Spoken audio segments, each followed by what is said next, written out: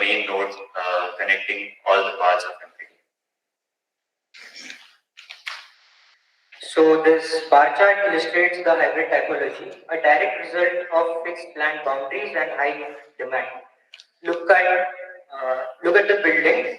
The restaurant cafe dominates the first, second floors, forcing the residential space to occupy smaller volumes and push out the highest floors. The building is a multi-layered economic platform where the family lives above the businesses that supports them. This relentless pursuit of profit defines the street level. The aggressive signage, advertising, everything from Korean food to tattoos, creates a visually dense, competitive landscape. This mapping shows the nodes, which are the main nodes, which are connecting by the monastery square as a core nodal analysis point, and it is the hinge point of the settlement. The monastery is the cultural anchor and prioritizing aesthetic fidelity and structural stability, but the surrounding commercial housing is dedicated to the commercial use and vertical scale. The space function composition confirms that the view is overwhelmingly dominated by food and commercial use. This is the spatial manifestation of the core existential. We selected the monastery square as a core nodal analysis point. It is the hinge point of the settlement. The monastery is the cultural anchor, prioritizing aesthetic fidelity and structural stability. But the surrounding commercial housing is dedicated to commercial use and vertical scale. The space function composition confirms that the view is overwhelmingly dominated by food and commercial use. This is the spatial manifestation of the core research tension.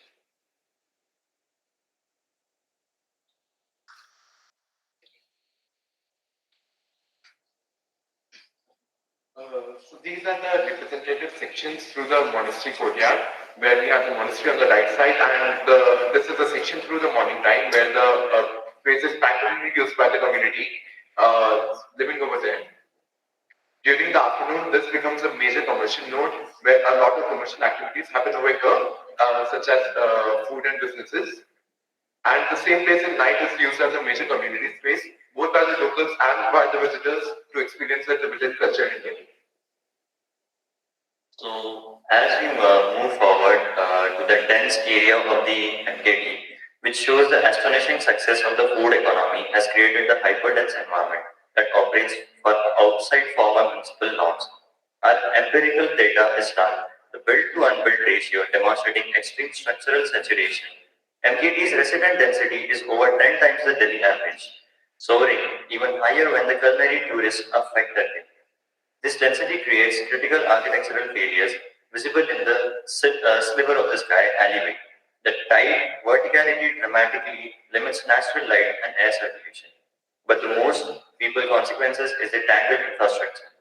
The chaotic overhead wiring and the proliferation of AC units are the direct visible consequence of the immense power load required by the commercial kitchens. These infrastructural crisis is not accidental.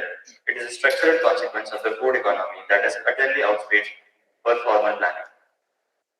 In the conclusion, our research confirms that the Majnuka Tila is a unique case of refugee urbanism, where the culinary heritage is the dominant force behind architectural transformation. The success of the Momo and the strategic spatial appropriation ensures economic survival and stability of the community. And stability of the community shows this food, how has driven its prosperity, has a dual-faced nature. While generating wealth and cultural visibility, it plays an unsustainable strain on fragile infrastructure and carries immense fire risk. MKT's architecture is a dynamic living portrait of a persistent survival. So our findings create an imperative for policy change. Future research must be prioritized, addressing the legal and safety ramifications of this uncontrolled growth, specifically how to formally upgrade the infrastructure to meet the demands of its successful informal economy. We hope we have demonstrated that MKT is a perfect case study of food is power. Thank you.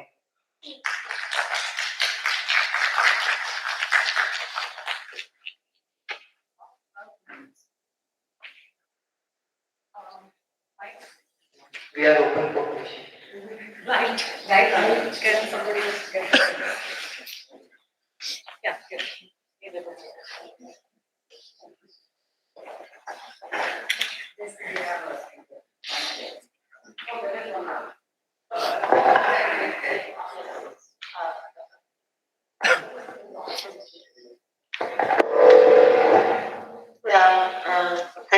for the presentation. It was very interesting.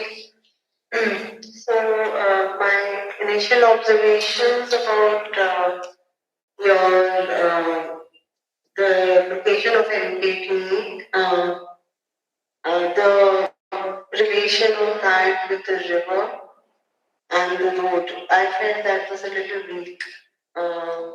You showed the Northeast map and everything, that's fine. But it, of course, couldn't go beyond towards the river, and the road was the kind of dividing factor. So that you could have shown it a little better.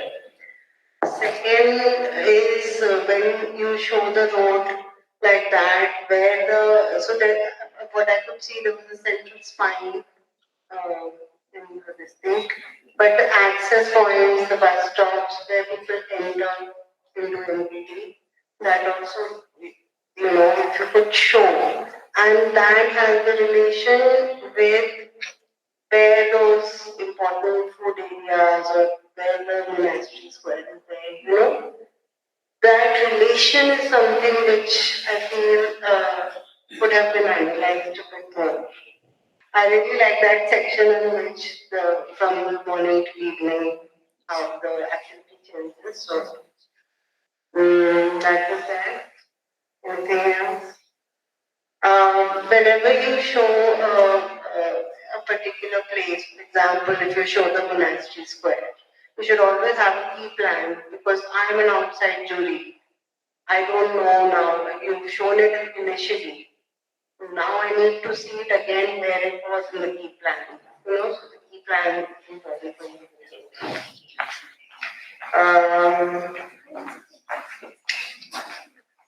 As of now, I think I'll give the mic to Sukhbir. Just a little bit more. You said about mixed use is happening. Still, there would be a hierarchy of the character zones. Like certain streets may have more food, outlets, or certain streets may have more activities. So those where more people are there, less people are there, so those character zones and why, that could be analyzed. Okay, you can show it later, but I'm just telling you.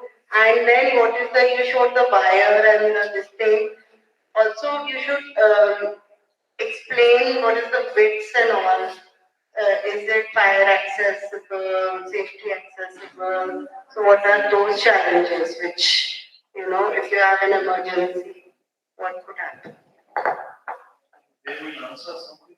Would you like to talk on this, whatever she said? I mean, we wanted to map the food morphology and how it has transformed the commercial nodes and all, and the architectural part of it. So we try to focus on that part only and show each and every node. Talking about the part where the most crowd is there, every alley of MKT is filled with commercial nodes as the ground floor, and the upper floors are all the guest house and hostels. So each alley is filled with crowd and has a dense population. One plan shows the commercial and certain areas. So now you're saying every. So like there is Actually, the main access point, which is around in the middle. And what happens along the main ring road or whatever to Manjugadina, so that entire area is red. So that is because of the Armenian street. So as you can see, the two squares, those are the monasteries. So the southern part of the settlement, it is dated around 1980s, 1960s to 1980s.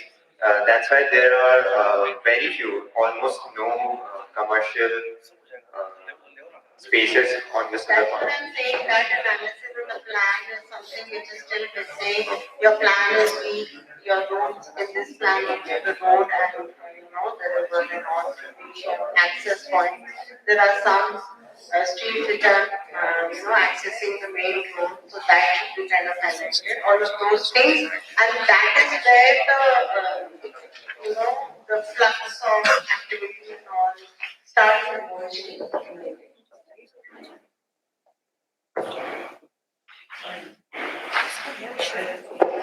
It's a very difficult exercise. I mean, this is not easy. So, what have you learned from this? So we try to establish a relation between how food has catalyzed the growth of MPD from like a refugee settlement to a dominant commercial road. So that's the agent of transformation. So that was a learning that how transformation can happen through a single agent for the growth of a particular place. And what is morphology? Like it's the urban character of the. That is what is morphology. You have seen any morphology studies? Have you referred people like Anicia, Ponce, Moatori? There are articles available. And what you are talking about, that transformation, how a city, how a fabric, you have used many terms. How a fabric is transformed over time. Study of that can be one way of understanding morphology. But have you really studied that historical part? Like how it has evolved over time? Like we have the knowledge plans from which we have tried to figure out the underground transformation.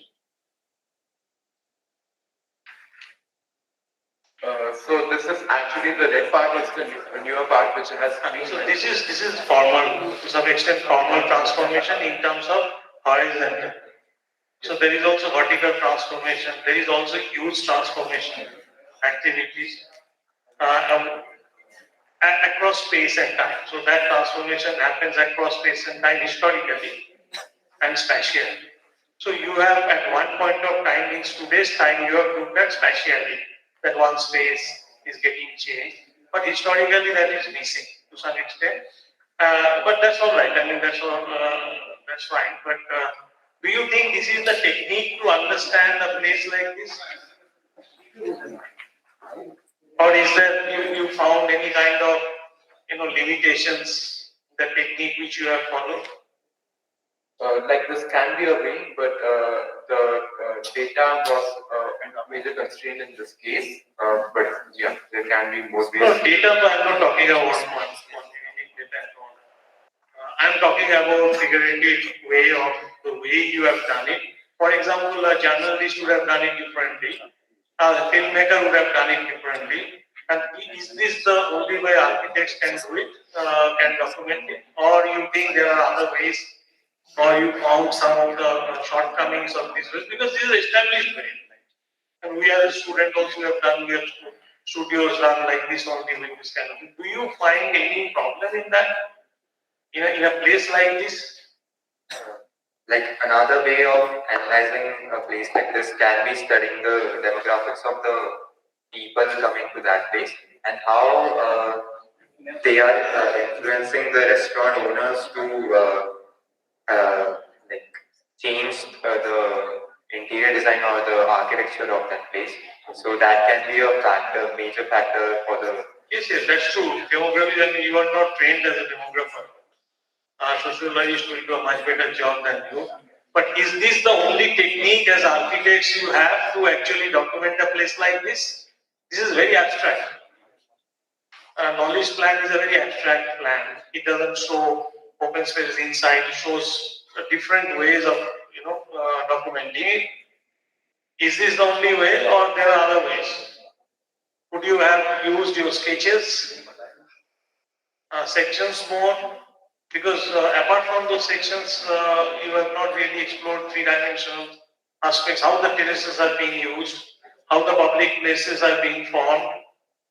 So is there, that we need to look at, is that this is the only way, because we have been doing it time and again using knowledge plan and trying to do that. That is one thing. Second thing is that, is there any pattern? This morphology study, morphology is a study. So morphology also talks about a pattern. So what is the pattern which you have seen Is there any pattern or it's just kind of haphazard kind of a thing? So it was mainly like formed as a political nature like of every time period. Like in the 1990s, when like India opened for Western investments and like globalization. So the government wanted uh, every like part like the capital should look like developed. So they till 1990s the settlement was completely ground floor kacha houses, and then they started like scaling up vertically. And in the 2000s, after the Korean and the Japan influence on the uh, like the generation, it forced the owners to like open restaurants and now like initially it was a complete Tibetan like it was full of Tibetan restaurants, but now they're like uh, Korean and Japanese restaurants. And also actually we had actually studied the building high density map. We have created that like we took references from existing thesis, but we have included that in our research paper. I'm sorry, I think we didn't include it in our presentation. Another thing which is missing from your this plan, you showed Delhi and you showed the settlements and everything. But when you kind of zoomed in to this particular place, that middle plan is missing where you show the context. This suddenly you're like zooming into this. Where is this context? Where is this located? Where is the IS building? Where is the main access points and why over time as he was talking about historically because of the context also things maybe access may have become easier or whatever, metro, all of those things also affect the context, not just this area, this little thing, but where it is situated, that really affects the work quality or whatever you call it. I will also be able to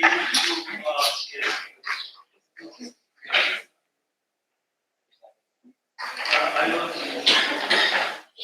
anyway, I think my voice in India. So I was also wondering, Actually, it's been online, so you want to, it's online, it's broadcast online, so I asked you want to try.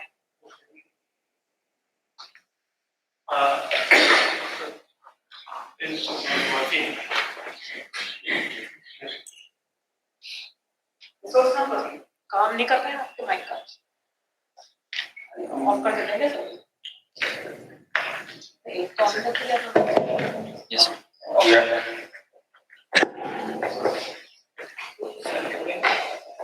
I have, one interesting point is that look, this one is much more regimented, regular, and this is more informal, so to say. So, do you see any difference in terms of how the buildings are or activities are? That is one. That you could have maybe elaborated and why it is like this. And also, I can see there's urban block formation because there is a kind of rhythm or squares are being formed at certain intervals. Have you really looked at that where it is happening? Here it is not happening. And also there are urban blocks which are being formed like chunks being formed. What is there inside the blocks which quote unquote people refer as tissues and all? So have you really got into that? So these are some of the things, and also what's happening is this is the main road. The punctuations are much more on these and creating a smaller fragments than on the other side, which is a much larger chunk. So these are some of the spatial and formal discussions which we can do. Sometimes we architects tend to do discussions which we are not, specialized things. So that those are the things we could have touched upon. I think you have done quite a bit. So I thought that this is a very interesting plan which you have made. So that's it. It's an interesting study. So is food the only driver of growth here? I think that's question number one. I think there's a lot of handicraft industry and wood industry that goes alongside the food industry. I visited the area recently.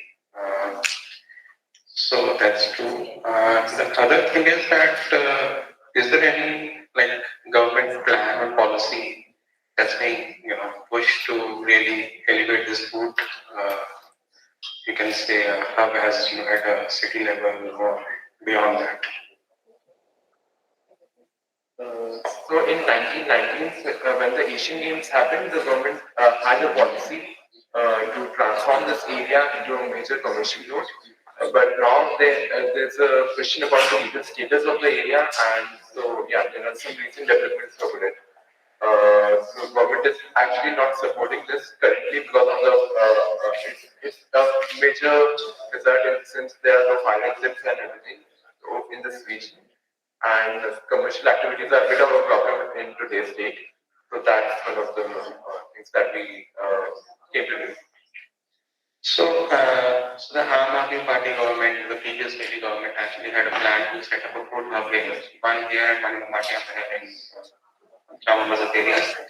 So is there any progress in that? Have you heard about those plans? Did you get any chance to look into those measures? We couldn't find any recent trace of any new developments over there. No, it was only a plan. It was only in the discussion. It was proposals. I'm not saying it's done. So there were visits and there were studies that were underway to research and economic these areas. So the government identified two hub areas. One was Matia Mahal and one was this. So the other thing is how is this this morphology or this kind of development so different or unique from others like this in Delhi? You'll find similar, kind of morphologies all across the city, right? So how are these so unique and different? How this is so different from the one, apart from certain Tibetan roofs or those architectural elements that may define the settlement visually, but in plan and in terms of its layout, is there something special about it?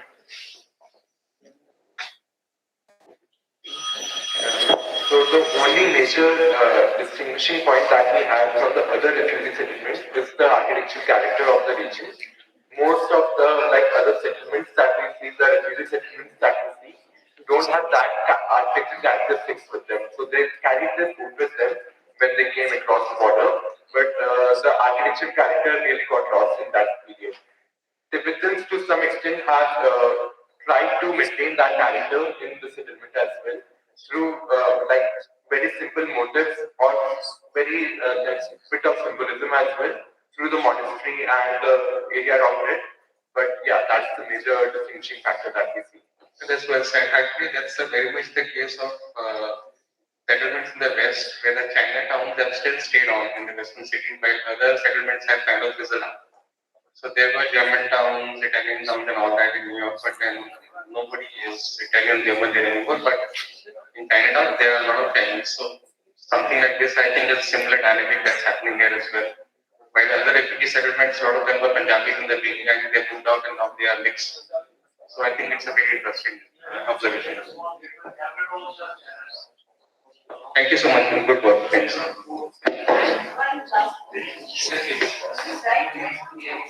Yes. This place is right next to Yamuna. Did you study? Does it get flooded? Yes.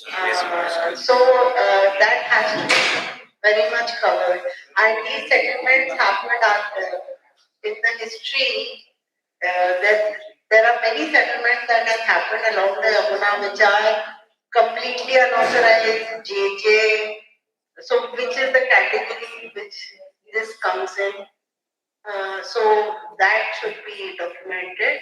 And the contouring, nowadays in new technology, you can actually from Google Earth only you can get the basic levels. Do some newspaper studies of which are the years it has gotten flooded and what is the implication of that. So in terms of the ground form also, that study should have been there, which is not there. So because something does get affected. When it-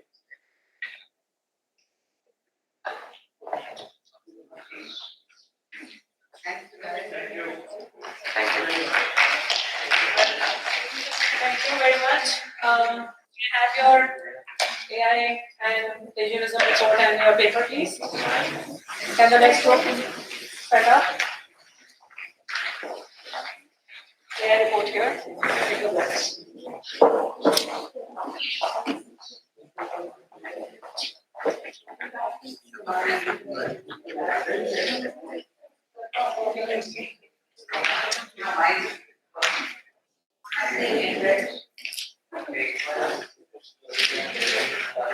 Any of you have questions for Pranav?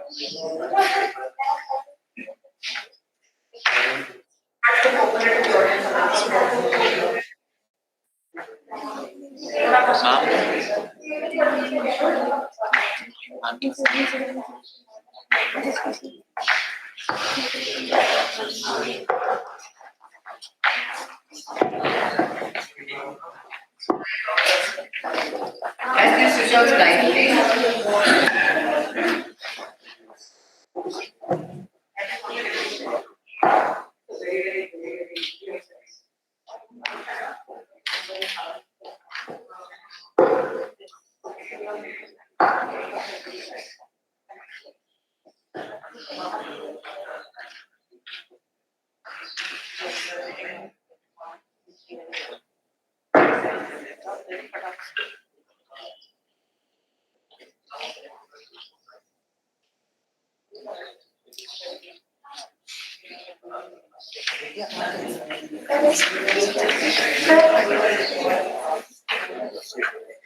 So it is rightly said by Mr. Poindexter that the thing about chaos is that it disturbs us.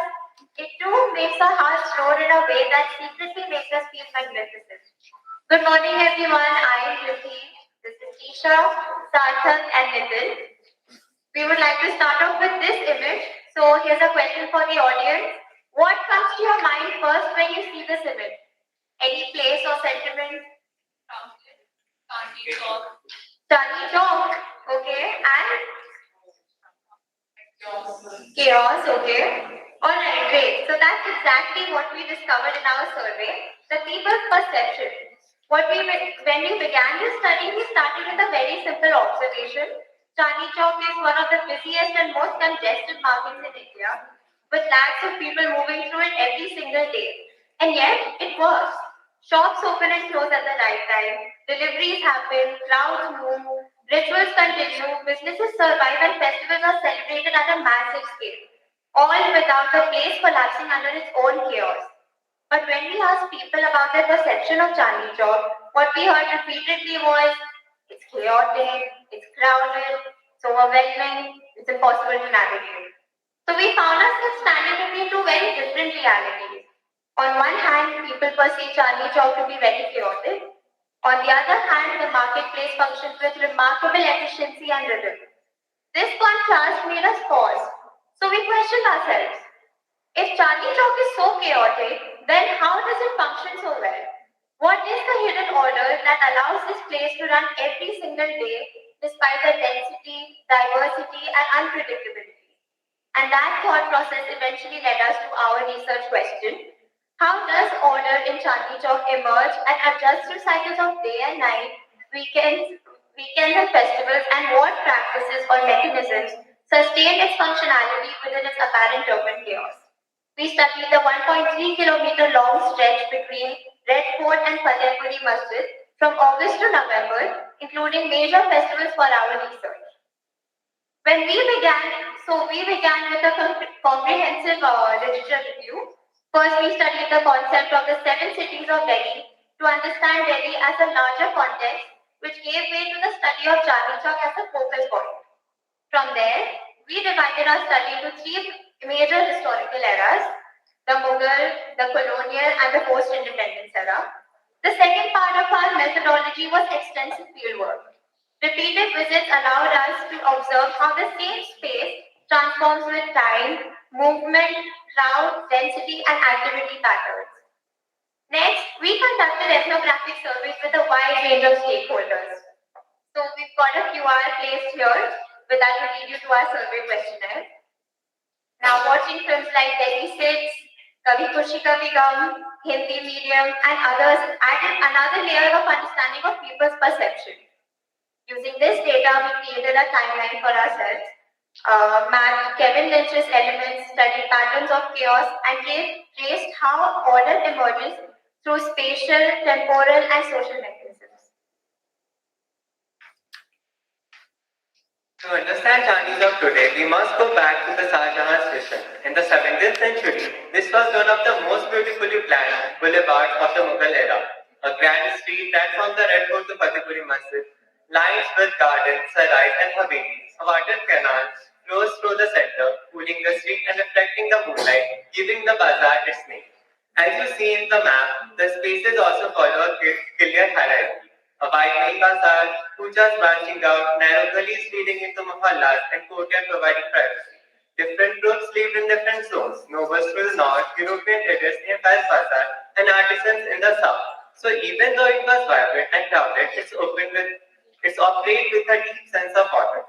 As Mughal authority weakened, we began to see a small shift.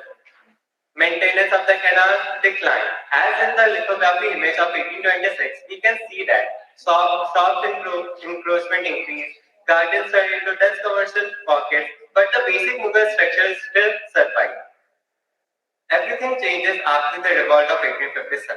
The British bricked up the canal and the central pool, demolishing Jahana Begum Sarai and built the town hall in its place.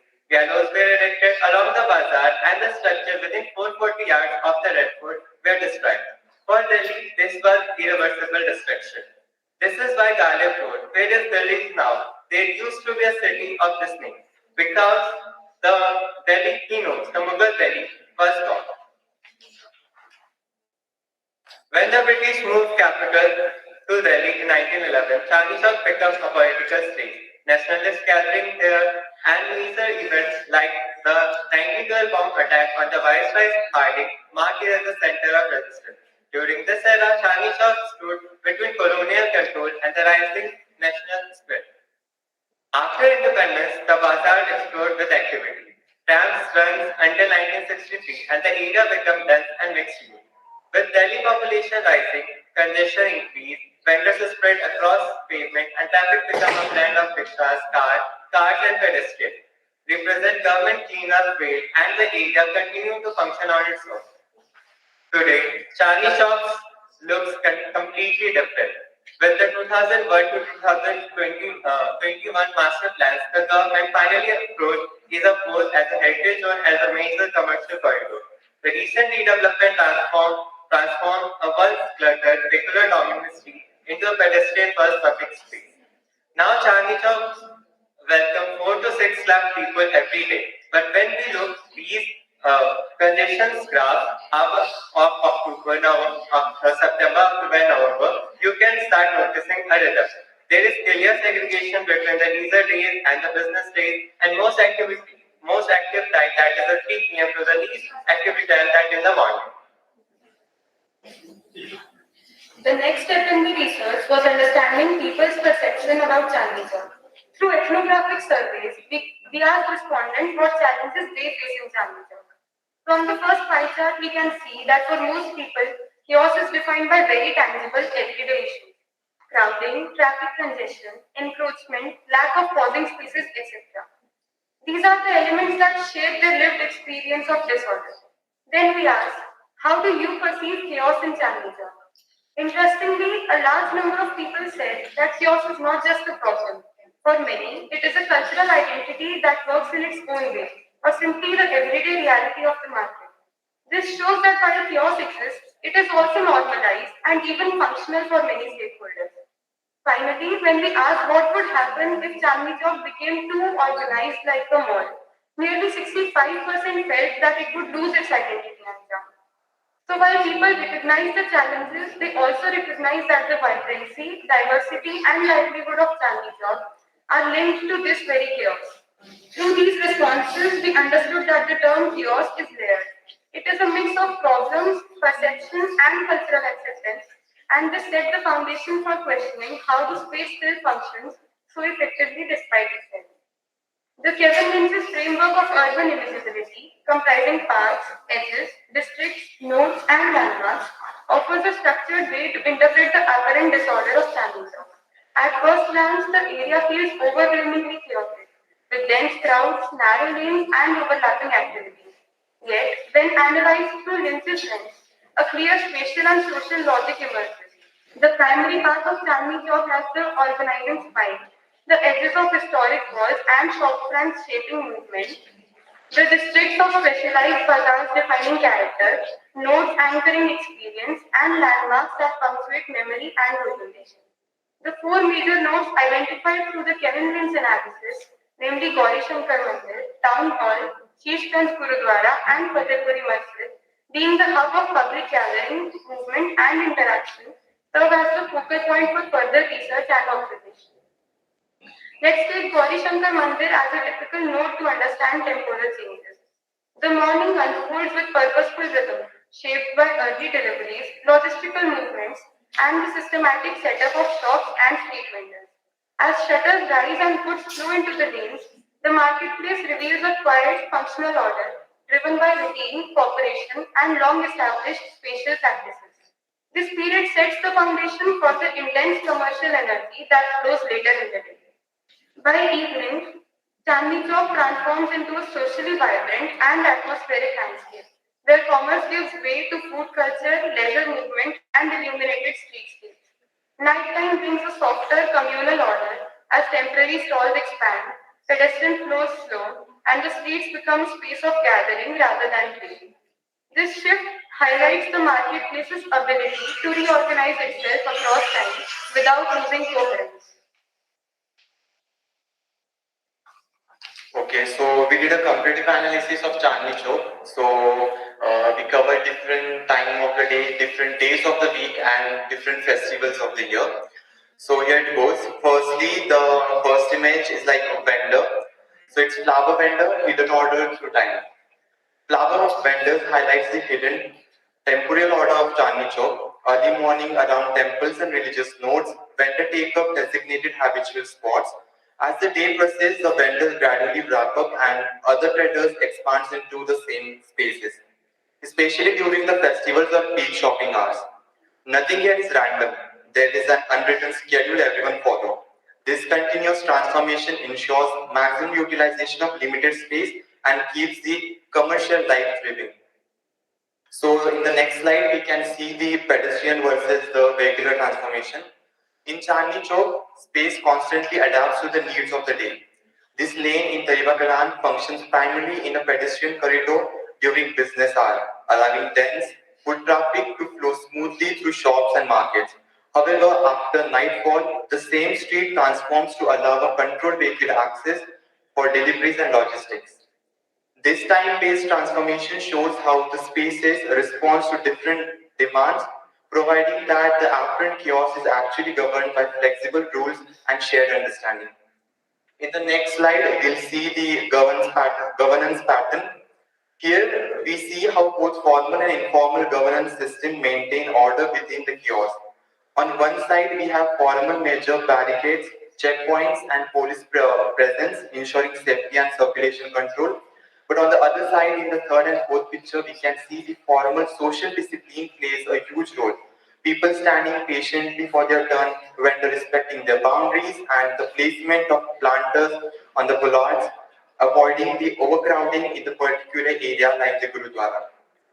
This layer governance keeps Chandni Chowk functional without rigid planning. A great example of how people and place co-manage urban order. So moving forward, Chandni Chowk proves that what appears as chaos is in fact a powerful form of order deeply rooted in the life of the city. Kevin Lynch elements from its strong commercial spine to iconic landmarks like the Red Fort and Gurudwara revealed a legible structural environment. Beneath its visible order lies a hidden organization shaped by people's behavior, self-regulated vendors, circulations, and informal rules that seamlessly support daily functioning. Over centuries, culture hearing has allowed diverse traditions, religions, and markets to coexist, constantly shaping and reshaping the character of the place. This adaptability reflects resilient urbanism, where the city evolves with modern pressure yet retains the historic identity and social essence. Moving forward, the goal is to encourage the citizens and the urban planners to value this informal system rather than dismiss them as disorder. By acknowledging how everyday practice, shared memories, and spatial behaviors sustain the area, we can better protect the dynamic and vibrant life of Chandni Chowk. Chandni Chowk teaches us that sometimes the most meaningful and order emerges from what appears to the chaos in there. So we'd like to say that chaos here is not a problem to be solved. It is a living system that to be understood, respected, and celebrated. So here is a video we have that's the conclusion of our presentation.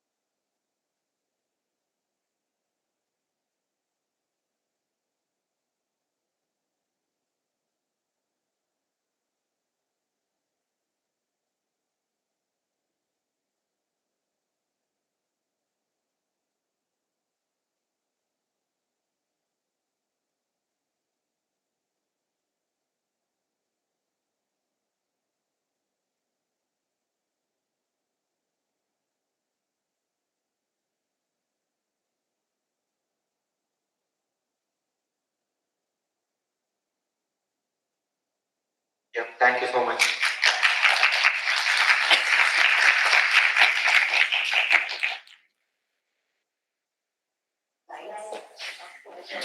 Are they doing better or silent? Someone please take the responsibility. Responsibility is not easy to be taken. Huh?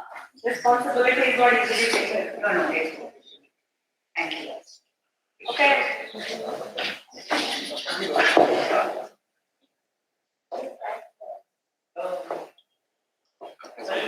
You have got that 1858 map that you didn't show? But this Akbaravati mosque was broken and expanded was made. Did you have that? Yeah.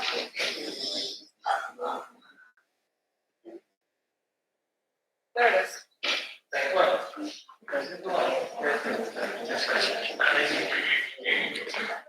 This area is completely was broken. That was Next.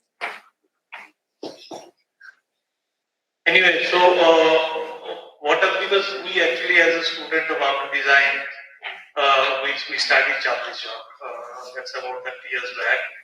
And transformation of Chandni Chowk, and there was whole class was studying Chandni Chowk. So we were just studying one aspect, and you are studying whole of Chandni Chowk on your own. That itself is a very big work, huge work. So first is besides this chaos and order and all that, is there anything you take it from here which you can use in your design studios or the way you look at cities? One thing is the spatial hierarchy that has emerged informally. So considering the street width as an example, that shows how the various levels of privacy have been managed without closing off a space for people. Another thing that is there is that the way Chandni Chowk has evolved organically over time, it shows how the requirements of the people have been met without any rigid planning or proper formal governance system. And adding to this is one thing we always design spaces which are that gives comfort to people, so people can easily be handy with the space, and those spaces should be large and stuff like that. But what we learned through this whole research is that sometimes we should give spaces their own way to function within themselves. So instead of we putting functions, sometimes we should allow space and people using them to put the function inside it. For example, in Chandni Chowk, the spaces are there, but people are the one who are putting, the order in it or how it will go. I think that's how the spaces works, and that's the biggest statement. Point, because a lot of people talk about that as a multiplicity, or somebody like Charles James, for example, talks about it as a multi-valent space. So you can plug and play with various kinds of activities rather than just giving one particular kind of function to it. So that is one thing which you have looked at the activities. What I am also happy to see is the kind of numbers which you are talking about, because architects, urban designers, and somehow they avoid the numbers. And there is an attempt. I thought I would ask you because I couldn't see the legend. Go to the bar graphs which you have. So what are these legends? What is this? So when you explain, you should tell basically what are the legends. So basically, these are the 3 months. The graphs are from, so our study is from September, October, November. No, these are showing the time of the day. So I am explaining the whole thing. So and these are the times that we covered, and we take the 3 p.m. as the base time for the traffic congestion, and then in respect to that, the y-axis is showing the percentage to that respect, the how is the congestion. So in this, it's like from the 6 p.m., 9 p.m., 9 a.m., 12 p.m., 3 p.m., 6 p.m., 6 p.m. and that's okay. So what are these written here? So these are from the baseline we take at the 3 a.m. in the morning, and from that the percentage of congestion that increase with the time. So congestion is number of people. Traffic congestion, yeah. The traffic congestion measured by what? Number of people, number of vehicles. Number of vehicles, regular, and so basically it's the density. So how much time is taken for people to navigate from this end to that. No, that's different. So what we are talking about there, this is less and this is more as so. This is a good attempt, but it could have been taken a little further. And when you are showing, you go to the isometry which you have shown, the street, at some point. So if you can cut this also with that, it gives a visual as well as empirical information. But SPA is one way is a great resource because you have transport planning professors and everybody is there. You could have gone and seen, asked them what is the way you should map it. They called it VYC ratio as a level of service in the road, and then there were technical way of doing. So that would have been quite interesting to do that. But anyway, this is a good attempt to see. But have you really looked at the concentration of number of people in those activity areas? So we refer to Google data for this thing. That's okay, but is there any map made out of that? Like, how is there any shifting of zones in terms of during the day? See, this is graphical, and in terms of spatial distribution of activities, how it happens, does it move forward towards Bhatipuri during the evening, or there are some nodes happening isolated, or is it a contiguous range? So that would have been interesting pattern, and then see, because what is Give the example of Gauri Shankar temple. Like that in our research paper, we have covered 4 nodes and we talk about when they are most congested. So we have covered that. You have covered that. Yeah. It would have been also interesting to see. See, activity is also because of how inside is happening. Yeah. So maybe a building-use map along with it to figure out that what are the kind of spillover activities which are happening inside. We can talk about, okay, not inside, but we've talked about the street mostly. Yes. How the flower vendors are there, and as soon as we are as it becomes evening, so then the flower vendors are replaced by other commercial vendors. Yes. So we talked about that. Yes. You go back to the Lynch diagram. Yeah. So this diagram, because you are talking about activities, and Yeah. So this, the lynch, for example, lynch is a structure. I mean, I don't know whether it's the right form to discuss, but he will talk about structure. So that's why you find out. So do you think the lynch is the right framework? Or it could have been Amos Rappaport or somebody else? At least, there are a lot of criticism of Rappaport also. But is there any other framework? Or is this the easiest one? So it's all right. I mean, you have also. I think, sir, we have tried to cover each and every part of the challenges. Instead of focusing one point, we tried to go in everything.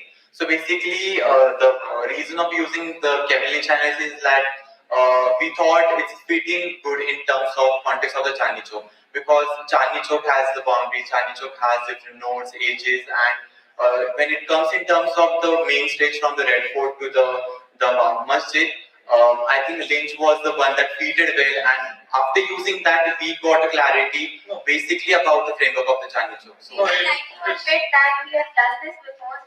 This framework is very familiar to us, so it was easier for us to see from this lens. So it's because of familiarity and ease of use, so that's all right.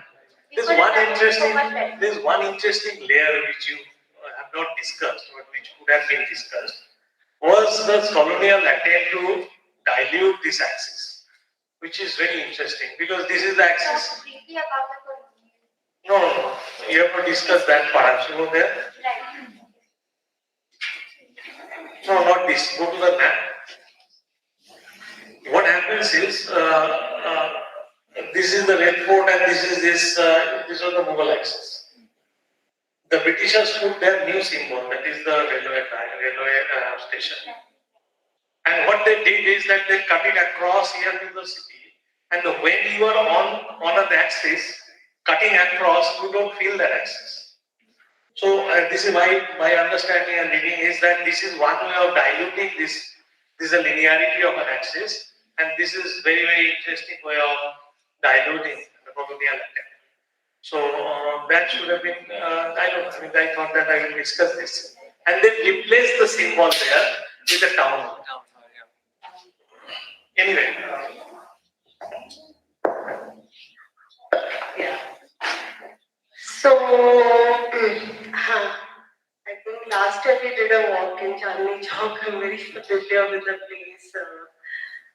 What I felt is that the Knowledge plan would have been helpful for your, the Kevin Lynch or whatever analysis that you're talking about, especially for Chandni Chowk. Now, there are two confusions in my mind. Your study is about only Chandni Chowk or Shahjahanpur? it's only about Chandni Chowk, the stretch of the 1.3 kilometers from Fatehpur to the Red. So, Chandni Chowk has a metro station, which you have not mentioned at all. So that is right across Gauri Shankar temple. So that is a major, and even I think there is another metro station near that mall, which is coming. So those are very important nodes from where people kind of enter Chandni Chowk now. Most of the people don't come in their cars and everything. There is another metro station below, Chawli Bazaar, whatever. So all of those things should be mapped for people to understand the place where people come from. And I don't know, I could not understand the perception survey that you did was for the people who are staying there, people who are shopkeepers there, people who are visitors. So where is that? So basically, we did a survey, as I said, at different times of the day, different days of the week, and in different festival times. Yeah, so we covered shopkeepers, we covered. You must have, but you should say in your slide should have, you know. And for example, if you look at this plan, you have these different colors, 22, 23, 21. What are they? There's no legend. You know, so like whenever your map, when I'm looking at this, no, even without you saying something, I should be able to understand what you are trying to project in your Actually, these are the district marked by the master plan of the Shahjahanpur. Whatever. So it should come in, you know, the districts. And each of these districts have access from the Chandni Chowk road. So those, have you shown it in any plan? I haven't seen it. At least I don't remember. Have you shown the access to the inside from Chandni Chowk in any of the plans? So that is, as architects, at least that is like, that's like a starting point where people are entering, where people are exiting, where people are moving through. Those things without that. Yeah, we discussed one Dariba Kalanwala passageway, but we try to focus only on the stretch of the Chandni Chowk. So okay, so now if you just look at the stretch also, and you look at the, can we show that major landmark? Is this the major landmark plan? So in this also, the big structure should have been shown. Which are the shops, which are the monuments, which are the, like the town hall, interface. You can't understand anything. You guys have made a good storyline, but your plans are weak. I'm sorry to say your plans, and you have that as Sir said that you're in SPA, and SPA has this treasure trove of stuff, especially about Chandni Chowk. You should do that. Okay, and how you showed the flower shops and everything, but we don't know where that comes in.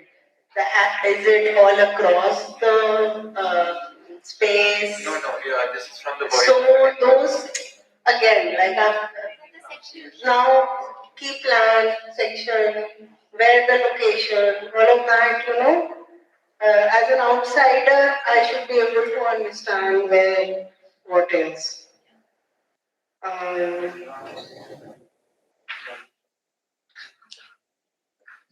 It's a very difficult, Chandni Chowk is a very difficult area to be selected because a lot of people know about it. It's a good start, but I think you guys have to do more in terms of when you are looking at something holistically, you have to look at it in front of point of view. Again, the mention of Red Fort is very diluted. I don't know, you said that there's a Red Fort park and then there's a road. So it is kind of cut off, as Telugu also said. Maybe that is the Britishers coming in and maybe adding that road there. Earlier, Chandni Chowk was kind of integrated with the Red Fort. Now it is not. So that is a big divide. You know why that was cleaned up? If you go to that map, because this was not part of this discussion, but I tend to discuss it. Because when 1857 the revolt happened, they had a problem because the Chandni Chowk, the Delhi was built up to here.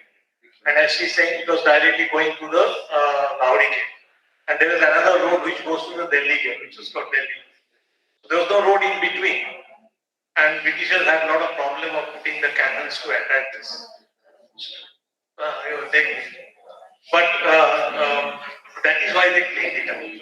yeah, we talked about it that 440 yards from the Red Fort was cleaned and everything was restored in the destruction.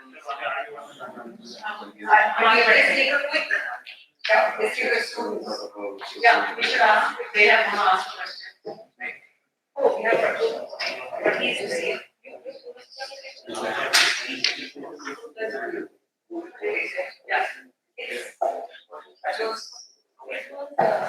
You guys have anything to say? Any questions? Come on. This is your last chance because that quick. No? Nobody? I have one urgent, dying question. I will give it to you dying. Parents were guys, as you already know, I think you have been told that through the semester. I want to know how you feel about Kevin Lynch at the end of this semester, because I know you started with Kevin Lynch right in the beginning. So how do you feel now? So basically, Is Kevin Lynch happy? We still stand by it now. You don't? Yes. You think that you did? Have you taught him a few things? Yeah, actually. I think that's the answer I was hoping for. That your research has taught him a few things. Yeah, actually it helped us to understand Chandni Chowk better by the notes and the path, and so we discovered the hierarchy from the Kevin Lynch after doing Kevin Lynch. We discovered nodes after doing Kevinist, so we are focusing what are the nodes. Then we discovered the junctions and we got the nodes. But did you disrupted him completely? After discovering, using him, I think you disrupted him, and I'm just congratulate you for that. And say bye. Sorry, I missed your presentation, but a very simple question. Do you think Kevin thing is relevant for this kind of understanding the settlement? I'm very basic. I think so. This kind of settlements are too many layers on each other. So basically, when we start segregating layers, I think K-image is the best to just divide it in layer by layer and then study it as a whole. So it's very for us. It was very helpful. So we didn't know where to start. So with Kevin Lynch, we know that we can see these entities as individuals, like the paths, the nodes. So that's what helped us analyze them better. Good, nice.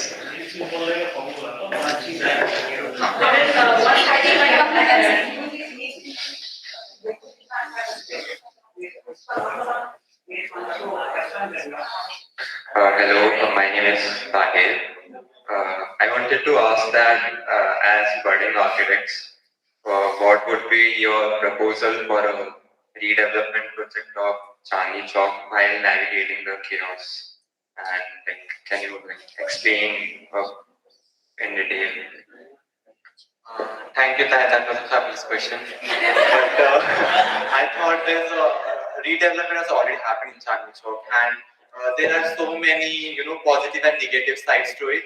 But I think whatever we have at this stage at Chandni Chowk and how the people are, taking it is something. It's very good in terms of redevelopment. So basically, if we'll say the main road from Red Fort to the masjid, the whole stretch got redeveloped, and people are, taking it in a very good way. They're using it in a very good way. So I think that was a good proposal. What we think, and yeah, if we can add it on it, yes, it will be a good one.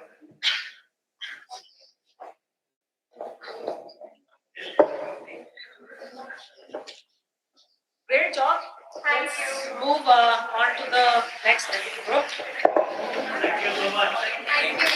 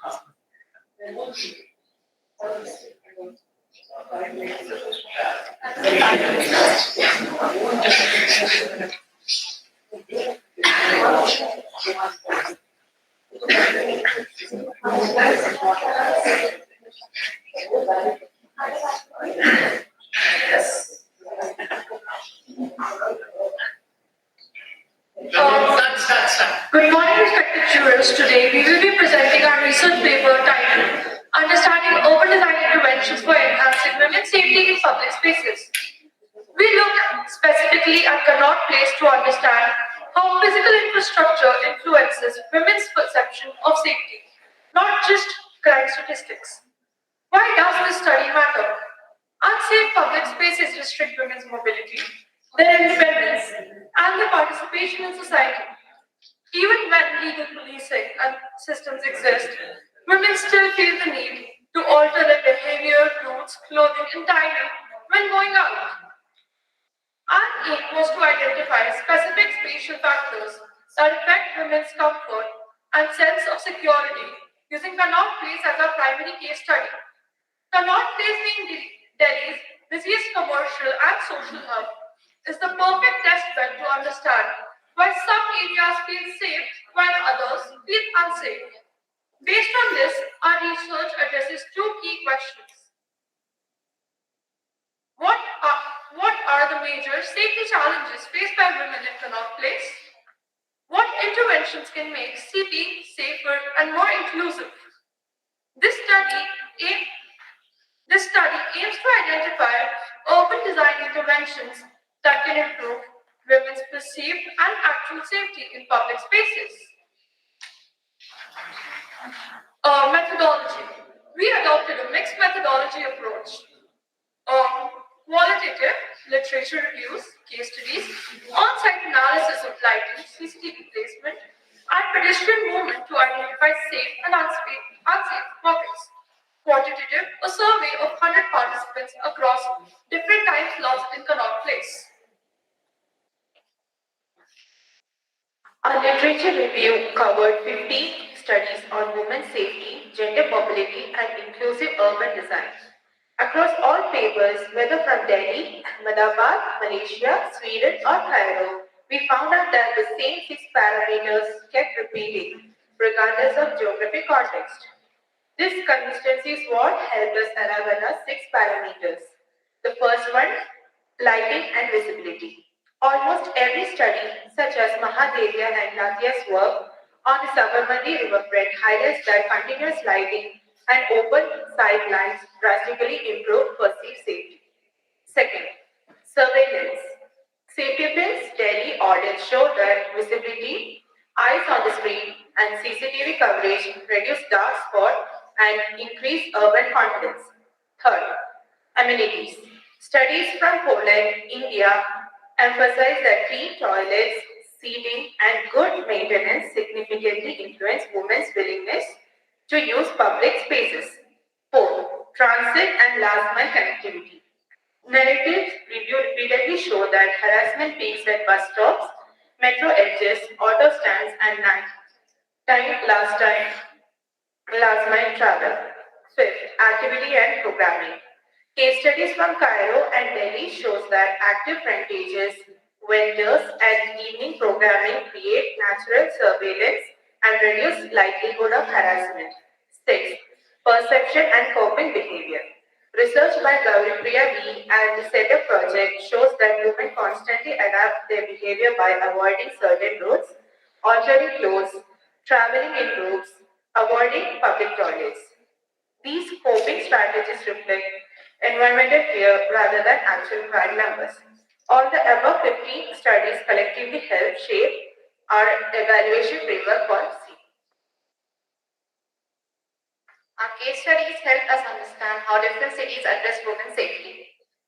Then first, Safety Pin Delhi used digital safety audits to identify dark spots across the city, resulted in the correction of thousands of dark zones. Key takeaway, data-driven lighting and surveillance upgrades are essential. Pink Toilets Delhi introduced women-only hygiene facilities with female staff and safer design. Demonstrates that amenities directly support mobility and comfort, but only if well maintained. Johor Park, Malaysia. Nighttime audits show strong safety in commercial zones, but poor safety in peripheral neighborhoods. Shows the importance of graphically targeted interventions. Cairo Women Safety Initiative.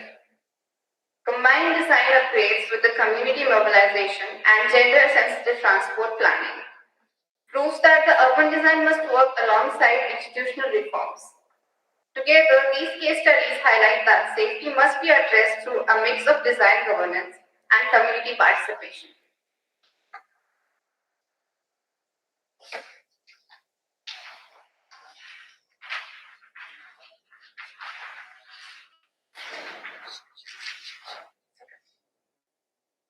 Our survey revealed several critical disconnects between how city functions during the day versus how it feels at night.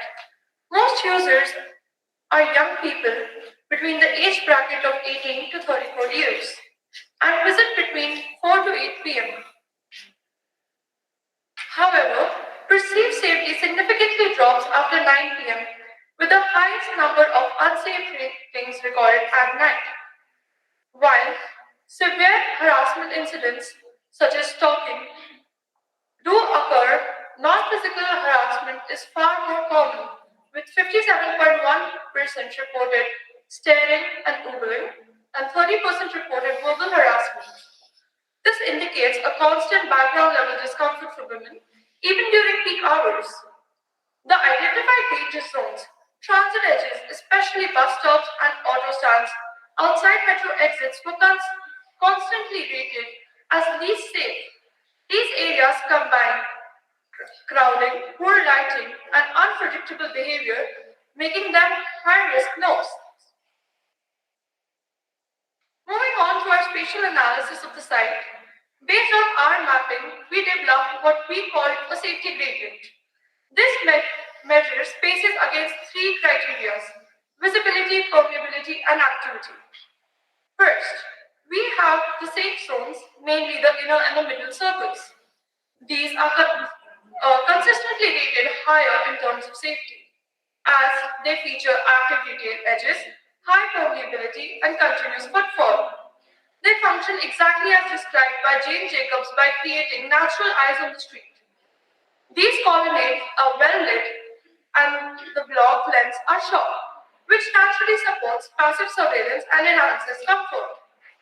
In stark contrast to this, we have the unsafe spaces, especially the outer circle and the radial roads. Here we observe what we term as structural vulnerability, meaning the built environment itself creates unsafe conditions regardless of who is walking there. In these zones, shops shut early, leaving stretches of closed shutters. Blank facades offer no visual engagement. Lighting is inconsistent, and parking pockets create isolated visual dead ends. All of these combine to create a sense of isolation, especially after dark. Our mapping also revealed a critical mismatch. CCTV cameras and lighting are heavily concentrated in the inner circle, the area that already is naturally safe due to its high activity levels. Meanwhile, the outer circle and the side lanes, where women reportedly feel the most unsafe, receive fewer functional CCTV cameras, inconsistent or inadequate lighting, and minimal evening activity. This means the current safety infrastructure tends to prioritize commercial protection rather than user safety. Now, as we progress through our spatial mapping, three clear patterns emerge. First is the lighting map. The inner circle remains consistently bright. However, moving outward, lighting becomes patchy. Service lanes contain multiple dark pockets and subways are dim and isolated, making them essentially unusable after dark. Second is the permeability map. Here, the correlation is direct. This shares the inner CP has higher eyes on the street, achieved due to people's presence being higher. Thus, more eyes on the street and in interactive spaces as well. That shows high permeability, which leads to higher perceived safety. Areas with transparent edges, open shops, cafes, and street vendors created high perceived safety. In contrast, closed shutters, blank walls, and unactivated edges produce immediate discomfort, especially after sunset. Activity map. Footfall peaks between 4 p.m. and 8 p.m. After 9 p.m., activity in the outer circle drops sharply, leaving long stretches empty or inactive. Across all maps, one pattern remained consistent. Higher activity directly corresponded to higher perceived safety. Problem hotspots. Based on both survey findings and spatial observations, we identified several recurring hotspots.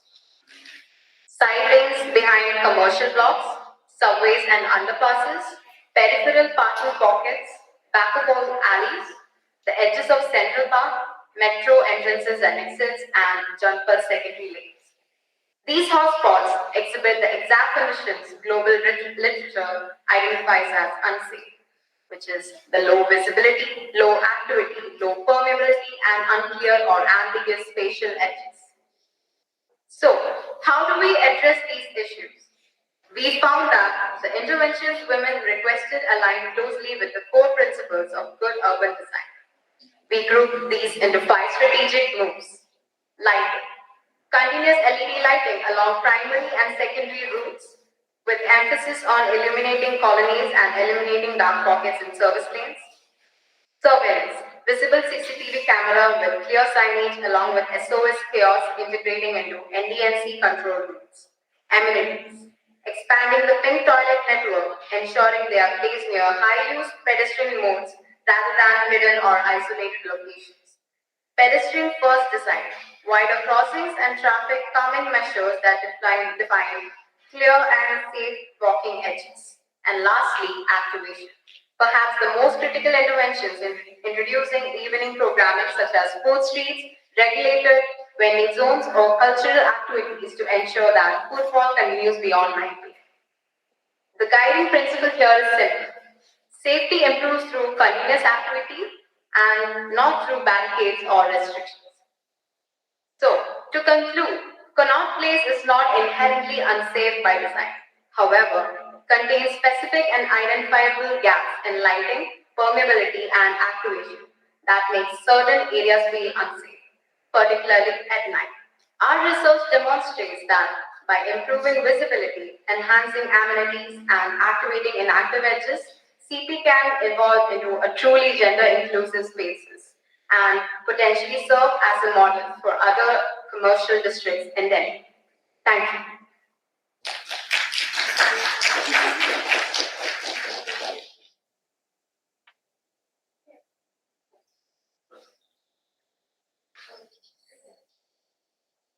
Can somebody switch on the lights? Yes. Okay. Very good show.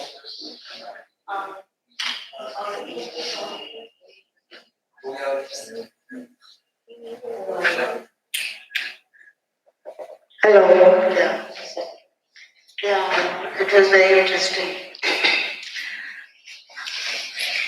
Just a few points. When you showed the unsafe zones, the picture has to kind of relate. There's no point when you're showing a PPT show, na? It is better to have like one picture saying a lot of things which you guys, because none of the photographs that is kind of perceptible for the unsafe factor. So in your presentation, you should include that. When you're talking about safety not being there, you're talking about people walking, I guess. Is that so?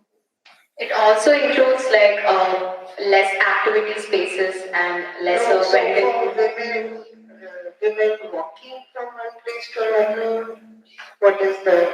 There is majorly one fact. So if there is like an eyes on the street, like people watching You're not from understanding what I'm saying. For women, if a woman is walking alone, yes, ma'am. is it unsafe, yes, or a woman is because she'll not be unsafe in the car? Yes, ma'am. So paths become important. Paths have not been discussed at all. So there are in CP there are various layers of type of path. One is a path which is Like in inner circle, you have the path next to the road, then you have the parking lot, then you have another path, then you have the path which is under the colonnade.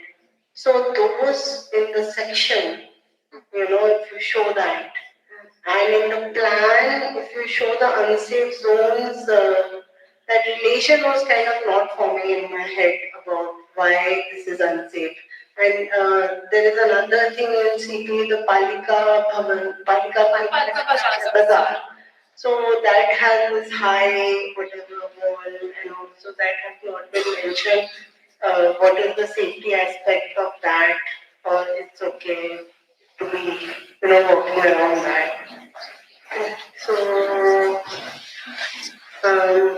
your area of intervention was still outer circle. Oh, so you did talk about activity areas and all, but typology of the type of shops and it matters if you have some goose shops or if you have so those things also could happen. Otherwise, I liked it. In the presentation, though, I thought that sketches are also it was attended quite well. Could have been little more personalized kind of spaces, sketches. I have few observations because that's because the way you have shown it. Do you think that this length is too much? Do you think that these blocks, if these trapezoidal kind of blocks are cut in between, would have been better? Yes, so shorter spaces with shorter colonnades, like the ones in, not exactly, these ones. No, this middle circle is what you have said it's a problematic zone because mostly the offices are there and they are closed during the night. So do you think the problem is because of this length? Or if there is a transparency in between or permeability, would that have helped? Yes. Like this one? It would have helped to have radial connecting lanes, which would increase the permeability into those middle sections, creating escape routes from the, not exactly escape routes, but exit routes from the long middle lane. Yes, that is true. And second thing is that the kind of functions which are on this. Yes, sir. That you would have marked that. Yes, so that was missing. Like this, it would have helped and supported your argument. That is one. Second thing is that also footfall of these women whom you interviewed. Where those people were, where have you interviewed them? So all of we went on different occasions, and we went around the entire CP, including the central middle. And around that time, we were also looking at the outskirts of CP, not just the central segment. So we interviewed people from walking around different parts of CP as well as different times and different days. And also the profile in terms of age group and the profile, that socio-economic profile could have been also discussed. This is. It is. We did look into it. Whom you have interviewed. Those people, the profile of those people, that age group. Yes, sir. And that kind of it's called.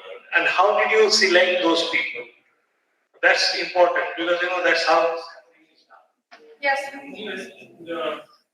It's good. I mean, it's an interesting topic. It's a very, very relevant topic, and I think some of the photographs would have been utilized more effectively. Otherwise, even your framework, for example, eyes on the street framework, and then Jane Jacobs also talks about mixed use. Mixed use as a separate chapter. So that is also very relevant. Yes. So overall framework is also suitable and the study is also quite interesting. So that way I think you are doing that quite well. Let's see. Thank you so much. Any questions from the audience?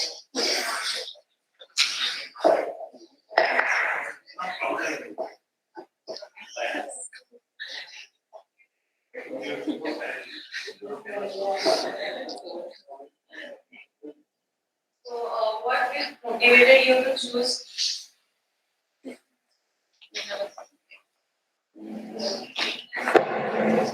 So, what motivated you to choose CP as your case study rather than choosing more high activity zones all over the So, like Lakshmi Nagar, maybe. Maybe IPO. Yeah.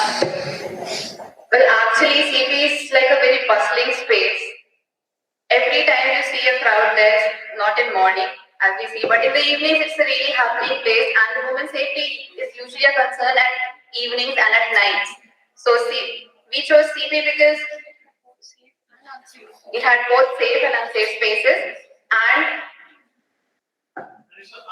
it's a fun space. Yeah, women loitering around safely was our basic what we thought. Actually, the people who are studying should be comfortable. Yes. Yes. And you have to be comfortable in places which you are comfortable. Actually, for this study, it's not that CP is inherently unsafe or safe. CP is generally a very safe space with regards to women's safety or in general. The spaces you are considering of us exploring right now are spaces that are coherently unsafe, not just for women, but in general also. CP is a space where, in general, for the general demographic, it is safe. It is not safe. We cannot ever call it not safe for men. So when we look at just women here, because on a normal scale, it is safe. It is safe for everybody.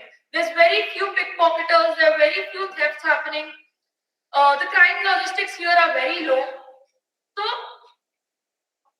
another thing that you could add in, like if a person is, for example, coming in the car, who parks their car and then moves to the shop or the restaurant.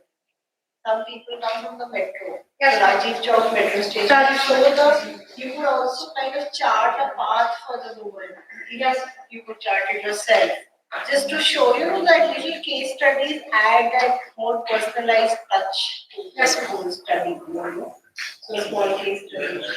In these kind of cases, maybe you can look at a couple of examples.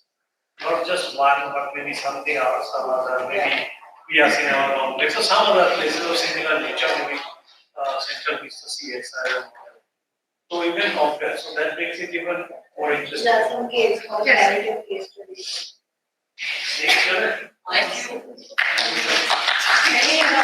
Any more questions?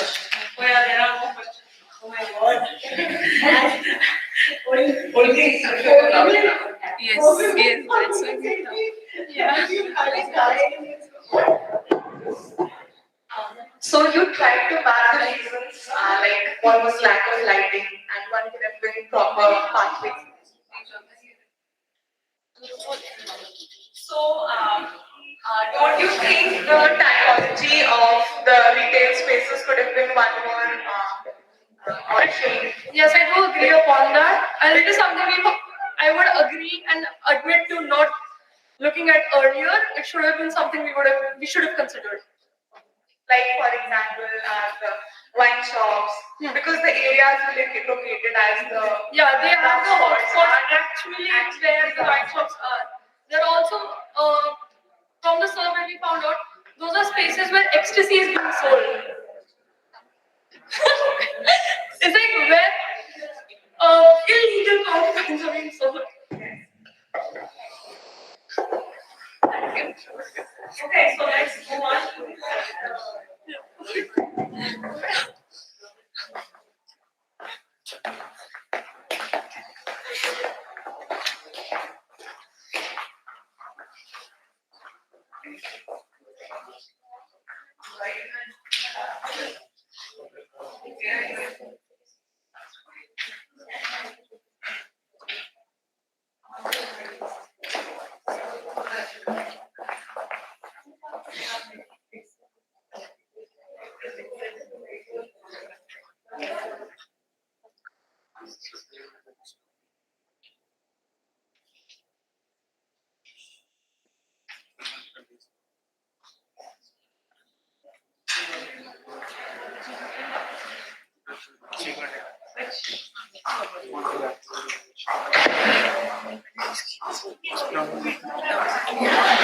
कर देना, नीचे PDF खोलो ना। हाँ, download हो गई है, मतलब PDF को यहाँ से हाँ, तो वो मैं इसे बैठूँ और ये Just wait outside.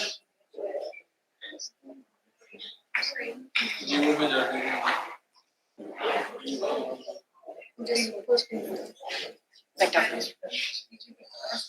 क्या होगा? चली नहीं है। मीटिंग ऑलरेडी चली गई है।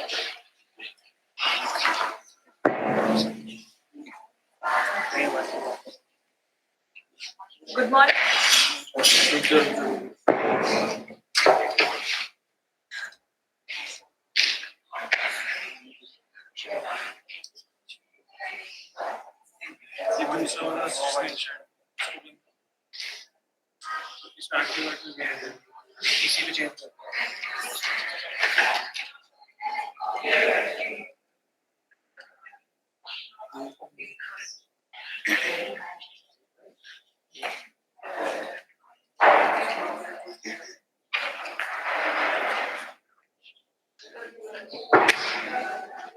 Good morning and a very warm welcome to everyone present here.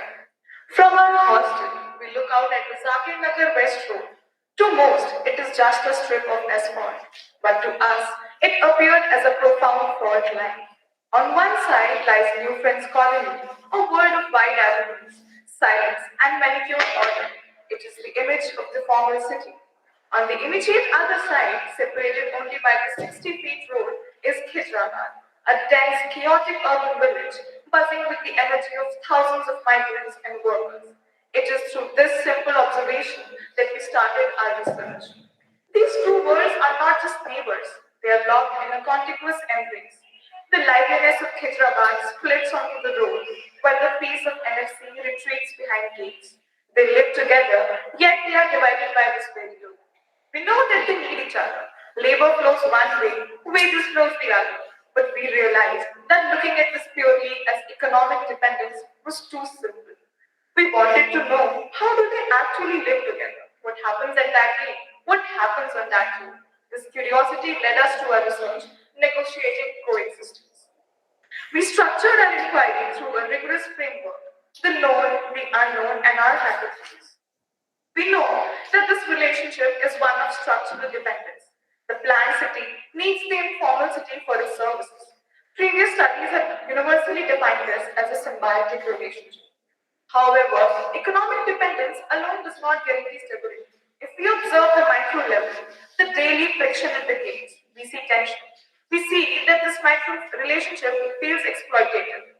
So, how is daily stability actually maintained in the face of such radical inequality?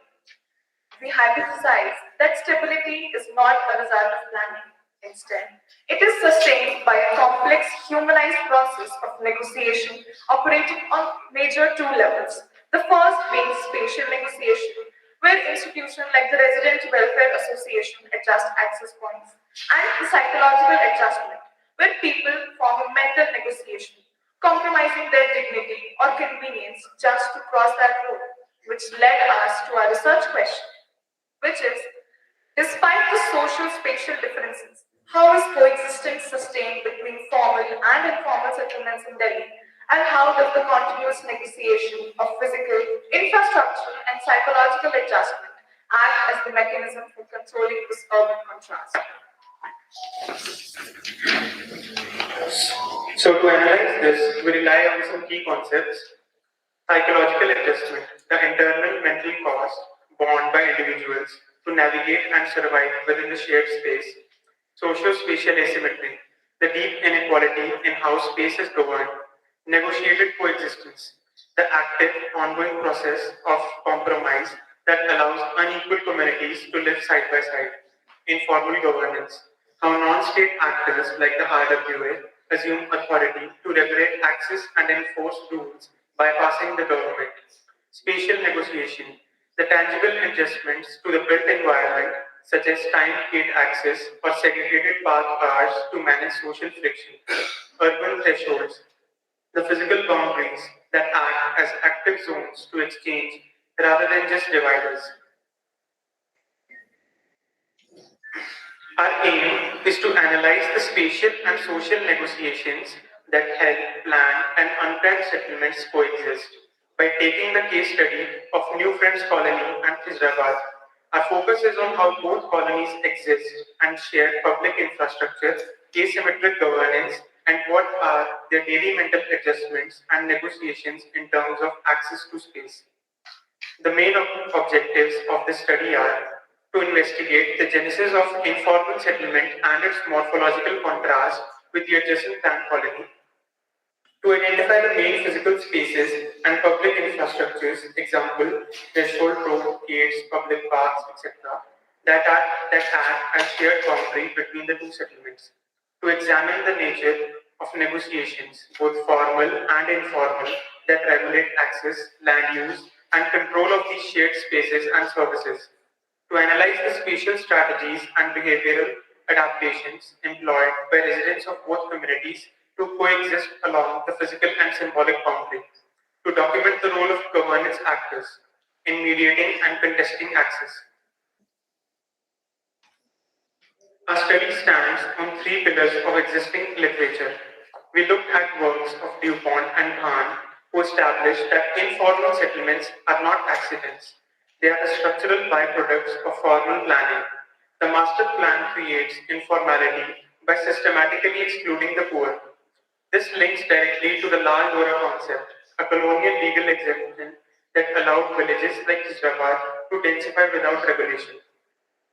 We reference Lefebvre's production of space. Space is not just geometry, it is political. The inequality we see is not just about bricks, it is about power. Harikrishnan's work on Saidullah Jain was crucial. He highlights that urban villages can become extractive or parasitic if the village bears all the environmental costs while the formal city takes the benefits.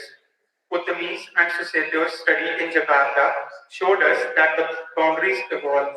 Developers often start with integrated access but slowly move towards fencing and exclusion as the security concerns rise, a pattern we see perfectly mirrored in New Friends Colony. Right, so moving on, our methodology uses a mixed methods approach. So we started by spatial mapping where we documented the physical thresholds, the gates, the walls, and the utility lines. Then we conducted interviews where we spoke to residents, guards, and workers to capture the perception of the boundary. And lastly, we reviewed the DDM master plans to understand the legal origins of this divide. So to truly understand the negotiation, we must first understand the players. We are looking at two distinct urban typologies that evolved on the same land but follow two radically different timelines. So coming to Lal Dora, as we have already mentioned, it starts with a red line on a map. In 1908, the British administration drew a Lal Dora, a red line, around the habitation areas of Delhi's villages to separate them from agricultural land. When the PDA began expanding Delhi in the 1960s, they acquired the agricultural land for planned colonies like New Friends Colony. However, the habitation area inside the red line, Khizrabad, was exempted from municipal building bylaws. This created a unique survival mechanism. Stripped of their farmland, the villagers had no income. So they turned to the only asset that they had left, their land.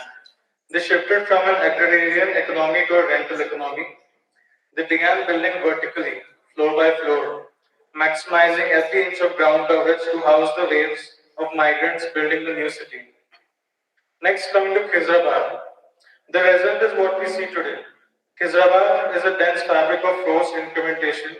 Morphologically, it is a maze of narrow organic lanes that likely follow old cattle tracks. The buildings are built edge to edge with zero setbacks. Architecturally, this creates a canyon effect. Sunlight rarely hits the ground and ventilation is poor. But socially, it is electric because the internal space is small, light spills out. The street acts as the living room, the playground, and the market. It is a space of high surveillance and high social capital. It is chaotic, yet it is undeniably alive. Moving on to New Friends Colony. In stark contrast, Just across the boundary lies New Friends Colony. This was planned by the BDA for the upper middle class. Spatially, it is defined by rigid grid layout and low density. Here, space is a luxury. The morphology is defined by boundary walls and setbacks. The focus is inward. Privacy, security, and silence are the primary values. The street here is not a social space as we saw in Khizrabad. It is merely a transit corridor for cars. It is the architecture of exclusion. Finally, the Threshold Road. So this brings us to the Zakir Nagar West Road. The road is not just infrastructure. It is the active line of asymmetry. On one side, you have the grid static, ordered and gated. On the other, you have the maze, fluid, dense and open. It is on this 60-foot strip of asphalt where these two opposing planning ontologies collide. It is here that the domestic worker shifts her posture before entering the gate. It is here that the resident rolls up their car windows. This road is the arena where the negotiation begins. So how does this negotiation actually work? We identify various distinct parameters.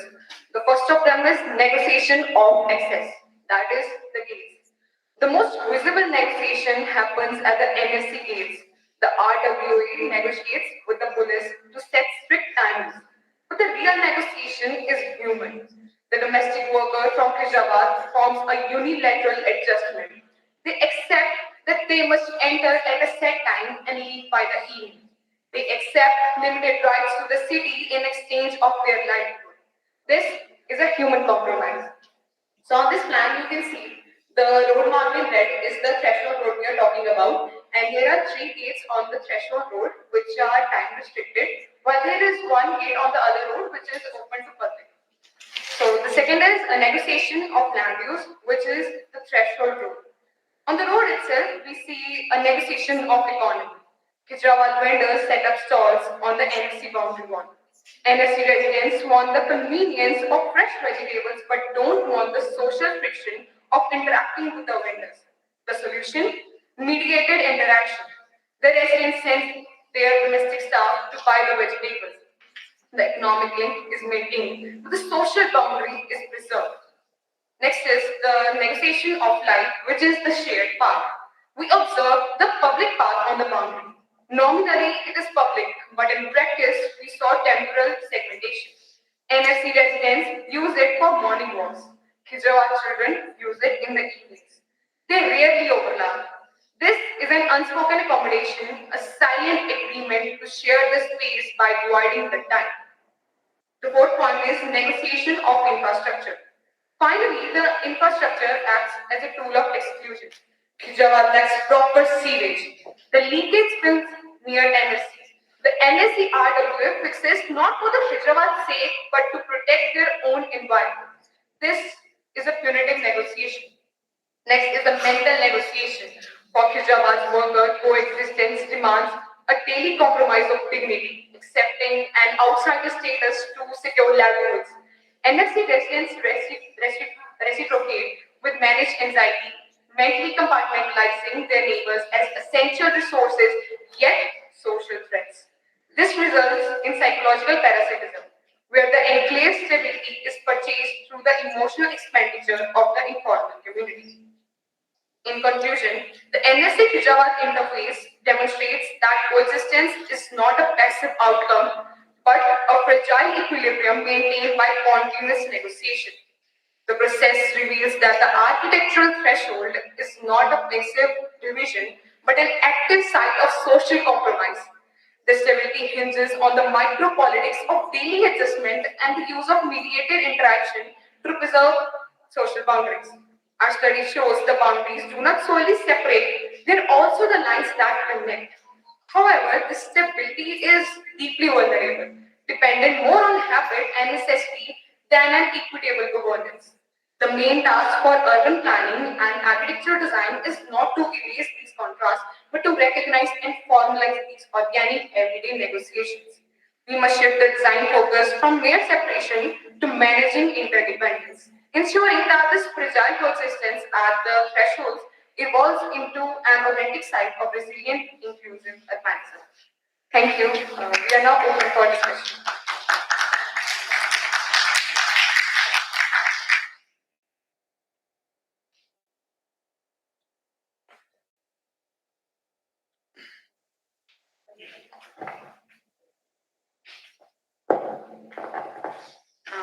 Very interesting. The first part was very boring. It was just too much of written, and you guys were just. But the last part was very interesting. Could relate to the conflicts of our existence with the other kind of thing. Not too many observations. Initially, the location of Khizrabad and the NFC established the location properly in the plan because most of the presentations that I've seen, the plans are not so good. So like you guys need to work a little bit more on that.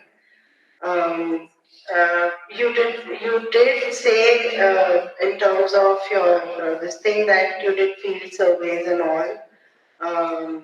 This whatever your observation is through just visual survey or even talking to people. Like the gate image, was it made by you people? Or did you copy paste it? These are in tile files. It was beautiful, but it was very effective, I feel. It was very nice. Some photos were missing, I think, of the gate. Those pictures where the gates were there for the school and whatever, those photos were very much visible, they were good. But the gates where the negotiations happened for the entries to the colonies, those were missing. I don't know, they were too small, I couldn't understand. So you could have been much bigger that. And otherwise, I feel it was quite nice. Go back, I like the whole presentation. And interestingly also for the faculty and the class to have so much of diversity. So if you have so much of diversity in topic, it is very good. It's good for the class as a whole.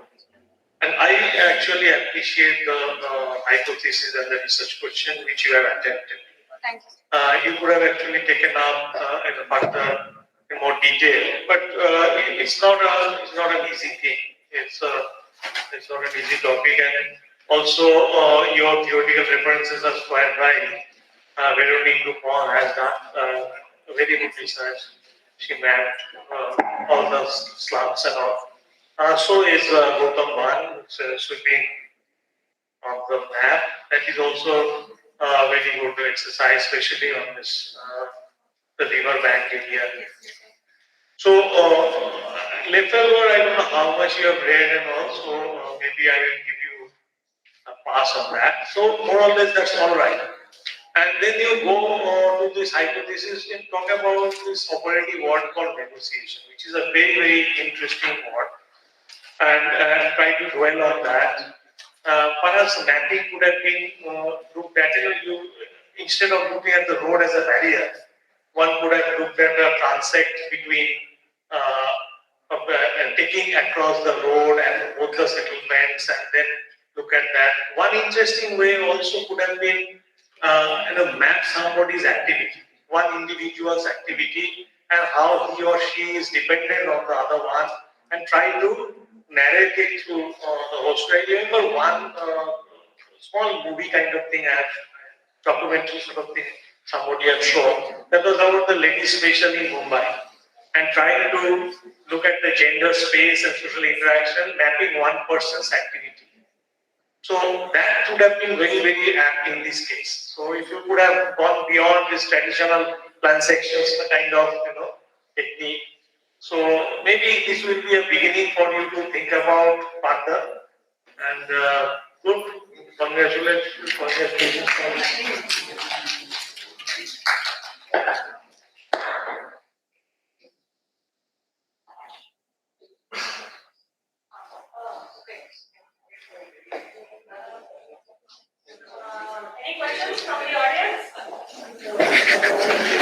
Hello. Hello. Yeah, I would like to ask, you have done few case studies of Saket and other areas, and one more. I wanted to ask, you also told about NFC being planned in around 1960s. So it's nearly 65 years it has been the way it is. So were those case study telling something about what happened to these places in the future? Will they remain like that, or something like some development happened? So we came around two of these case studies. One is from Jakarta, which stated that by builders and architects, they had this threshold in New Jakarta, which was like one side was planned and one was clustered settlement. But they tried to integrate it. But over time, the planned people started fencing. So this is one set of negotiation that we went through. And another case study we also did was of Horskhal, that the urban village got gentrified. So, bars and cafes came along which integrated the urban village in such a way so that people from all communities come there, and it is a well-known integration. I have one question. You say this is a very fragile system, right? Yet it has been existing for 65 years. So what factors make it so stable yet so fragile at the same time? What factors contribute to that? This is the research question. No, exactly. What factors that you found that contribute to that, mainly the key factor? So the major thing this whole thing is sustaining is economic dependence. The people of NFC highly depend. Back in this 65 years back, even then it was just because of Yes, economic dependence. Because the people of Hyderabad don't have their land. Their land went to the DDF for constructing NFC, so that they had to go to rental economy, and their other means of livelihood had to be working. So they had to depend on people of NFC, and the people of NFC need these highly planned colonies need labor. They need services. So that is why there is a stark contrast in various settlements along Delhi. This is not just one example. You can see Saidullah Jayab and Saket. You can see Shaheen Bagh and Jasola, and etc. Any other questions? So there are this many other settlements and formations in Delhi. So do you think the formal organizations in Delhi ignore them or acknowledge this type of settlements and all? So these type of settlements are they are a part of Delhi only, and they are excluded intentionally so that they can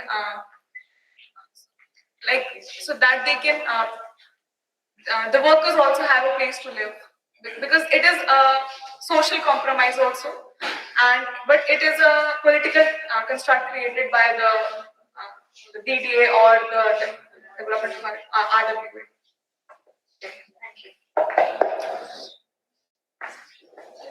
Thank you. One more question. Hi.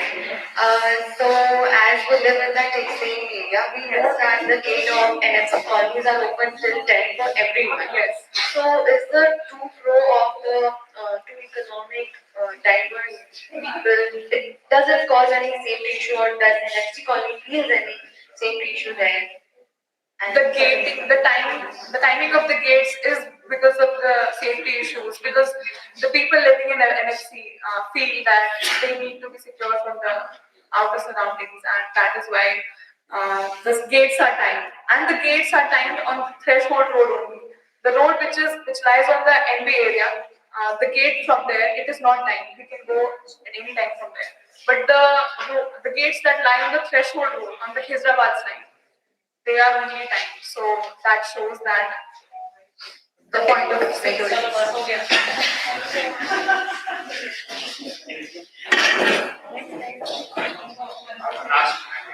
So the design shift states that this separation must be managed and urban planning will work well. Do you think this separation will ever be solved? Does doesn't the whole idea of NFC and Hyderabad exist because this separation is still there? It will always remain the same, but the idea is that these negotiations are the reasons that these areas are coexisting, and we need to formalize them in such a way that it does not become a psychological parasitism for both countries. So the symbiosis will never happen, right? Symbiosis is already there. We have established that symbiosis is already there, but in back of the mind, in the daily micropolitics, we see a psychological parasitism. So we need to formalize negotiations in such a way that we don't feel that, and it becomes a purely symbiotic relation, which has happened in the case of horse khas. But the social hierarchy.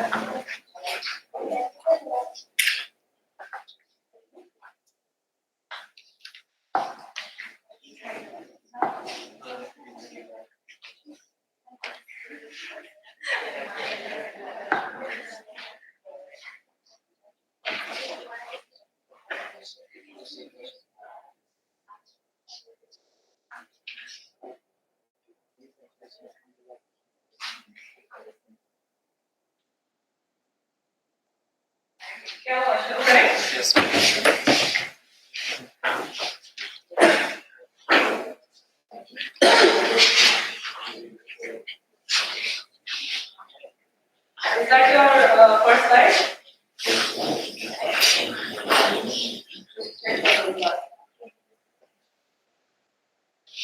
So, good afternoon, sir and ma'am.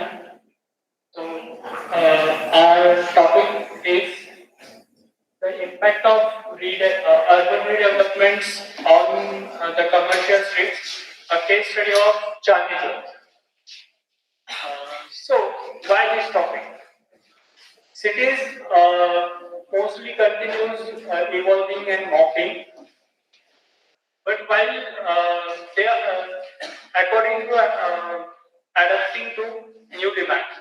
But while studying Delhi, we become interested in how this change happens in historical layers. Development projects are everywhere, but their impact and beneficiaries are often unclear. To understand this, we turn to streets. The streets are the starting point of the urban life. Streets in India are the spaces of culture, movement, livelihood, and identity. Old Delhi represents the true heart of the city, where history and commerce meets. Chandni Chowk is the most iconic heritage commercial street in Old Delhi. The Chandni Chowk redevelopment project, the CCRP, became the key example of how the old areas are being redesigned and redeveloped. This made it the real ideal site to study how redevelopment reshapes the everyday life on the ground. Research focuses on to study how the redevelopment affects the commercial identity of the Chandni Chowk and the people whose livelihood depends on it.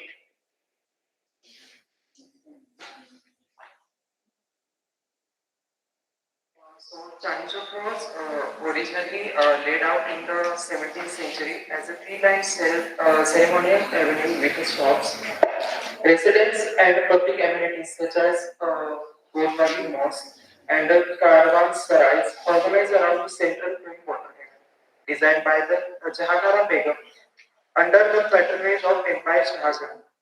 It emerged as the principal wholesale market of Shahjahanabad over the time. With its vibrant shops, narrow lanes, and the grand historic monuments, Chandni Chowk came to embody Delhi's famous organized chaos. Despite the present challenges and the congestion, infrastructure, decay, and encroachment, it continues to retain its historic character and strong commercial identity. So, talking about the British era, the Central Water Canal defined the street, which continues the daily trade on both sides. In post-British period, the tram tracks introduced in the central lane, while the historic streetscape remained active. After the pre-redevelopment, vehicular congestion dominated, but the original dense fabric and the commercial use survived. Uh, the last image showing the post-redevelopment stage, where the pedestrian paving and the kiosk added, yet crowding at the moment, pressure continues. So need for the development. So the scattered and the tangled utilities creating safety risk and visual clutter. High risk of fire accidents due to the narrow lanes and the poor emergency access. Serve over congestion from the mixed vehicular and the pedestrian movement. Inadequate distribution of the streetscape among the vehicle vendors and the pedestrian limits.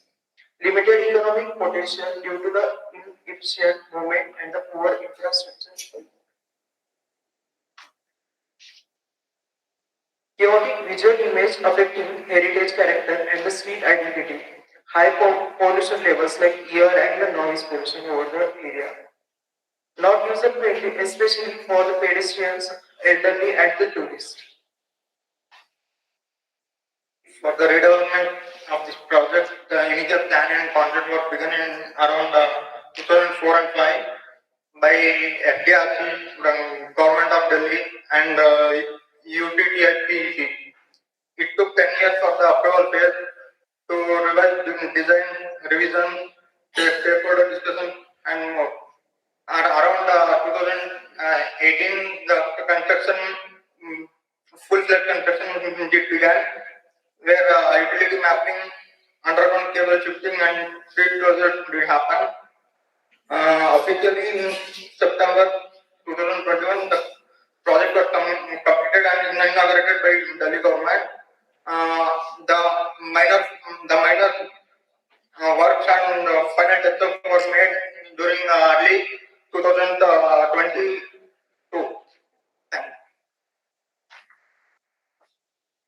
So design interventions.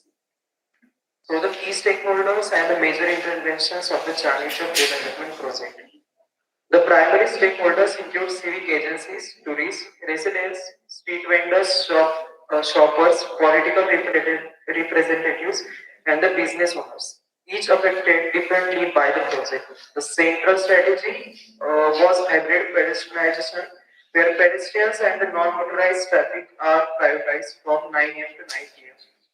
While essential services like ambulance and the fire vehicles are permitted. Integrated utilities such as the drainage, water supply, sewage lines, power lines, and the fire systems were placed underground for the better safety and for better management. Public amenities like toilets, police posts, and the street furniture, signages, and dustbins were added on the design. The project also follows the inclusive design approach with universal accessibility and the multimodal movement. Finally, the comprehensive implementation ensured the proper traffic management, safe entries and exits, phased execution, and organized parking.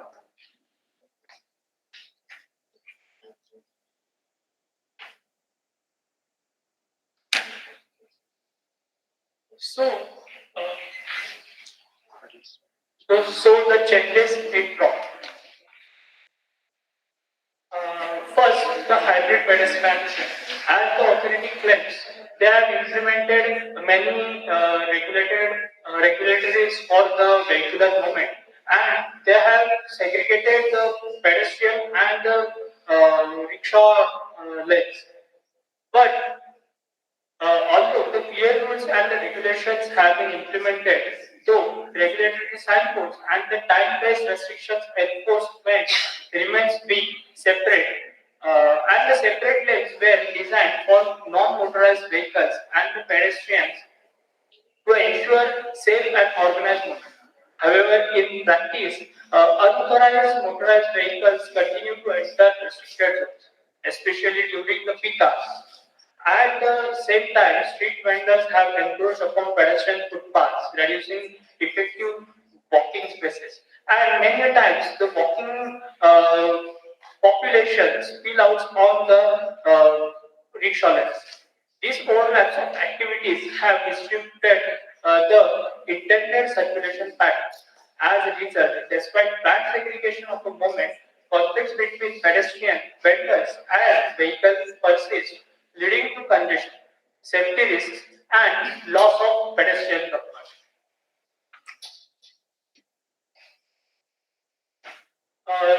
Then the integrated utilities.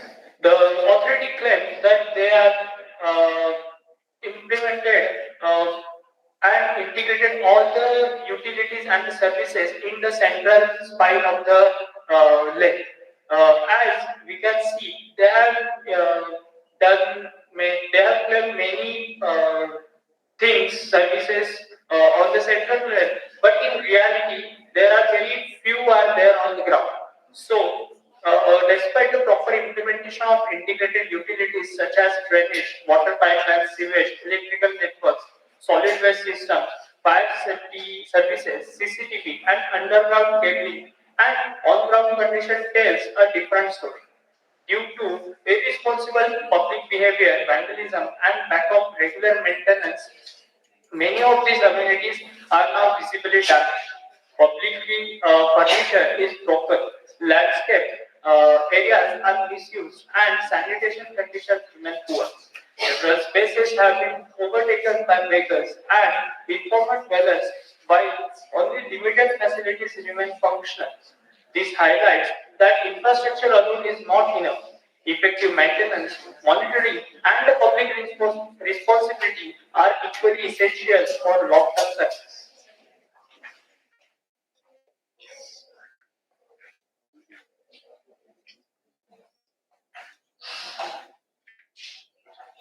Then the individual design and the comprehensive implementation. The authority claims that they have designed very comprehensively, that they have considered the large problems, the large scale problems, and the demands of the increasing population. As they claim that they have given three major parkings around the vicinity. But in reality, one of these, two of these parkings are functioning, but one of them is the site of Omex Mall. The Omex Mall is built upon that, and now that parking is also not available for the people. Then the inclusive design. The site and the design is pretty inclusive in the design. And at the many places, the barricading is done on the smaller and the bigger node on the main street.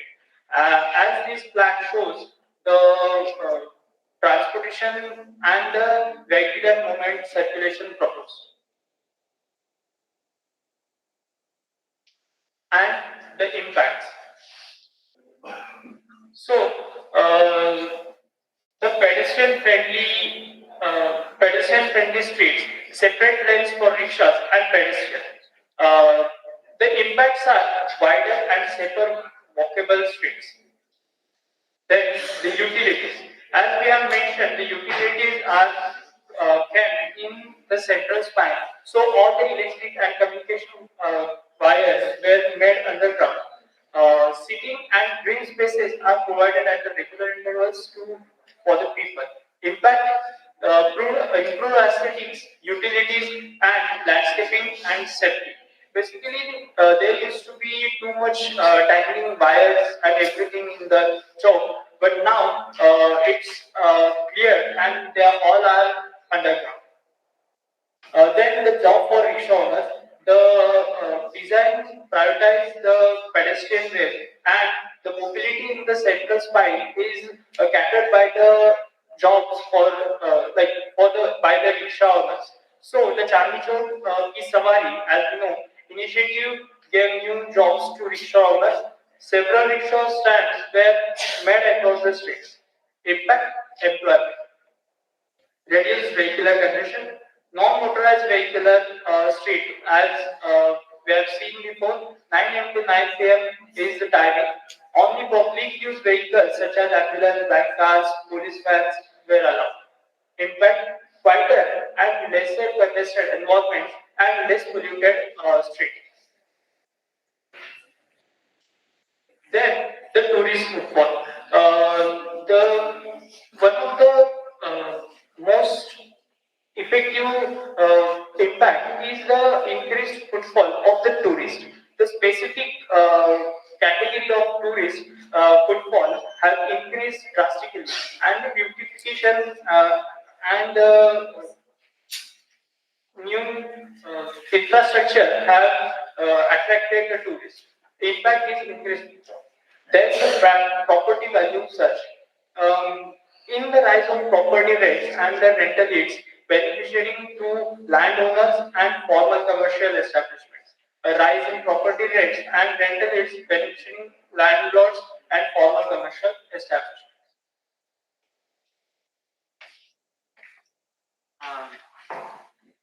So as we all know that if a project is implemented, there are two, like it can be positive for some but negative for another one. So from the negative perspective, the points are the destructive of the ecosystem. Like before the implementation of the project, there used to be a full mandi, but now after the implementation, the full mandi has been relocated to another place, losing its original identity. Second is the poor maintenance. The authority designed and built the project, but by our observation and the survey we took across the district, we saw that several landscaping features are destroyed and are misused by the people over there. They go and sleep and do whatever they want, as you can see over here. So that basically make a wrong image of that place, and like it is not that attractive for the people. And the another one is enclosed public spaces. So initially it was designed that there will be two movement of access, one is pedestrian and one for the rickshaw owners. But what we saw currently was that the pedestrian movement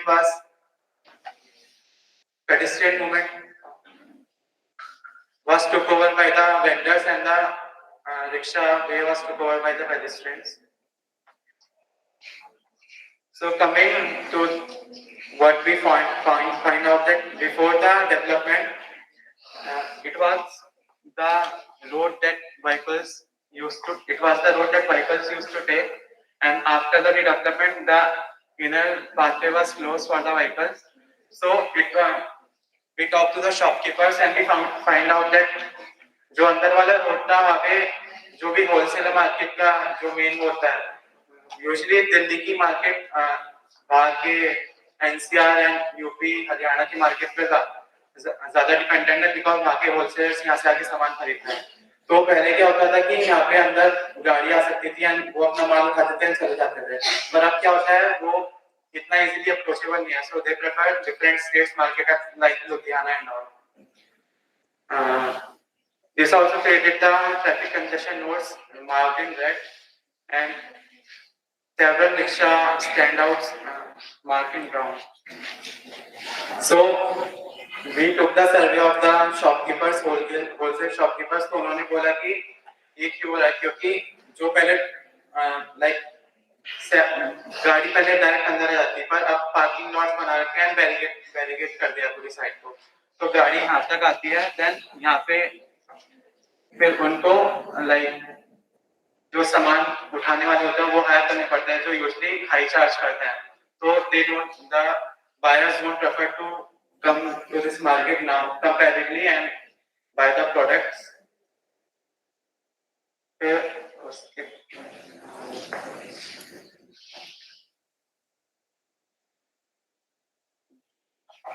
Then currently what we see that the wholesale market that used to be a major part before has been took over by the daily visitors who don't buy much things, just come for aesthetics and all, which created to us several revenue drop. Then we categorize the kind of shops into few categories like the food, beverage, wholesale traders, hardware and souvenir. तो हम देख रहे हैं कि जो redevelopment से पहले था wholesale market bridal and hardware ज्यादा था पर कम हो गया है क्योंकि फुटफॉल की चेंज की वजह से the visitors usually come for eating snacks and buying the souvenirs.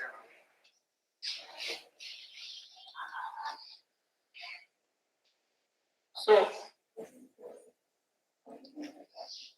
the conclusion is we mainly focused on the changes that happened due to the redevelopment and changes resulted into the few impacts that we have seen.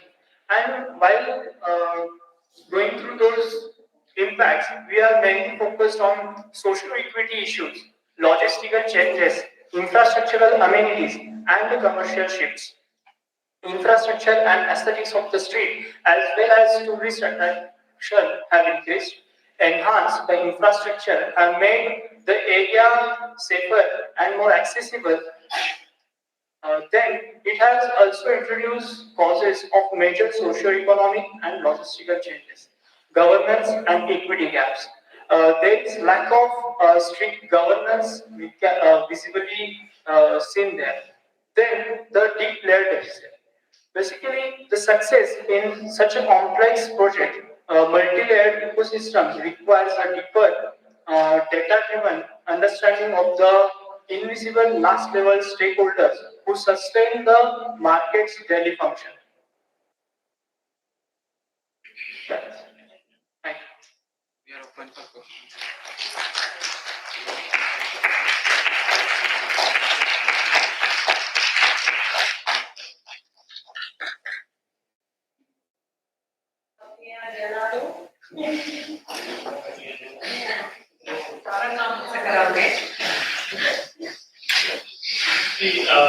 Actually, there are few things one should learn. One is the public speaking. Seminar is also an exercise of public speaking apart from context. That's one important thing. If one is not so familiar, one has to practice more. That is one. Second is when you are projecting your information, you should be very careful that the spelling mistakes are not there. There are some glaring mistakes, so that should have been avoided. These are some of the things which you can control. In terms of content, which you have tried to do is you are looking at a project and evaluating how that project has contributed to the city or the surroundings. So it should be very crisp. Should be very, very crisp in terms of movement, in terms of business, commerce, creation of public spaces and maintenance, therefore remain critical issues. So if you look at that and very systematically you present it, I think that would be much better. It is like an evaluation of something which has already happened, and you are looking at that and reviewing it from a framework, four frameworks. In that sense, I think you have talked about repeating things again and again. Some of the information you have also observations which are quite good sometimes in terms of movement of goods and vehicles, but the communication in terms of drawings, not I'm talking about verbal communication, I'm talking about drawing and visual communication, would have been much better and very, very systematic, because there's no point putting small photographs, and it's true for quite a few of few groups. It's not. It's very difficult to actually discern what you are talking about in that particular photograph. So I think that's more or less something which I would like to comment on. I will leave it to Sujata to rest of the It was a very thorough kind of analysis, but बहुत bookish लग रहा था, कोई narrative नहीं था, मतलब एक दिल होता है ना, आप लोग हिंदी में बोलो इंग्लिश में बोलो does not matter, तो दिल ही नहीं था, बहुत ही ज्यादा लग रहा था कि आप बस ये करा है, assessment करा है, कोई मतलब किताब से पढ़ के कर रहे हो, perhaps you have done it yourself, but it was looking like you have kind of copied it from somewhere. That was there. Some of the plans were good in the end, where you have shown कि the vendors बढ़ गए, कम हो गए, वो analysis. Chandni Chowk वाला जो Omax mall है, I know about it. It is supposed to be a mixed-use mall with the mall and the parking together. दोनों एक साथ हैं. तो ये ऐसा नहीं है कि वो parking हट गई है. वो mixed-use के तरीके से बना है. तो वो सब मतलब that's like a wrong information which is coming out from this, and which you have kind of emphasized. And inferences were here and there. कुछ समझ में नहीं आ रहा था आप क्या बोलने की कोशिश कर रहे हो कि अच्छा है, बुरा है, ठीक है, अच्छा भी है, बुरा भी है, fine, it's okay. But ऐसे नहीं लग रहा था कि आप लोगों ने किया है. I don't know. This is what. So please work on your narrative. Narrative is very important, as Tendu also said. When you're talking and presenting in front of the previous group, ने बहुत आप लोगों से बहुत कम बोला, but उन्होंने इतना दिल दिखाया है ना उस कम बोलने में भी. तो आपके कोई की वर्ड्स होते हैं, जैसे आप बोलते हो, किस चीज में एम्फेसिस करते हो, वो बड़ा फर्क पड़ता है उससे. और हिंदी में बोलो, अंग्रेजी में बोलो, डजंट मैटर, बट दिल से बोलो, ठीक है. और सर्कुलेशन जो आपने दिखाई जो चेंज हुई, it's a good analysis to actually understand कि अगर कुछ चेंज हो रहा है, ये नहीं पता था. आपने बहुत ज्यादा एम्फेसिस वो जो प्रदीप सिद्धेवा जी ने करा हुआ है उसमें most of the people know it. So you could have just shown कि हमने ये एनालिसिस करा है. But So this is actually a post-construction assessment. So your name of the project should be that. Utilities 30 है, which is great. जो 2004 से 2004 पे शुरू हुआ, 2018 तक पहुंचा. That's a huge gap. So you could have started your narrative from that. You know that like ये project में गवर्नमेंट प्रोजेक्ट में इतना टाइम लगता है. तो पहला ग्राफिक अच्छा था. I liked that first graphic that you used for the Chandni Chowk, which showed the key, elements, the street and all. So वो वाली चीजें तो that kind of adds to your narrative as a storyline. तो काम करना पड़ेगा आप लोगों को. Otherwise, thank you.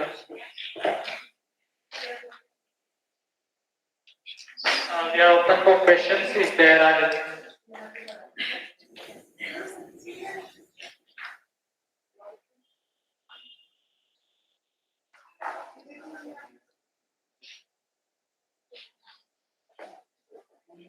Thank you. I have a question. So basically about Chandni Chowk. So the redevelopment mostly seen between the stretch of Red Fort to Masjid. So there are very important roads that takes inside of the Chandni Chowk. So we don't think so. There is a redevelopment happen in that part of it. So what do you think? What's your take on this? Should only the front part of it should be visible, or the node should have been under the redevelopment? The project has been divided into several phases. So we took the that street only. Like जो inner streets है इसका कुछ शुरू नहीं हुआ है, but it is planned. Like they will also be redeveloped. So it's a phase 2 project in which they will develop the inner few lanes and the facade of the central lane. So what you are saying, the other lanes should also be beautified. That will be done in phase 2. That is planned. Again, those lanes are like hardly 1.5 meters and not on big lanes. So, in case of redevelopment, what do you think? What can the proposal be from your side, maybe? So currently, what they propose is the redevelopment of facade. But what we think the major issue over there is the traffic congestion. And like what we have seen that there are several roads implemented, but वो पूरा नहीं होता कि वहाँ पे vehicular movement बिल्कुल restricted है, and there have been fine imposed of 20,000. But if the system took it seriously, then those roads can be seriously implemented, and जो project का initial idea था वो आगे तक अच्छे से implement हो सकता है. Thank you.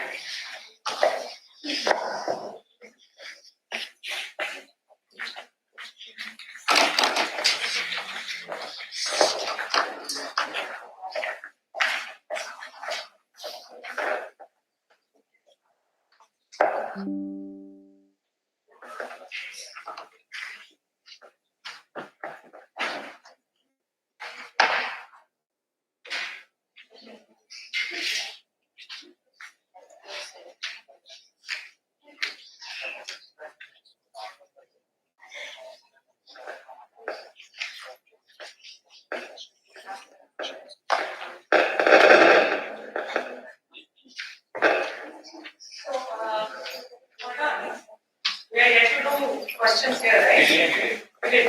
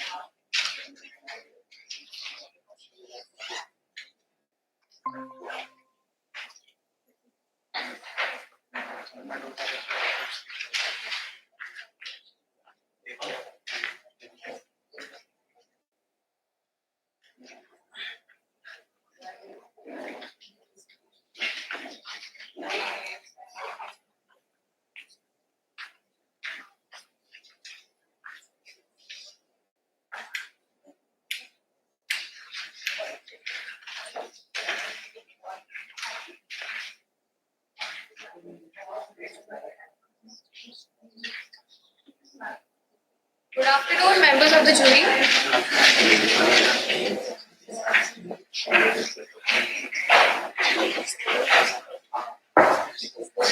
Good afternoon, members of the jury. Today our group is presenting a research on urban continuities and contrasts, a comparative study of Chandni Chowk and Rajiv. We started with a simple realization. Delhi is a city that cannot be understood in one glance. Every turn, every gully, every chowk opens into another layer of people, markets, movements, and memory. Whether you walk through the gullies of Purani Delhi or stand under the colonnades of Connaught Place, the city feels like two different worlds stitched together. This contrast fascinated us, and the more we explored, the more we understood that movement and connectivity shape these words more than anything else. We started noticing patterns. Words began repeating in our notes. Chowk, gully, mobility, symbolism, movement, bazaar, caravans, trams, metros. Chowks kept appearing as the anchors of Delhi's story, from Mughal caravans and bazaars to colonial boulevards and modern metros. Every era of Delhi has been shaped through its chowks. And that is when our research found its direction to search Delhi through chowks. So what is a chalk in Indian context? A chalk is never an intersection. It's a pause point, a meeting point, a mobility node, and often a cultural marker. Chalks hold the social, economic, and architectural identity of the city. We chose chalks as a research focus because they are the most expressive windows into Delhi's historic and contemporary urban life. Chalks are not just intersections, they are powerful spatial, social, and economic anchors that reveal how cities evolve through movement, culture, and planning ideology. Studying chalk allows us to see how movement shapes form, how architecture reflects power and culture, and how continuity evolves across centuries. They became perfect lenses to read Delhi's layered urban history.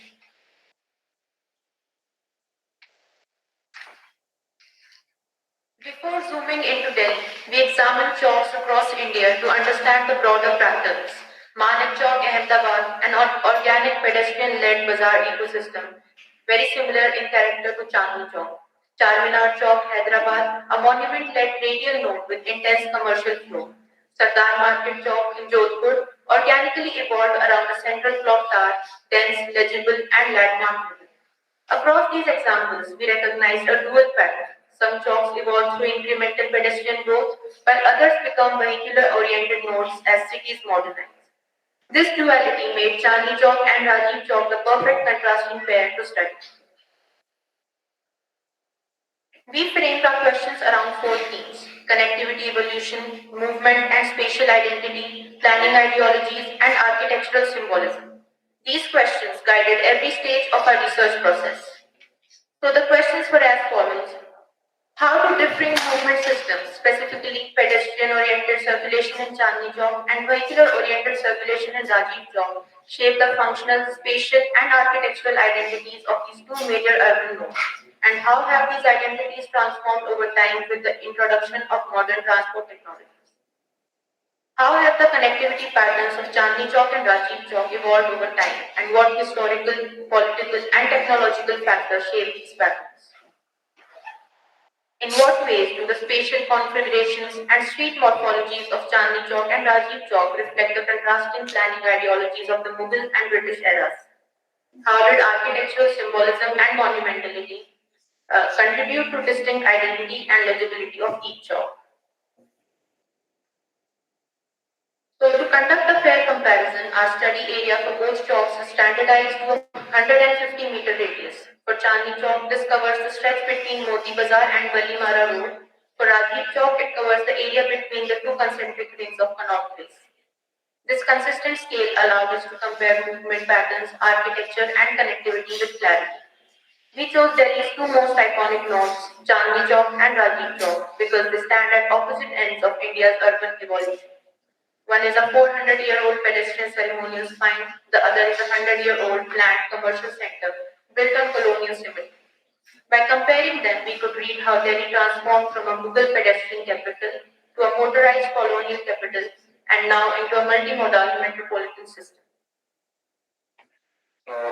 Our methodology combined archival research, literature review, on-site documentation, character mapping, and comparative synthesis.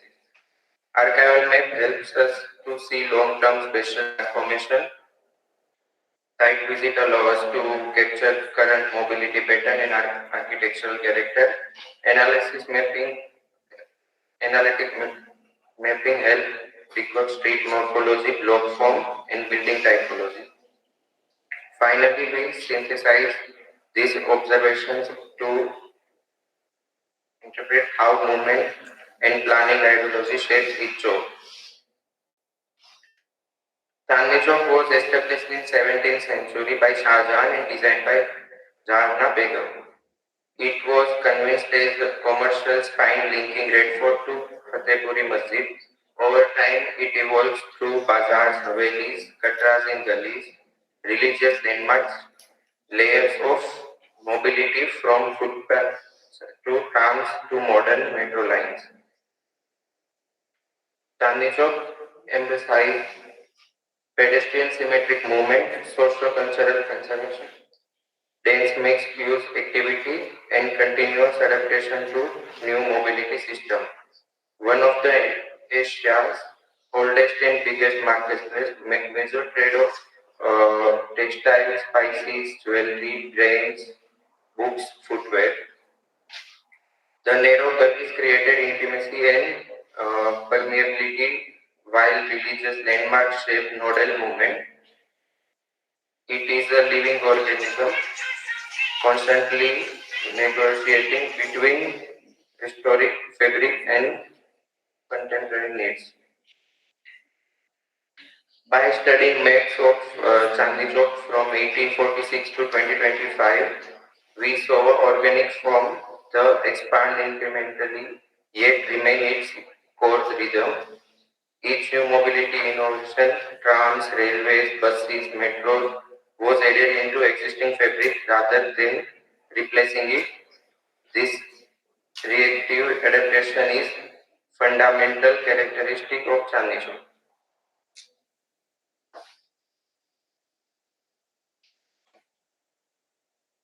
Rajiv Chowk represents the opposite imagination, built between 1929 and 1933 within the Newton's Baker master plan. It was designed as the commercial heart of New Delhi. Its Georgian colonnades, radical concentric geometry, and wide boulevards express colonial ideas of order, symmetry, and control. Unlike Chandni Chowk's incremental evolution, Rajiv Chowk was conceived as a complete planned urban form. Its connectivity evolved through distinct phases. The 1911 capital shift, the 1929 to 33 construction, the creation of Delhi's major bus hub, commercial expansion in the 1980s, and finally the metro exchange in 2005. Its geometry allowed it to absorb new mobility technology efficiently.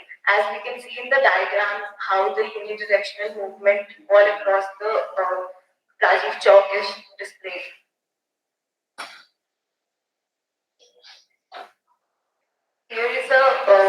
Here are maps of Rajiv Chowk from the year 1935 and 1945 and the present. Where Chandni Chowk shows organic irregular growth, Rajiv Chowk exhibits rigid radius symmetry. Its colonnaded facade creates a continuous visual language and its wide avenues prioritize vehicular flow. Our study revealed that movement symmetry systems are the primary forces shaping the identity of both chowks. Chandni Chowk, rooted in Mughal planning, evolved as a pedestrian-centric ceremonial spine linking the Red Fort to Fatehpuri Mosque. Rajiv Chowk's identity emerged from colonial planning ideals of order, symmetry, and vehicular movement. Chandni Chowk's pedestrian-based system creates permeability, small-scale commerce, and layered social interaction. Rajiv Chowk's vehicular-based system produces hierarchy, monumental vistas, and controlled urban order. Together, the two chalks demonstrate how Delhi's connectivity system transitioned from an organic pedestrian city to a motorized colonial capital and eventually to a multimodal metropolitan network. To conclude, Delhi is a city of layered histories. Chandni Chowk represents traditional continuously adapting to modernity. Rajiv Chowk represents modernity built upon colonial order. Together, they show how Delhi transitions from a pedestrian Mughal city to a motorized colonial capital to a multimodal metropolis. Understanding both allows us to understand Delhi itself. Thank you.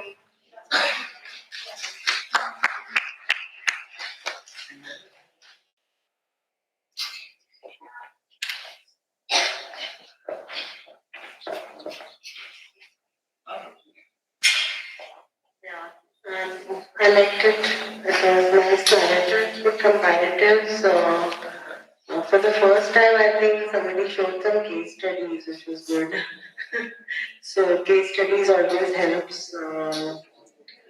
What what you guys did discuss about movement system really defines the texture of the space, and though Rajiv Chowk was not Rajiv Chowk, it was Connaught Place earlier. Rajiv Chowk is a more recent name, so I don't know if chalk comparative is the right thing, but it's fine. It's a good scale comparative for a commercial development in the same, a different typology in the same city. So in the movement system, when you showed the space and plan, it would have been good for you also to show in elevation how elevation sections, how the colonnade and everything has a bigger scale. So it is kind of catering. So catering more to a faster moving traffic, as well as Chandni Chowk has the more layered texture for the pedestrian to, while a person is moving, to capture those little details. So you could have done that. So there was a very little vertical discussion, but otherwise it was good.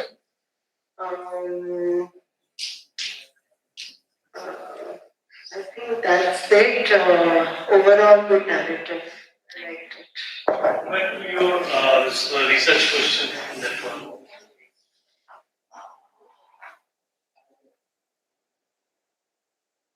I think this the first one, the research questions are very well articulated.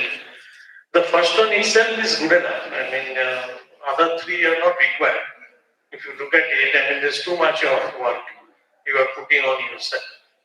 Now, the first one, if you look at the movement system, pedestrian system, architectural identity, spatial, configuration, etc., that itself is good enough for you to study, and you have then elaborated the other three. Having said that, when you go through your presentation, do you think you have done all of that? Have you really studied how these two places are functionally different? Or have you studied really in detail that how these two places are spatially different within itself as well as to the larger part of the city? Or how they have created the architectural identity? You have just made some passing statement of Georgian columns and all that colonnades. Beyond that, you have not really looked at the proportions or some details of space, the size. You have made a circle, try to capture that area. But more than that should have been stated in your question itself demands little more than that. So I think that has been somehow left out in this whole discussion. It's a good study. It is a good study, and then to begin with, it's almost like an introduction to a study. So the study has yet to start. So in that case, you need to look at that a little more seriously.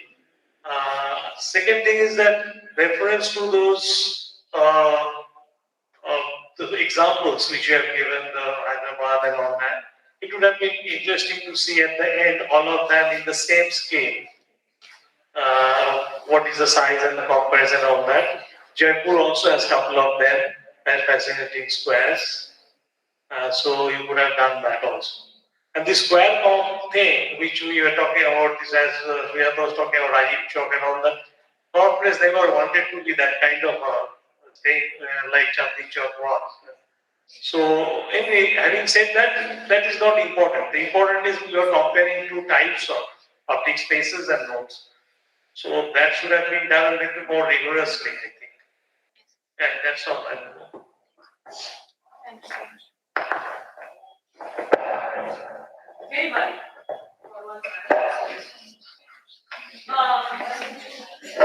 Don't you think your research was more a historical sort of a revolution kind of a research eventually than a here and now kind of an analytical comparison of the two nodes? I mean, you spend a reasonable amount of time just, on the historical evolution kind of. So ma'am, in terms of evolution, we have looked through the mobility patterns and connectivity. So for that, we studied in how, with the introduction of new technologies in terms of, So the question is, you spent a lot of time talking about the historical aspects of the evolution, right? I'm asking you, did you spend enough time on the field? And did you actually sit there and observe and then analyze? That's the question. yes ma'am. Like we're interested in the now, isn't it? How it is now. Right? Was that not your focus? In the current situation, as we studied, the scenarios are quite different in both the places. Chandni Chowk has now become mainly pedestrian oriented, while Connaught Place is. Any questions from the audience?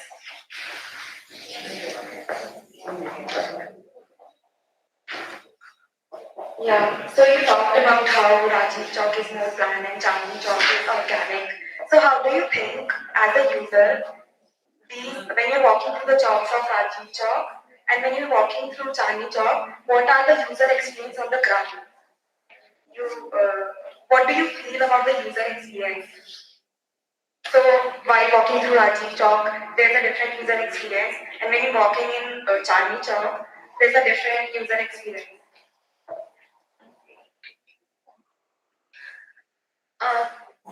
First, we landed to this topic with our own user experience itself. So it was all our experience in Delhi, which revolved around Chandni Chowk, and most of our user experience were as a individual. Through Chandni Chowk, it was very crammed and very crowded and not wanting to visit more. But compared to Connaught Place, it's more okay. We can just go for a stroll. We can go to have lunch. It's more of inviting.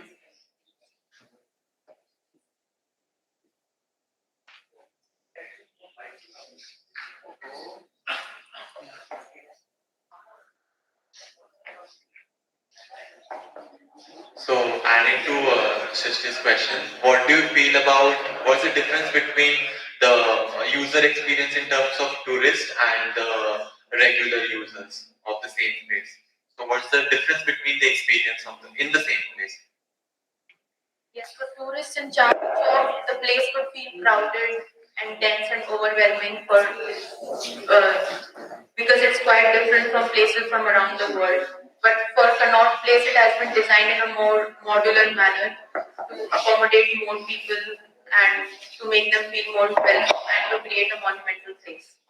And for the local users, local people visiting there, they usually go when they need to, when they have to both the places, or the leisure part is quite less for them.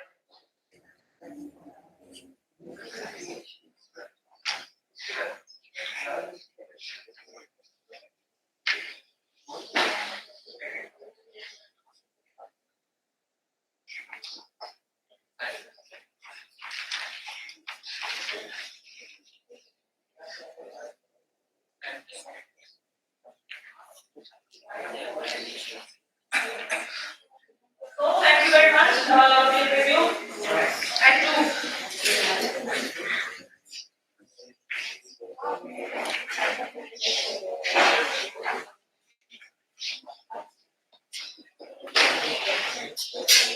मैं जब वो करता हूँ तो मैं उसको नहीं करता हूँ या तो मैं यहाँ बैठता हूँ अकेले सारा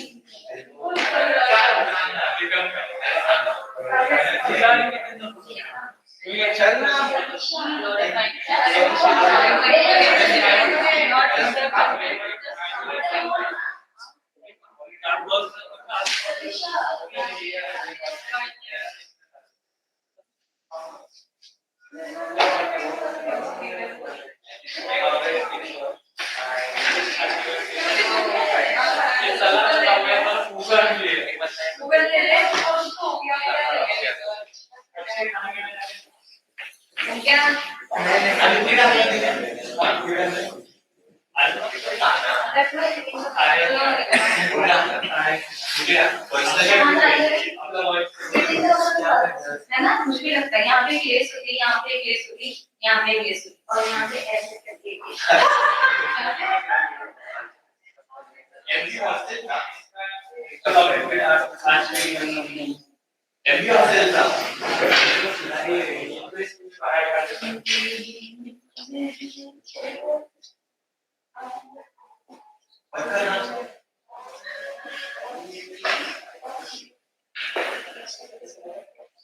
चाबी छोड़ना हो जाता है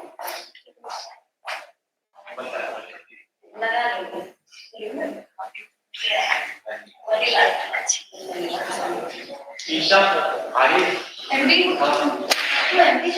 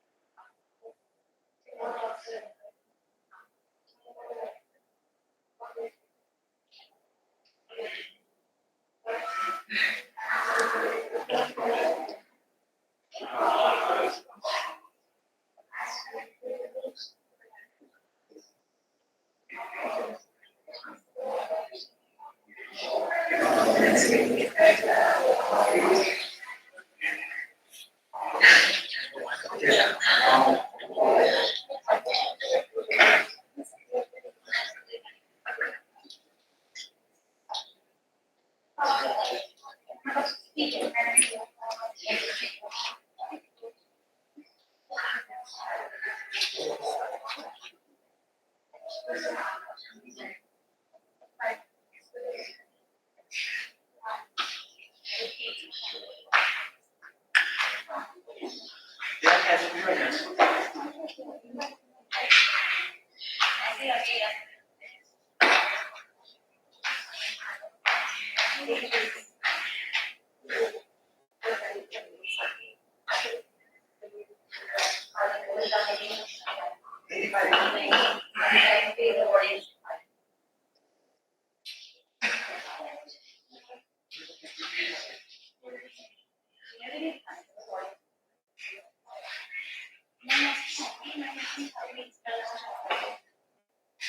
चलती है 123 हुए हैं। अच्छा क्या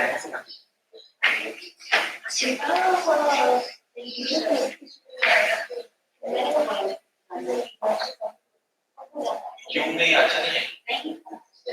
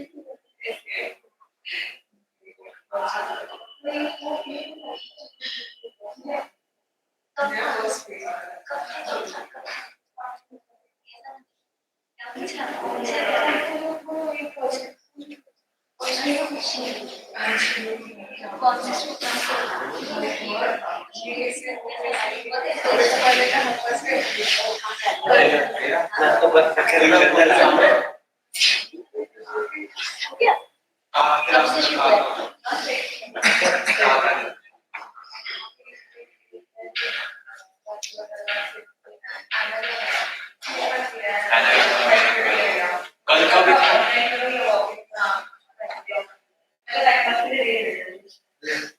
याद से वापस नीचे बन से वैसे बची हुई है कितना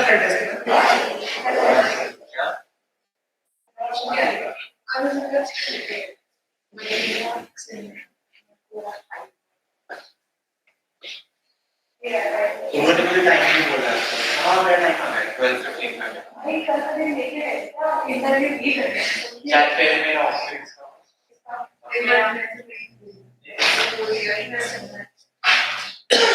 मेरा उधर से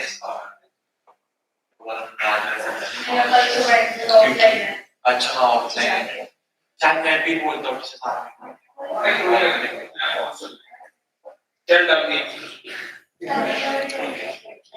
एक डंडी थी ना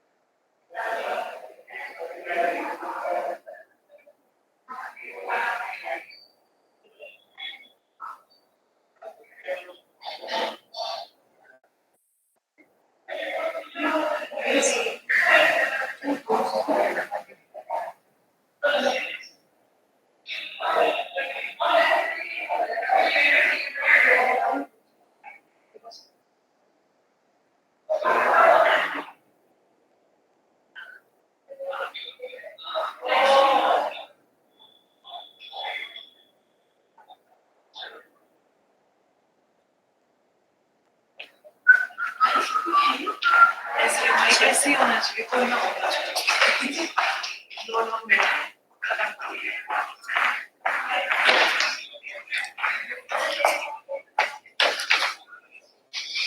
कल तक तो ये भी था।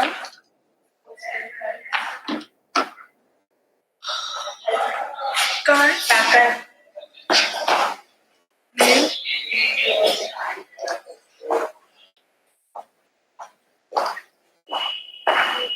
सुरक्षित कैनवा होता है।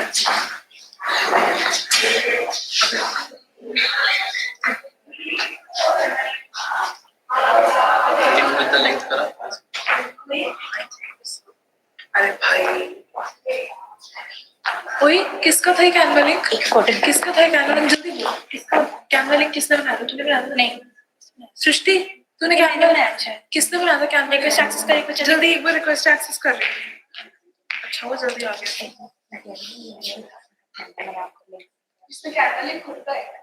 हाँ हाँ नेट तो चली रहेगा। तुम्हारा लंच की जैसा हाँ अपनी हाँ ठीक है ना, खुल गया ना, तो यहीं से प्रेजेंट कर देंगे। एक बार सारे स्लाइड्स लोडेड ना कपड़े भाई तूने नहीं आ चल पोर्टल करा चलो पता है तो करा है एक्सेस दिया यार खुद तो है तो लेके आ जाइए मैं और मेरा क्या है इसका क्या मशीन नहीं बोल रहा अरे हॉल में बैठ के बस देख लेते हैं हाँ ये बस इसलिए तो जो हम बोलेंगे तो सीधे सीधे आगे कर देंगे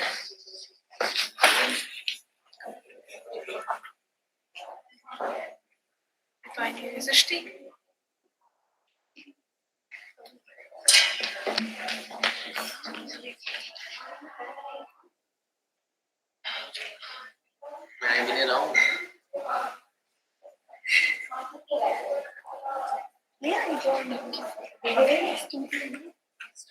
आपका बड़ा सेशन जब माइक पकड़ के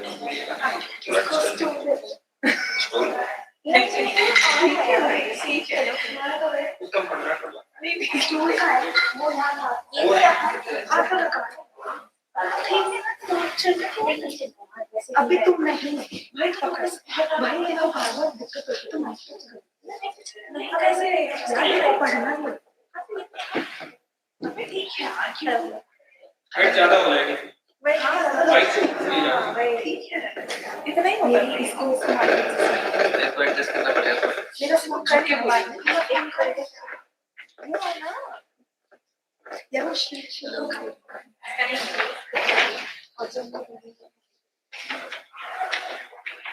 इसका बिहार का जैसे आपका आता है इसको देखो दो पेपर इतना डिस्टेंस पास में होगी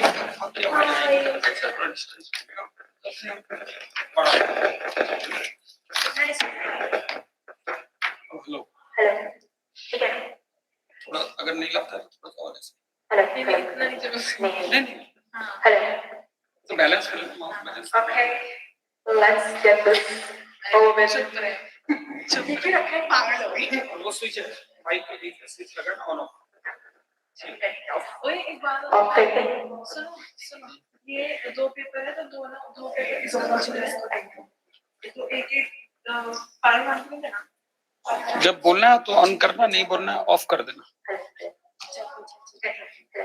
अभी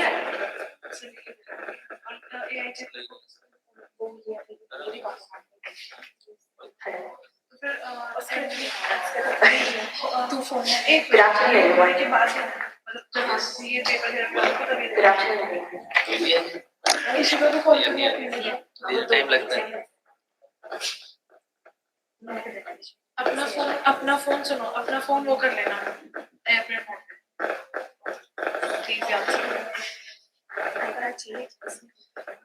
क्या हो गया नहीं चाहिए रखो दिक्कत नहीं होगी यार आईपैड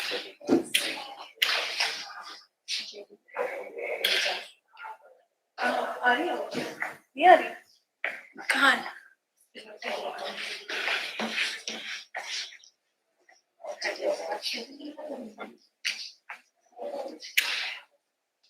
आया चेक करती हूँ अब चेक हो गया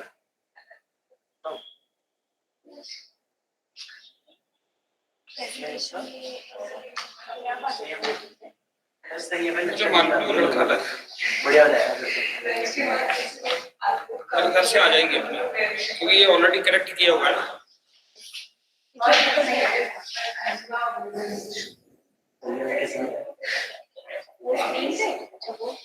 ये वो तो प्रोजेक्टर पे चलेगी चला दो प्रोजेक्टर हाँ चला दीजिए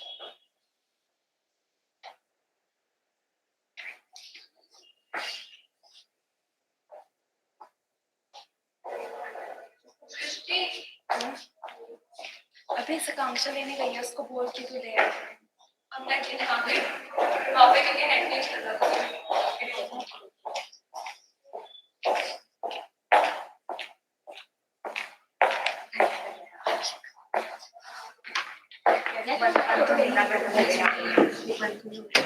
अगर मैं हुआ तो 2 घंटे पागल है क्या?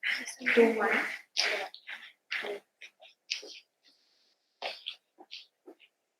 अगर गलती से ऐसे बंद हो गया तो मेरे पास स्टेटमेंट खुल जाएगा। अगर नहीं होगा ना, अगर ऐसे ऐसा है अगर बंद हो गया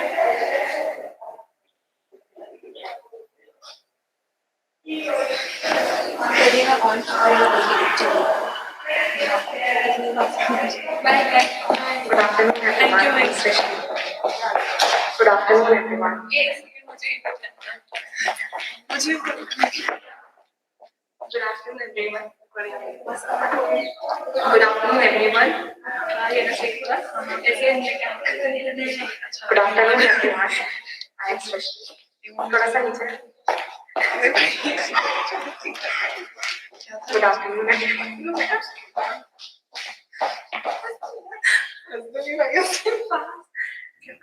Image of printed.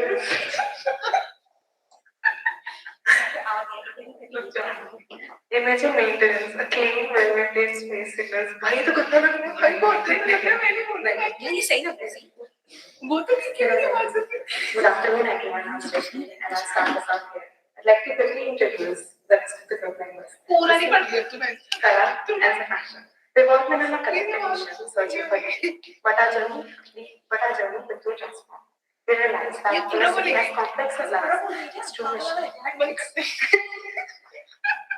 हर्षिता बताने आ रही है।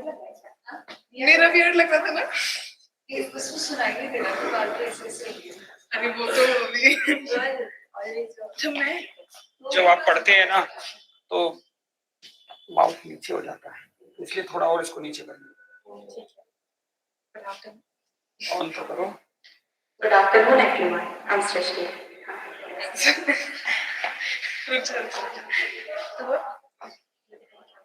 Good afternoon, everyone. Good afternoon, everyone. ये ठीक नहीं लग रहा, आप गर्दन को लंबी करना।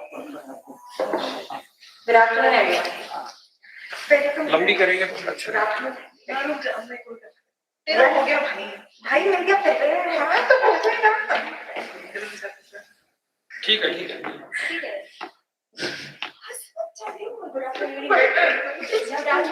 वो तो इमेज मेंटेनेंस बोलना है। Image and maintenance, a clean, well-maintained space signals that. ठीक है। Good afternoon, everyone. अब सब लोग सांस लो, ठीक है? एक बार breathing Good afternoon, everyone. I'm Srishti, and I'll start this off. I'd like to sound एक जैसे कंटिन्यू रखो। Good afternoon, everyone. I'm Srishti, and I'll start this off. I'd like to quickly introduce the rest of the group members. Kusum, बस Karan, and Sakasha. अब chill करो, अब सांस लेते हैं थोड़ा, ठीक है? थोड़ा सांस लेने का ट्राई करो। इट्स ओके, सब सही है। जब आपकी आवाज कम आ रही होगी तो लड़का इधर से बढ़ा देगा अपने आप। इसकी चिंता मत करो। नो टेंशन भाई, चल भाई। अब एक बात बताओ। जो लोग यहाँ पे टीचर हैं पढ़ा रही हो उन्होंने भी तो ऐसा किया है, शुरू तो वहीं से किया। सही बात। आप भी टेंशन मत लो, सब एक जैसे। Good afternoon. ज़्यादा क्या ही होगा? Good afternoon. ज़्यादा क्या ही होगा? And I'll start this off. I'd like to quickly introduce my group members. Kusum, Karan, अरे and चल। Sakasha. Wifi. Okay, Kusum, Karan, and Sakasha. Karan, कब यार? मैं भी मुझे night life Karan. I'd like to quickly introduce my group members. Kusum, Karan, Sakasha. और मैं बस ये कहना चाहूँगी कि ज़्यादा क्या ही होगा?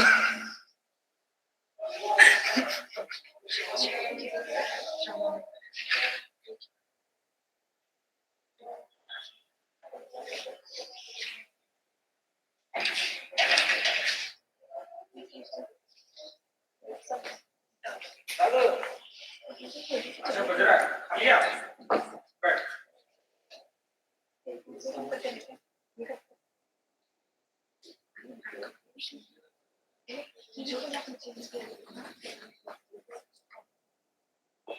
मैं किसका चेंज कर रही हूँ?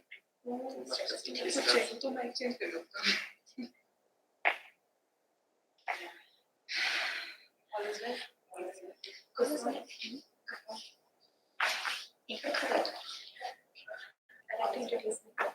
like to introduce the rest of the involved in our correct dimension research. What our journey will be transformed. Visualize and investigate, exercise. The true mission isn't just to observe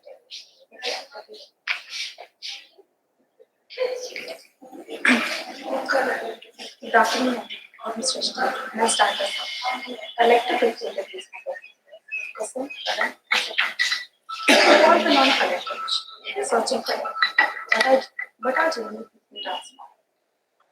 Realize that in a city as complex as ours, true mission isn't just to observe.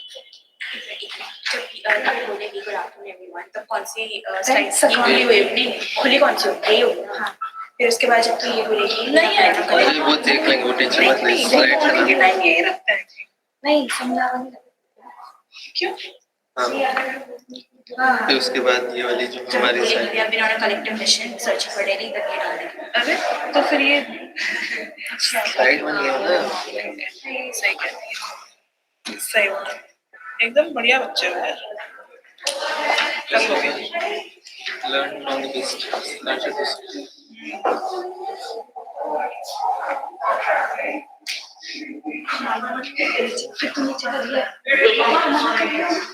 जैसे यहाँ के students यहाँ जैसे यहाँ की faculty क्या hello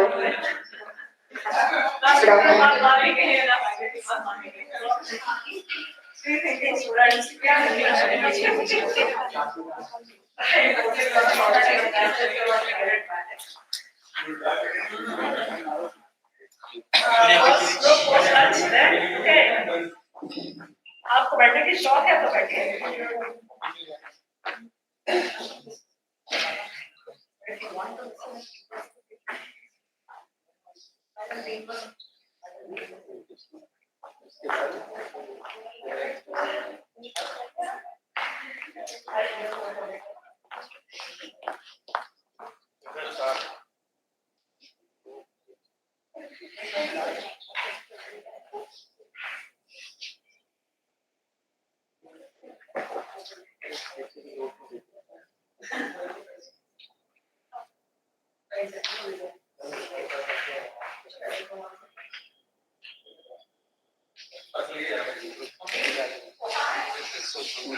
तो देना है उठाओ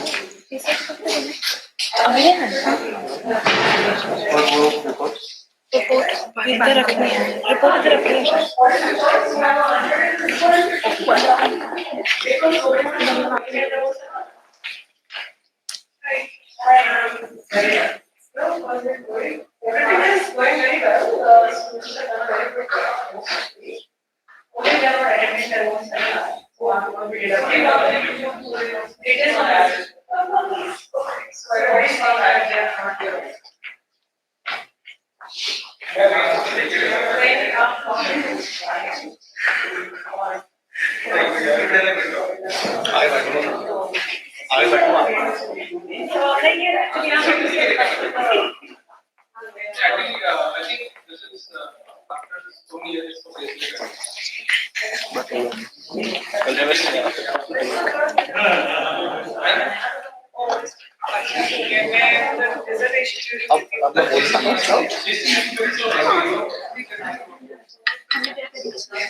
तुम आए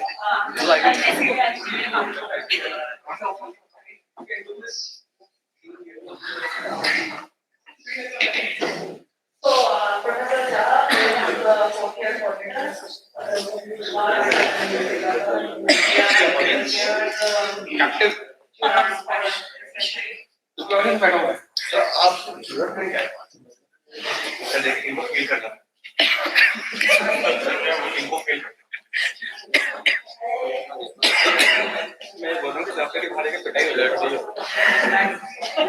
इनको फेल कर दो तो करना तो देखो कैसे होता है ऐसे होते ऐसे नहीं होता देखो बता रहा हूँ पीछे कोई नहीं है इसको ले जाओ क्या कमल Also reminding me that we used to have same was such a big You know, you guys are really, I hope this is not online right now. You all are really stretching it. Really, really. Because you are thinking I'm joking when I'm saying what I'm saying on the podcast. And I've told you people so many times that till I'm only saying it, I'm still thinking. The moment I write it down, I will do everything that I write down. Yeah, so you guys should be really, really careful for the 1.5 days are gone and 1.5 days are left. So you should all let your batchmates know that it would be great if they are here. In any case, I guess you people have very, very limited audience. Again, but then what to do? It's also a jury, isn't it? So let's just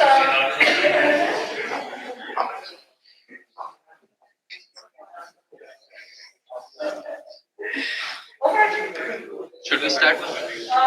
somebody will brother, वो पीछे से lights बंद करो ना.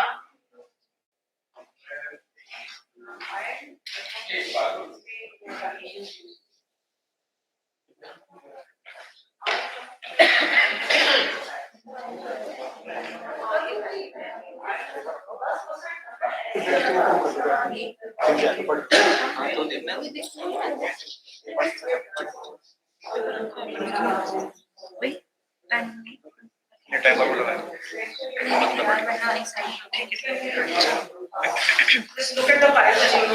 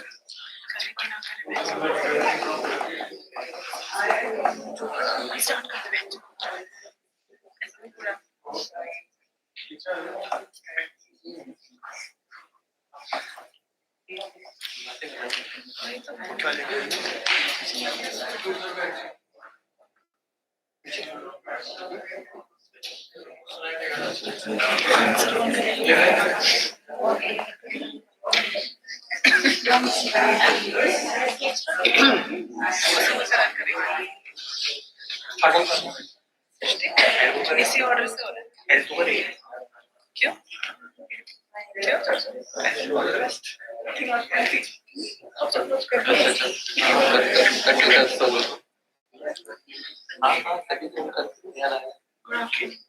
Good afternoon, everyone. I'm Srishti, and I'll start us off. I'd like to quickly introduce the rest of my group members, Kisam, Karan, and Sakaksha. We've all been on a collective mission, searching for data, but our journey quickly transformed. We realized that in a city as complex as ours, the true mission isn't just to observe data, but to actively look for it. Our specific quest is the search for a safer day. So today, we present global ideas, local skills, rethinking settled for dense urban day. Why is this search so urgent? Delhi's crime data highlights a clear pattern. The total annual crime count is staggering, with a major concentration in property and theft-related crime. This points directly to the vulnerability of our public and residential spaces in dense and unplanned areas.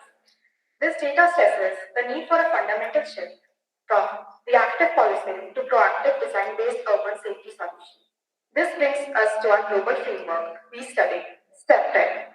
STEP-TED, or Crime Prevention Through Environmental Design, is a global approach that aims to reduce crime simply by carefully planning and managing the physical environment.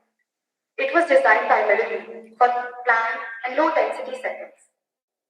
The first generation focuses on the physical elements, natural surveillance, improving visibility, access control, restricting unauthorized entry, territorial reinforcement, establishing ownership, image and maintenance, signaling care. The second generation setting expands this to the social side, focusing more on social cohesion, connectivity, and community care. The problem is that this is a global idea. which was developed in context assuming low density and regulated urban areas. Our local streets is vastly different, as our abstract states, Septet's assumptions are contrasted with layered, chaotic, and vibrant environment of busy Indian cities. This mismatch is exactly what we tested in Lakshmi Nagar. It is a quintessential example of Delhi's unplanned density. It's a major commercial and coaching hub, attracting immense temporary crowds, mixed-use activity. In short, it's a high-activity, highly informal, and highly porous urban center, where opportunistic crimes like snatching and theft are very common. It is the perfect yet challenging place to test if separate principles can survive the reality of the dense Indian cities. In short, it's a place where the rules of septet are supposed to work, but we suspected they don't. We have chosen a study area that includes important areas which represent various urban typologies, such as the metro station edge, Vikas North's Main Street corridor with shops and windows, and some residential mixed-use streets. This variety of selection enabled us to examine differences in activity patterns, build form, and natural surveillance levels under different urban conditions, and determine the flexibility and efficacy of septet principles to deal with safety, accessibility, and community engagement in a dense and mixed-use Indian neighborhood. This leads directly to our main research goal. Our aim was to conduct a critical evaluation of the traditional separate mechanisms against the ground realities of a dense, mixed-use Indian city. We wanted to see if the assumptions of clear boundaries and formal surveillance hold up in our local streets. To achieve this, we focused on these four specific objectives. First, to review separate principles to understand its theoretical foundations. Second, to identify micro-level features affecting safety on site. Third, to analyze socio-spatial characteristics and relate them to crime patterns. Fourth, to evaluate septet's limitations and its applicability in dense urban settings. We structured a detailed investigation around three core research questions. Mainly, to what extent are conventional separate principles applicable in the dense, mixed-use and informally structured urban context of Lakshmi Nagar, Delhi, followed by what gaps or limitations become evident when the separate guidelines are applied in a dense, mixed-use and informal Indian setting. And lastly, how do the physical conditions of Lakshmi Nagar, such as narrow streets, encroachment, and poor visibility, affect the effectiveness of conventional separate principles? To answer these, we focused heavily on primary research, which is the core of what we have done. This involved detailed on-site observation using separate evaluation checklists, extensive surveys and questionnaires with residents, shop owners and vendors, and crucial input from the local police. This comprehensive field study allowed us to evaluate theory against lived reality. Questionnaire analysis. Next, our questionnaire analysis captured the human side. We talked to residents, shop owners, and the local police to see what people think and feel. We found that people are most afraid of property crimes, like theft and snatching. This confirms that the biggest fear is quick, opportunistic crime, which is exactly the disorganized environment facilitates. We identified a key social issue: coexistence, not cohesion. People share spaces, but they don't feel responsible for strangers. Our data showed people are willing to step in and help during incidents, meaning that a community deterrent is weak. So the result is a double failure. The place provides opportunity and the people lack the unity to stop it. Our field study revealed an environment of a total visual and physical chaos. High footfall in the narrow lanes, combined with an excessive signboards and encroachment, creates a dense clutter that is worsened by a broken plaster, hanging wires, and the messy facades, and the stark contrast between the well-lit main road and the vulnerable shady alleys created by the tall buildings. Natural surveillance. In separate, eyes on the street equals safety, but in Lakshmi Nagar, the eyes are often blind. Visibility is actively blocked. Street side parking, cluttered wire cables, and excessive private advertisements completely obstruct sightlines. Even with balconies facing the streets, the narrow lanes and the high building to road width ratio make it difficult to observe the street level below.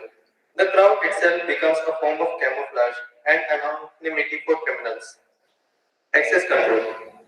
The principle of controlling movement is almost non-existent. We found a severe lack of any formal system. For access control, residential blocks and markets have multiple unregulated and informal entry-exit points. The blurred lines between public and private spaces means that there is no effective mechanism to control or restrict access, creating a highly porous environment vulnerable to opportunistic crime. Territoriality. Traditional separate sees territoriality as a positive act of ownership. We found a conflicted and often negative sense of ownership. For a short-term residents and students, a long-term stake is missing. Instead, we primarily observe ownership through encroachment. Shop owners placing goods and signages outside their legal limits is a common act of negative territorial reinforcement.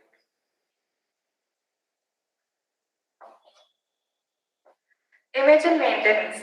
A clean, well-maintained space signals active care. Lakshmi Nagar is filled with signals of negligence. From unconnected waste and broken infrastructure to dangling electricity wires, the poor image and maintenance undermines any sense of security. This neglect reinforces the idea that an area is an easy target for crime. Social cohesion. Second generation septic champions high activity as an asset. Our finding is that maximum activity does not automatically translate into a cohesive community. We observe coexistence rather than cohesion. Surveys showed a low willingness from residents to participate in safety initiatives. People are present, but their involvement is short-term and transactional, undermining the social capacity for collective care. So we found three core physical constraints. First being blurry boundaries. Public, commercial and private spaces are all mixed. There are no clear lines to defend, which completely destroys territorial reinforcement. Second, views are blocked. Encroachment and clutter create blind spots everywhere. This means natural surveillance, that is having eyes on the street, completely fails. Third, crowds hide crime. High density and traffic gives criminals perfect camouflage and anonymity. The chaos lets them operate easily and disappear quickly. To conclude our study, the critical evaluation proves that traditional septic is severely limited in the Indian context. We documented a dual failure. The physical environment provides abundant opportunity for crime through blurred boundaries and blocked visibility, while the social environment lacks the necessary community cohesion to deter it. The core Western social environment lacks the necessary community cohesion to deter it. The core Western septic principles based on assumption of clarity and control are simply incompatible with Lakshminagar's high density and informal character. Our findings strongly advocate that the answer is not to discard septic entirely, but to fundamentally adapt it.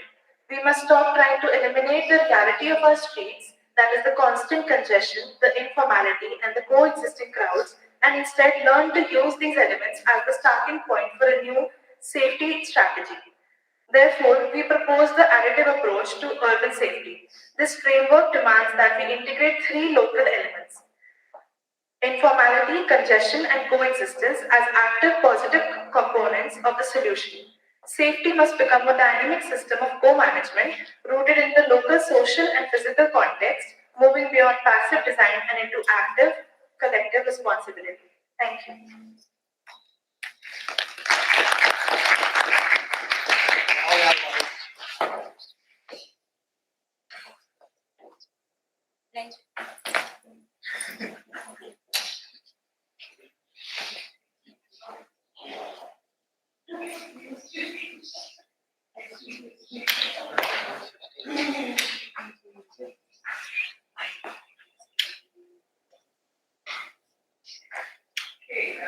Have you identified any solutions?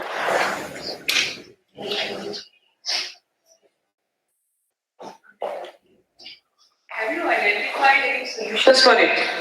I mean, if we look at the streets, the narrow streets of Chandni Chowk or the old, housing of any of the old city areas, there was one interface between the city, the street and the house, and that was the Otla. that interface used to help people be there, watch over the street, and create a kind of a public policing. And what you see here is the same street width, but there is no interface area. Either it's inside or the outside. There's no otla where the old people might sit and they would have the eyes on the street kind of a thing. So please try to think about some spatial solutions which can add the security to the street. So that kind of I think thought as an architect you should think about. So actually, I would clarify that for you. We didn't ask them to look for solutions and even recommendations. We were very clear, the coordinating team as well as the guides, we were very clear that this is about looking at a phenomenon and really observing it and having your own inquiry within that field. So even if they wanted to do it, I think a lot of us will be kind of told them to hold on. Identify the problem and that's it. You're not thinking about the solution. So we advocated the fact that there's a need for maybe a framework or a damage. Just identify the gaps. The problem. And to see how well septic can be applied or not into dense mixed use environment like Lakshmi.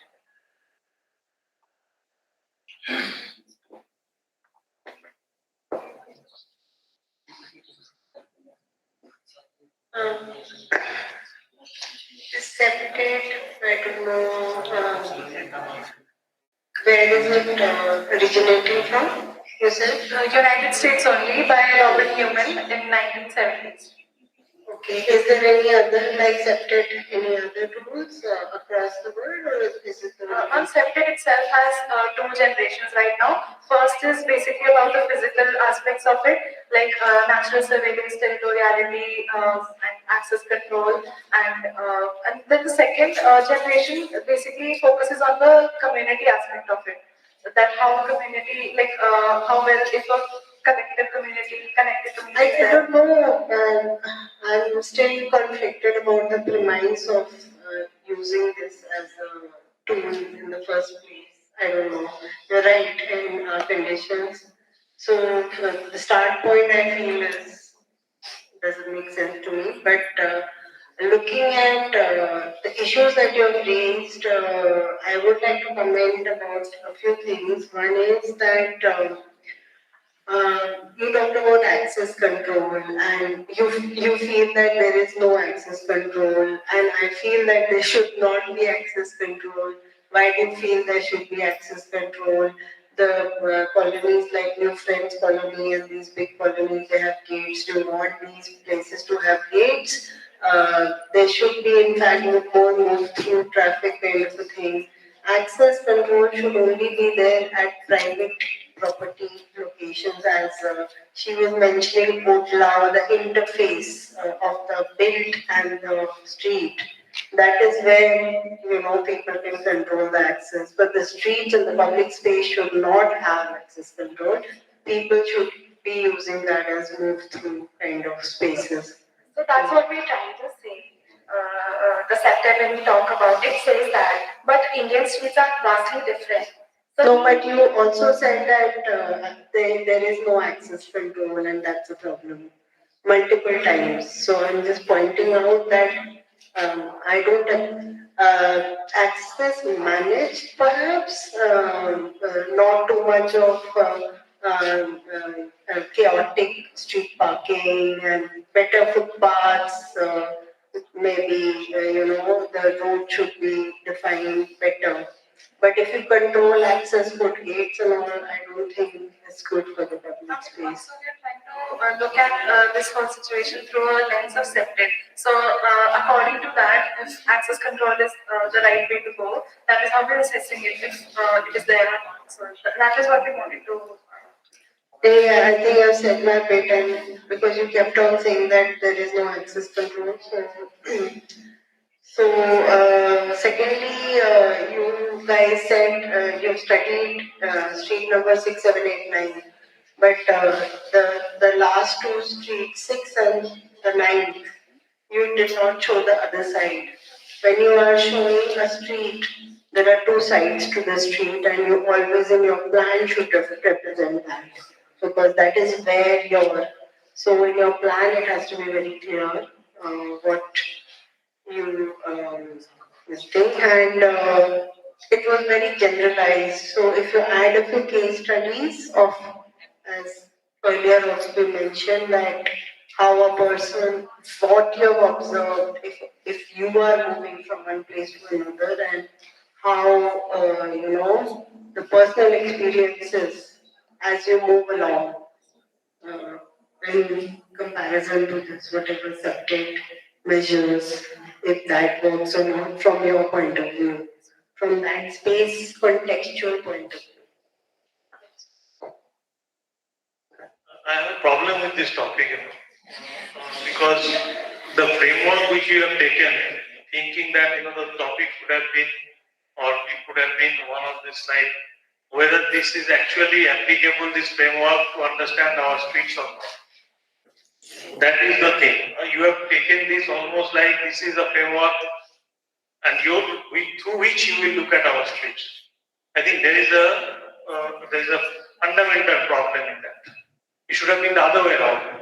Looking at defensibility, the discussion by Austin Newman in the 70s, whether that is applicable in our cities or our streets or not, that is what should be the topic on the other way around. So that is one thing. Second thing is that the clarity which Newman talks about between various spheres is a problematic thing in Indian context. Indian cities are overlapping territories. As she was talking about, this called interfaces and boundaries and margins, and where the territories overlap.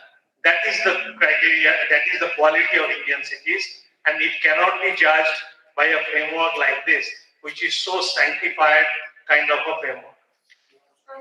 That's what we're trying to conclude. That is not coming through if it is so. It has not come through at all. And sometimes we need to look at it more critically rather than taking it as it is. Okay, that is the fundamental issue. The problem which you have identified, these are problems. There are some problems on access and all that in residential areas, side by side. There are some practical issues, but in general, traditional streets in the morning, since morning, whatever we have seen, there are overlapping realms. Public gets overlapped with the private, and then in between spaces and all that. So that is the quality. And how you manage this differently, this is not the framework for that. That's what I want to say.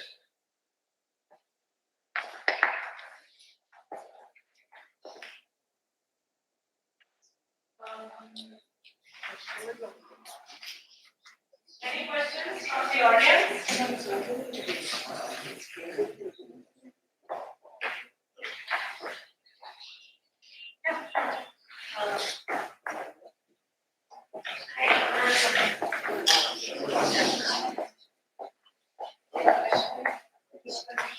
Hi, so I just want to, as a quick clarification, ask that once when you've gone through both the first and second generation septet, in your opinion, which aspect of the septet framework, which is typically considered as a well-accepted starting point for safe urban environments, which aspect did you feel requires the most tweaking or fine-tuning or refinement or addition or alteration in the Indian context? Only one aspect that was most striking for you.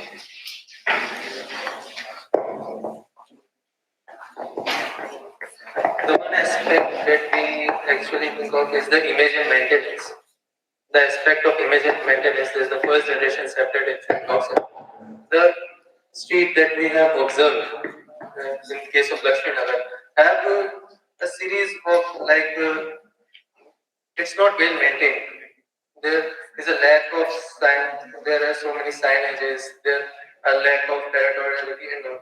So what we have observed that if the design of that particular area, or it can be modified, like the cluttered drains and all, if they can be clean, it can be better. It will be better. and it's doable also. That does not really reflect the idea that the partial unsuitability of using the framework.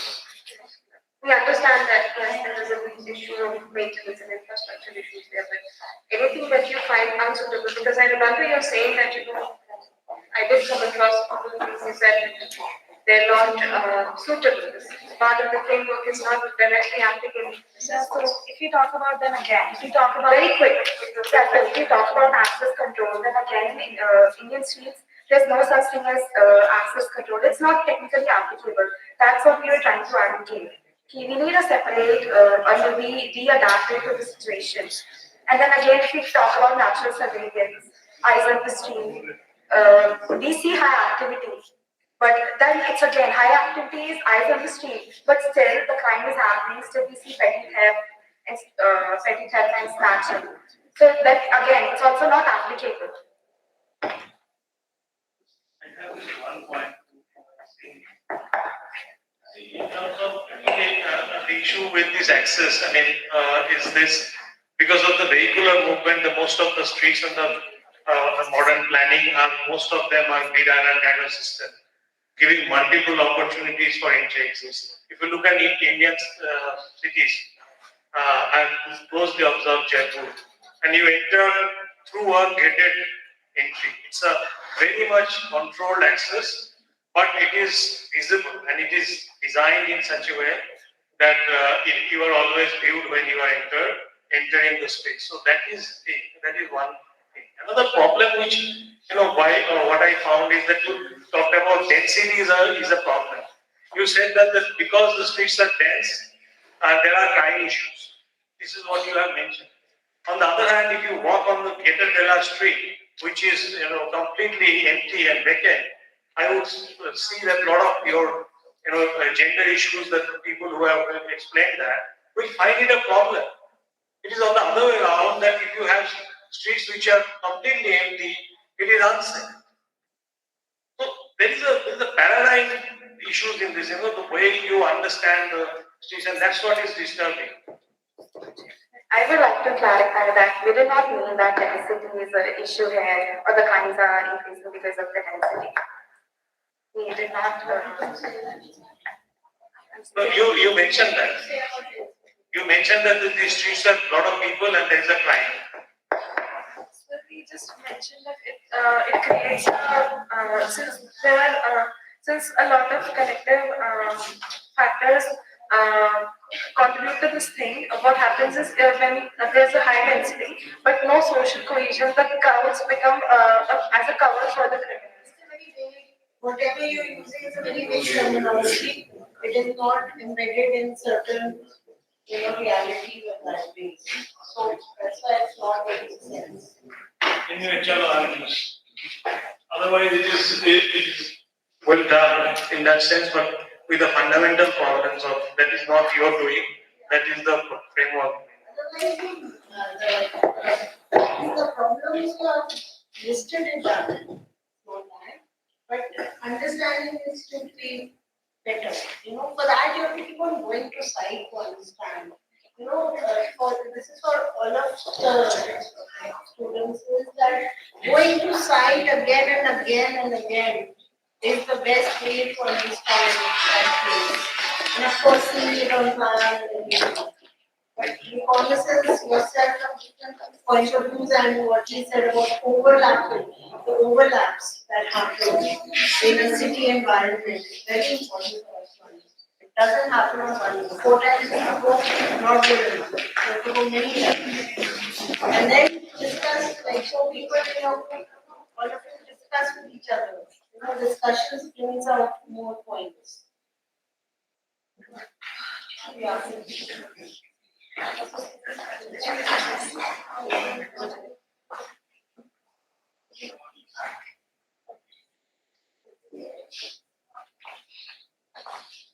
So any questions from the audience?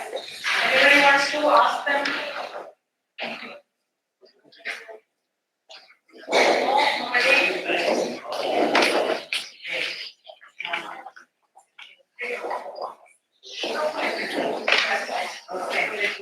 So let's move to the next presentation.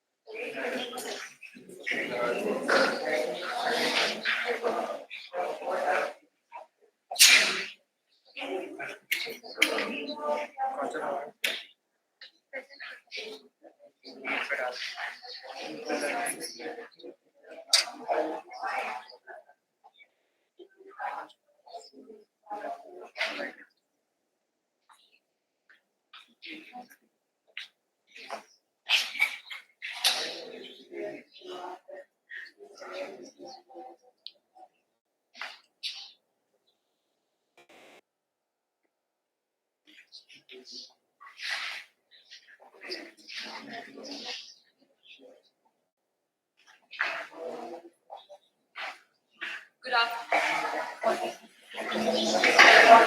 afternoon, respected jury members, the faculty, and everyone else present here.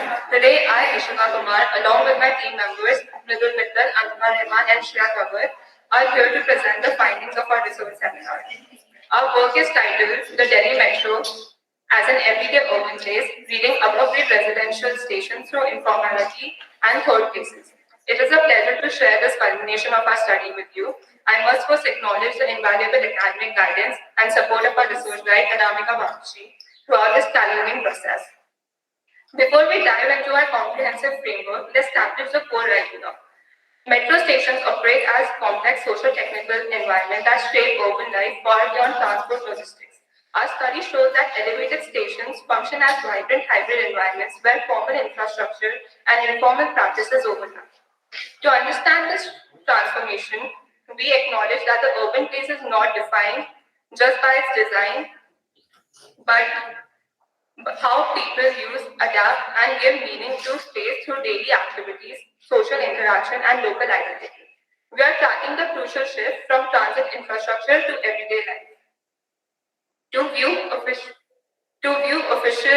Official view is captured here. The institutional strategy of DMRC prioritizes order and efficiency. The strategy treats the station edge as transit only and views the space as functional, designing for fast controlled movement.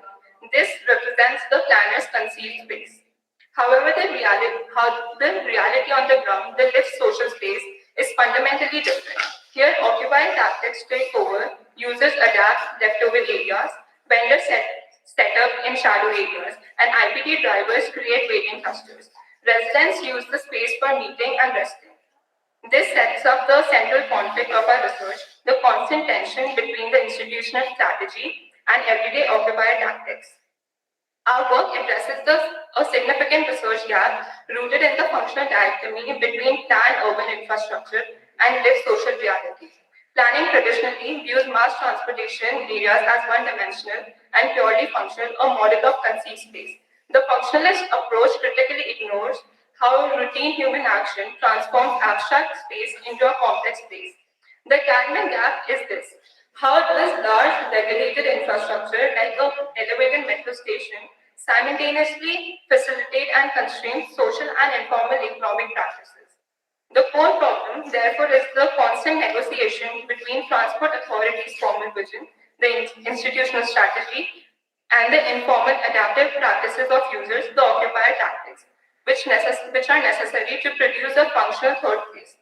This negotiation is the site of political contestation that defines a station's edge. Based on this, our central research question is, how do above-grade residential metro stations in Delhi function as everyday urban place through the presence of informal economies and social practices? Our ambition is to move beyond simply describing this phenomenon. Instead, our aim is to develop a robust and context-sensitive model, the Pritampura model, for reading and evaluating similar sites across Delhi. This involves challenging Western-centric concepts of public space. To achieve this academic contribution, we anchored our study in three foundational urban theories, which Mridul will now detail. In the literature we reviewed, we noticed that metro studies mostly focus on mobility and infrastructure. But informality, microeconomies, and everyday social use around metro stations remain under study. Existing work on street vending and IPT networks is strong, but it rarely gets connected back to transit spaces. This helped us clearly see the academic gap that the lived life around elevated metro stations hasn't been fully theorized. We begin with Ray Oldenburg's third place concept. Oldenburg described these as informal public places deliberately separate from home, the first place, and work, the second place, that are vital for fostering community bonds and social interaction. Key traditional characteristics include accessibility, affordability, and the recurring presence of figures. However, we recognize that applying this concept directly to the hyperdense, complex reality of Delhi requires scholarly adaptation. In high density metropolitan areas of Delhi, formal provisions for such public social spaces are often lacking. Therefore, we argue that transit hubs, specifically these metro stations, become third places. Our adaptation is twofold. First, we replace the Western ideal of sustained conversation with co-presence and transactional familiarity. Social capital is built through brief, consistent interactions suited to a high-density environment. Second, the primary function shifts from pure discretionary leisure to social maintenance and informal mutual aid. Activity here is driven by the necessity of work and rest cycles, fulfilling a crucial need often unmet by formal urban planning, particularly for drivers and vendors.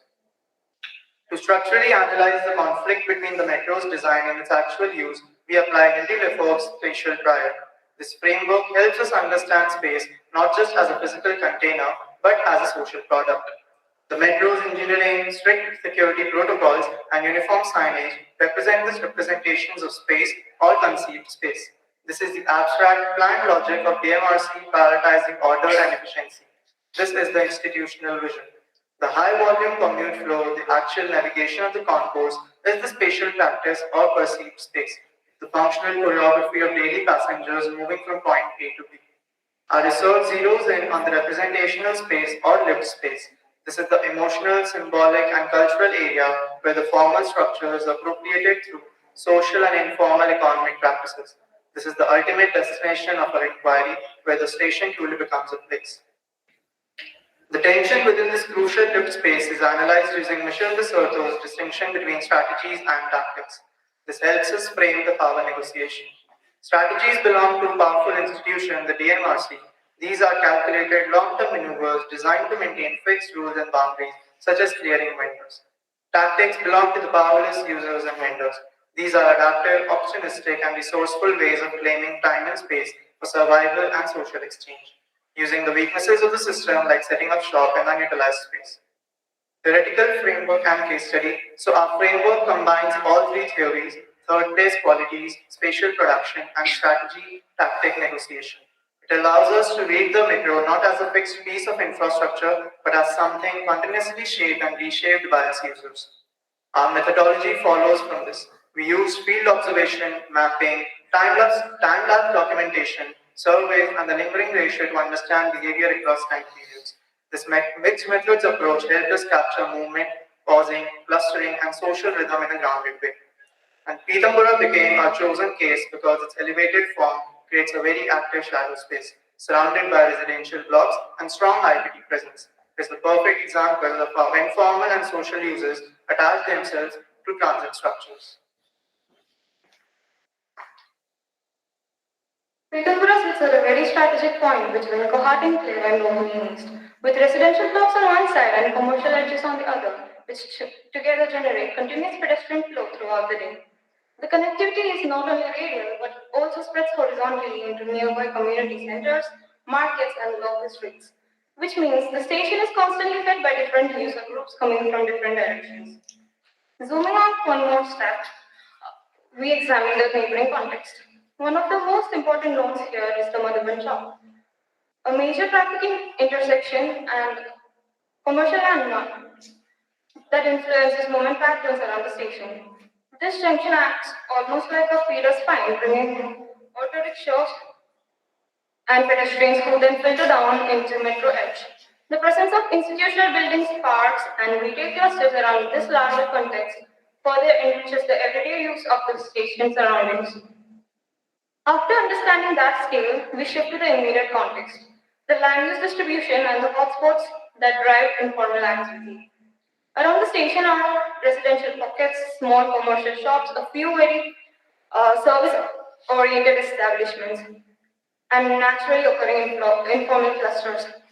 These take shape mainly under the viaduct and along the approach paths where shade and accessibility encourage vendors, IPT drivers, and waiting points to consolidate.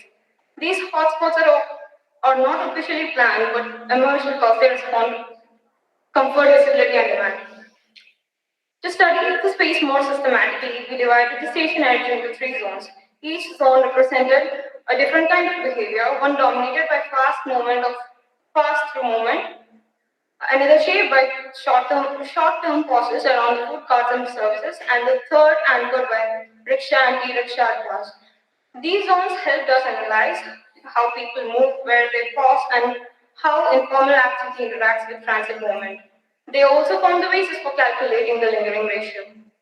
Finally, using these zones, we evaluated the lingering ratio to understand how long people stay versus how quickly they pass through. The results clearly showed that the most informal, shaded, and accessible zones had the highest lingering.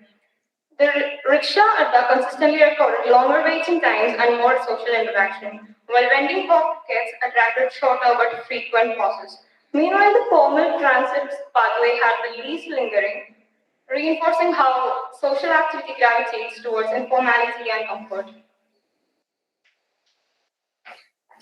Moving on to spatial analysis, we observed distinct patterns in how people navigate and occupy the Pitampura station edge.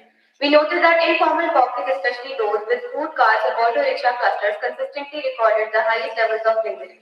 Shade emerged as one of the strongest spatial determinants. The under viaduct stretch, which is shaded throughout the day, attracted people for waiting, resting, regrouping, and even small social exchanges. Moreover, our time-based mapping revealed a clear temporal rhythm. While mornings were dominated by quick directional movement, lingering picked up significantly during the afternoon and peaked in the evenings. In the evening, the station transforms from a high mobility corridor into a more socially active zone, and finally, the patterns show a hybridization of the space. The hybrid behavior challenges the idea that transit infrastructure is purely functional. It shows that people continuously reshape and reinterpret the space to fit their everyday needs. Our findings demonstrate that elevated metro station edges are functioning as everyday urban spaces rather than just points of transit. The presence of informal vending and IPT plays a stabilizing role in social life of the metro station. We also found that shadow spaces under the viaducts, which are usually considered leftover or residual areas, are actually deeply integrated into people's everyday routines. They offer shade, comfort, and a sense of enclosure which makes them suitable for waiting and short duration interactions. What's important is that the social life here, it emerges from both present, small repeated interactions, shared waiting periods, and predictable rhythms of everyday life. The Pitampura model. The empirical findings compel us to propose the Pitampura model of third place, a conceptual framework tailored specifically for elevated transit size in the global south. The model is defined by four synthesized characteristics. Foundation. The third place is structurally dependent on the unintended sheltered space provided by the elevated design, which serves as the material foundation for informal and social use. Interaction. The dominant mode is transactional familiarity, short, consistent exchanges that collectively build social life adapted to the speed of the environment. Governance. Its stability is determined by the political contestation where DMRC's formal control overlaps with the vendor IPT tactics. And inclusivity. The station is issued by diverse groups from daily commuters and salaried professionals to rickshaw drivers and vendors. This space achieves a neutral ground not through absolute social leveling but affordability. Policy implications and recommendations. This framework necessitates a fundamental change in planning policy and the approach to transit-oriented development. We have four key actionable implications. Recognize shadow space. Planners must stop treating the shadow space as incidental, unusable, or leftover space. It must be recognized as a usable public space. Integral informal vending. Policies must actively move toward the formal integration of this vital activity. Structure IPT zones. Future projects must create organized e-rickshaw auto stands to improve multimodal flow. reducing the current chaos and reliance on informal, often contested gathering tactics. Enhance everyday comfort to sustain the social function of the station. Public amenities are critical. This means adding essential infrastructure like permanent shade, dedicated seating, and safer pedestrian movement to support social use and lingering. In conclusion, our research offers a critical contribution by definitively moving the discourse of the Delhi Metro from a discussion purely about transport utility to one about a lived urban place. Elevated metro stations generate active everyday public space beneath them, defining the station edge as an emerging third place. The Pitampura model provides an empirical framework to identify how metro stations can evolve into complex, social, meaningful, and resilient urban spaces. Thank you.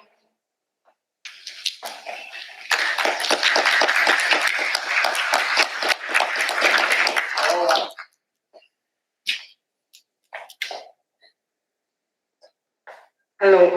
Okay, am I audible? Yes. So, this is an interesting concept that you all have developed of thinking that the metro stations are third places. But if you look at the definition of third place by Ray Oldenburg, it clearly says that it's a place where one can relax and socialize. Now, the fact that all the metro stations, most of them, to make them profitable, they have to be situated in very dense, areas where there's huge amount of footprint of, travelers. And the design is such that it is expected that not too many people accumulate there. The idea is completely opposite of what you all are proposing, because already there's a lot of crowd, right? So, and in terms of making it as a third place, one doesn't feel relaxed at any of these, because you are traveling to that location only because of your work or you're going somewhere, right? And the moment that whole function is over, you want to be out of that space, right? Because the place is overwhelming with crowd, right? So thinking of making them as third places, especially the dense ones, is completely out of question. It's the antithesis, I think. But if you want to make the new ones where there's a lot of space and then you can make them into, spaces, that can be a new thought. But Pitampura or the others which are existing right now, they are just a hell, you don't want to stand there for a long time. So third place is completely out of, I can't think of it as a third place. So our idea was not only for relaxation, but seeing it as a pause, a space of pause, where you can actually have the option more rather than not spend the time, but have the option of spending the time. And what you said is correct, the first place and the work. So it is used for that, and we're trying to establish that this is not only a transit hub, but if developed, this can be seen as a place, a third place. That is what our idea was. What is the Pitampura model? So we have the matrix that you've kind of created. So that is the Pitampura model is how we can see Pitampura model as adapted to the theory which is given by. How would you present it to DMRC? Would you just give this like this, or will you make a plan? Because you had a plan. Yes. But it was kind of. It was about the hotspots. But I think what Parul had said that you were not thinking of suggestions or to the DMRC. But you have given suggestions, no problem with that. But the model is not very clear. And I don't agree with you. I feel metro stations are captive, the places where people get off and come to that third place, whatever. And in abroad, metro stations are where people, in fact, come. Railway station, metro station, people actually meet up and go for Khana Pina. So Telugu has made a very nice place in Janakpuri, where people just go to, it's so close to the metro station. We had done Chhatarpura with Toot Gaya, Nehru Place. Rithala, this place, whatever you showed, we have done that road, but it did not happen the way we wanted to. We were thinking of creating that third place where we have people to come and just get down, relax a bit, have that space, non-chaotic, but because of multiplicity of agencies and all, it did not work out. But I agree with you that it could be because the captive crowd is there, and but the model is not very clear. Whatever you guys have suggested, analysis is good of those, like whatever the initial part. But I think you've just taken one case study, and that case study is not developed properly. If you were suggesting it. Also, that what you are referring to, that creation, there was a in the past also, like they have tried to develop it in the footpaths that you see along the commercial areas. They try to broaden it so that the vehicles are not using the service road, and that is clearly made for pedestrians and the users that are using the station precincts. So that development has happened, and maybe there is a vision. I don't know exactly what they were trying to achieve it. Yeah, so we're just trying to put it So there are a couple of malls which have come up there. Yes. Connected and all that because there's an interchange on the other side. One is just adjacent to it, which is the Monad Mall. NSP one. NSP one is on the opposite side, and there's a new one also. Okay. The NSP one. Yes, actually, we did one project in Pune, and that was like what you were talking about, this elevator structure, create a shaded space and all. So it was a park and ride kind of facility and a very long public space leading to the metro station. It happened to be a successful space because hardly anything around it is there, and because it's also shaded, and fortunately it has this wind tunnel kind of a thing, so you get breeze and all that. So I saw people taking selfies. So once people are taking selfie, that means place is successful. So that's an indicator. But anyway, the thing is, what one is talking about, that mobility spaces will have to facilitate. Because I remember in Shialda station, one of the busiest stations in Asia. When the train comes, the suburban train, and if you are going against the flow, you are gone. So the platforms are narrow and all that kind of thing. So that's even if you go to VT stations or anywhere in Mumbai. So movement is very important, which you are talking about, the movement of people and flow is very, very important. Having done that, now what is happening is, because these are high price area and it's very accessible. People can go by metro, meet their people. They, everybody is coming from different places. They meet at one point and then have food and spend some time. So it is becoming such kind of spaces also. It's an added layer.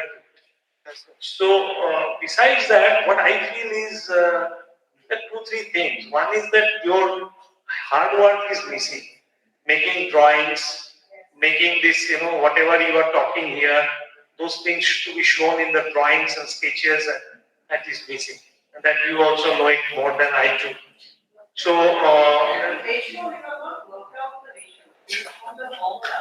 but at least for some hours you should have measured. So the calculations are mentioned in the research paper. So that calculations are there. All right. As he is saying, successful. Like how much is going for a mobility area? How much is actually used for this kind of revenue generation? And how much is being used for public space, interactive public spaces? I think that is very important for making programs. So that is something which we can take from this one. And this putting this Lefebvre and all that is just unnecessarily. I don't think you have really read Lefebvre, and I don't think you have really applied Lefebvre at all. I mean, I can write it down. So you are talking about Edward Square and all that, third space, all that is fine. That much is okay. But bringing in all this is unnecessary. And you should have done more grounded work. That is missing. I think otherwise, this is a good topic. It's a good one. And And a lot needs to be done in this, in terms of research. So for the groundwork, we carried out a survey that we have. And again, like you have that elevated space. Yes, ma'am. We used to go and do a study, we used to stand on the top of the platform, and in one picture you can capture the entire, the activity pattern. So आपने नीचे नीचे से किया कुछ भी किया ना, plan भी नहीं है, so you really can't relate to whatever you guys are saying. Like sometimes you see the newspaper, they have 3D views. Sometimes I find they are better. Depicting the problem, यहाँ पे problem सब यहाँ से लोग भाग रहा है, all that thing 3D में दिखाता है.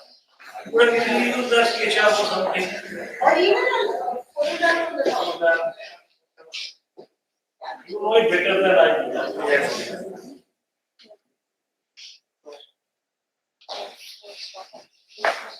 So I have a question. So Delhi metros are transit hubs. So your Pitampura model suggested adding more seating and shaded space. Don't you think making people want to stop and linger would increase the crowd in the metro station? So I traveled Delhi to Pitampura and I wouldn't want that. I didn't want to sit there. And you don't want to sit there because the place is not yet developed as that. If it is developed accordingly and you have a vision that this can be developed something like this, then you would want to spend your time there, because you see the metro stations also, every metro station now you see has retail outlets inside the metro station, and you see people are spending time there. Earlier, no one used to think that we have retail outlets inside the metro station, but now we do have it and we do use it. So what about the people's movement? Don't you think it would increase the crowding and people would? But it goes back to the square one again. So Srishti, we're not just talking about the metro station as the metro station alone, but the nearby places, the context, the immediate context of the metro. That is where all the informal activities are happening. So can you see this image? This is like the Belgaum metro station. It's also a Bogare metro station as a red line. The DMRC, they only made this graphic and that was how they planned it, okay? So while they were planning it, they have not anywhere, they have not anywhere like mentioned the informal spaces or like integrating the normal last mile connectivity or anything. And that is the reason why we are having this clustering, like crowds and everything. So we have to plan that well. So that is what we are saying. One second. There is a which one you want? इसके बाद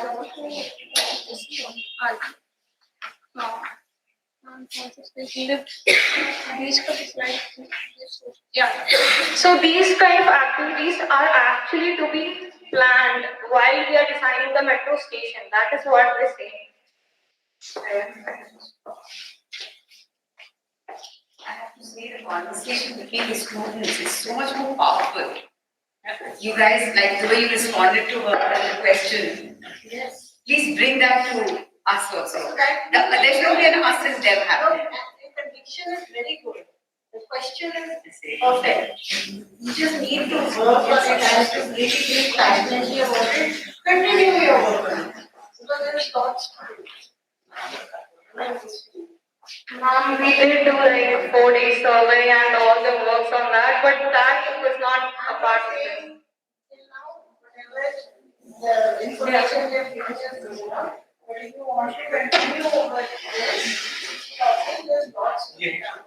Yes. Hot topic nowadays. Yeah. Good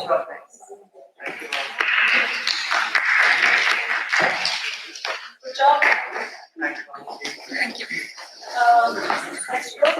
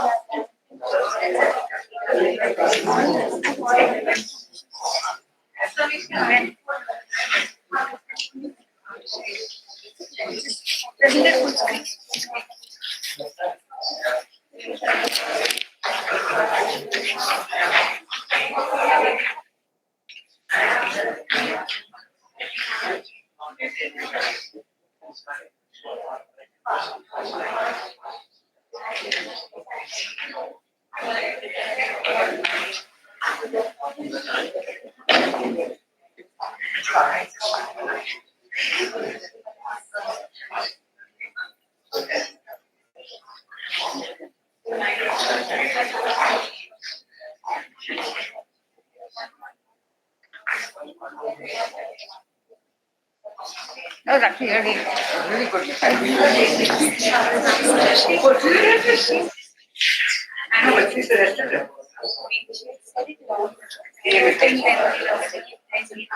So we remembered, okay, we need to take it to our jury also.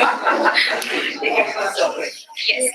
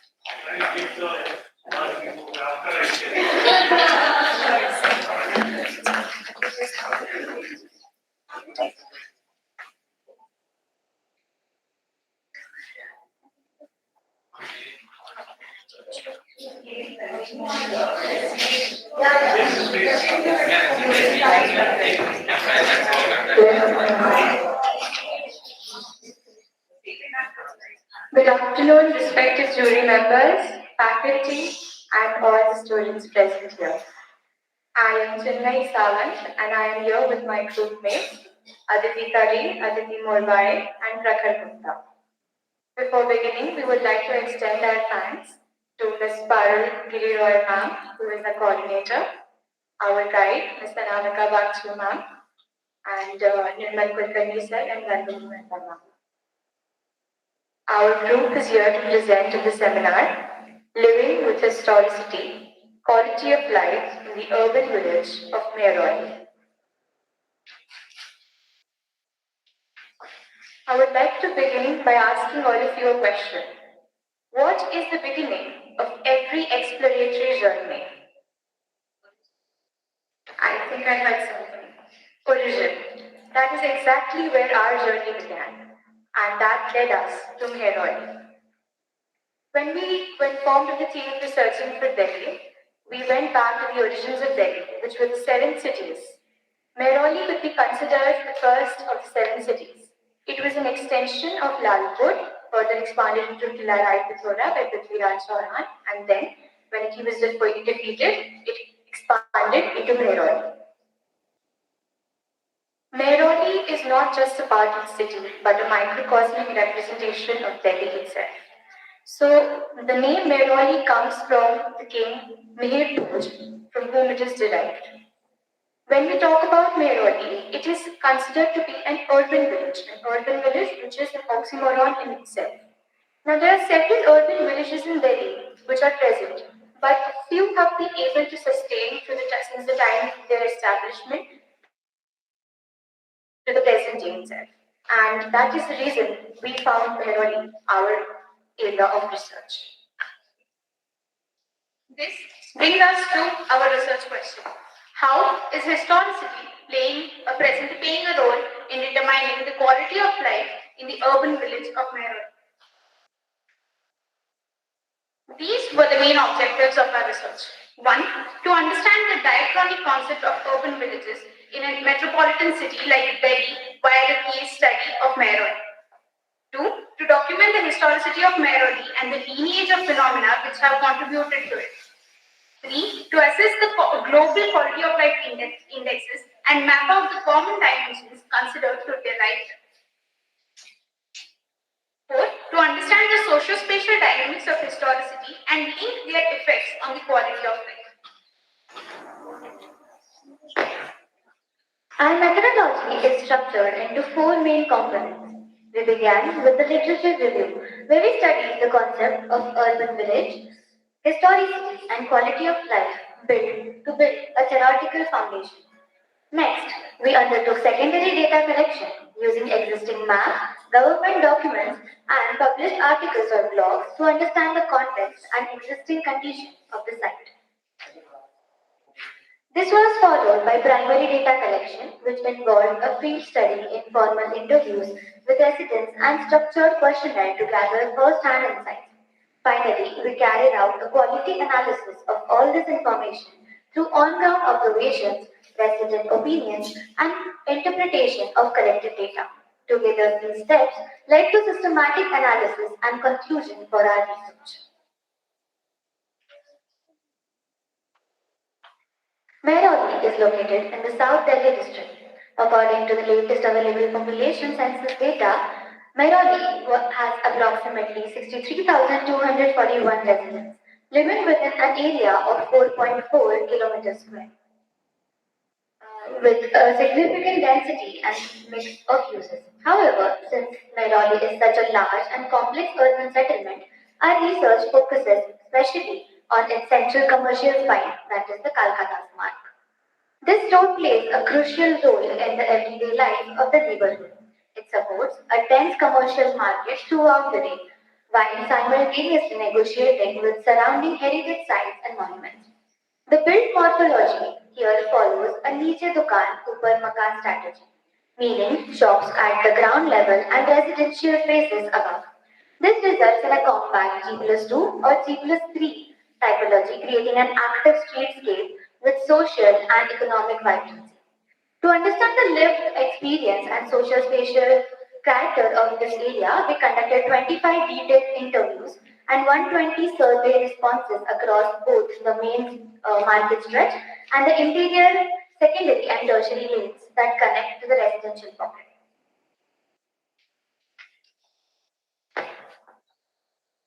The market here is not just a place of commerce, it is the economic backbone of Mehrauli.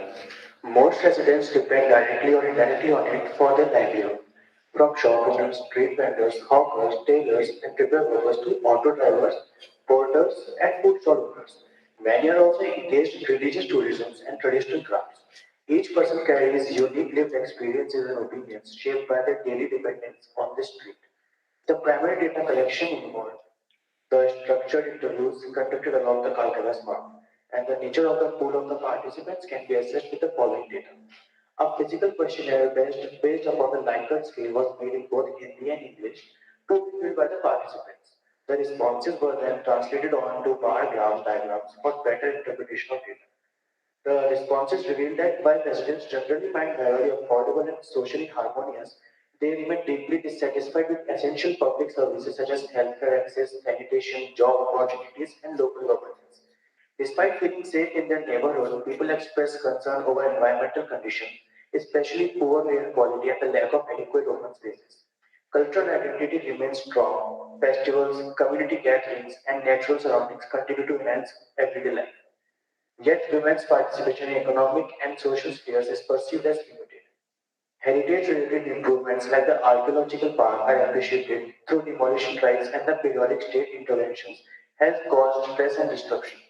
Overall, the data points to a combination of stability and stress for locals, a strong sense of continuity and belonging coexistence with uneven effects of urban development, economic precarity, and inadequate infrastructure.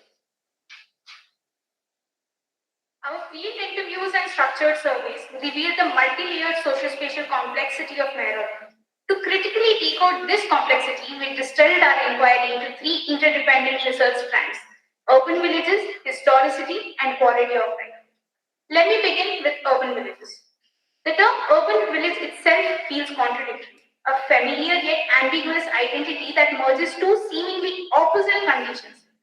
Urban villages in Delhi are historic settlements that became engulfed by the expanding city, producing hybrid spaces that are neither fully rural nor urban.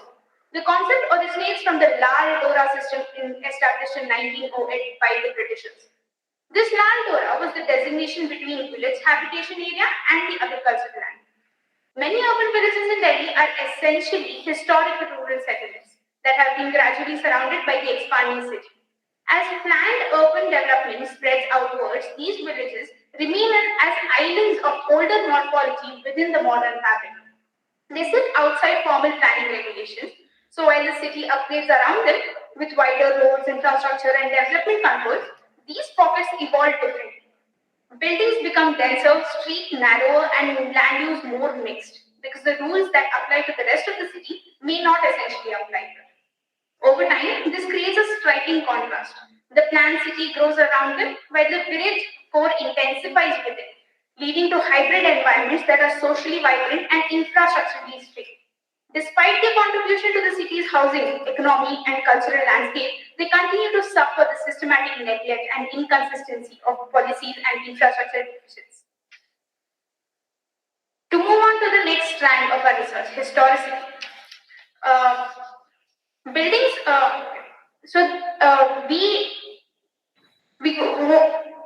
we went to the 9 strands of historicity that were political commemoration, cultural assimilation, commercialization, gentrification, adaptive reuse, monument conservation, tourism influx, land contestation, and COVID-19 pandemic.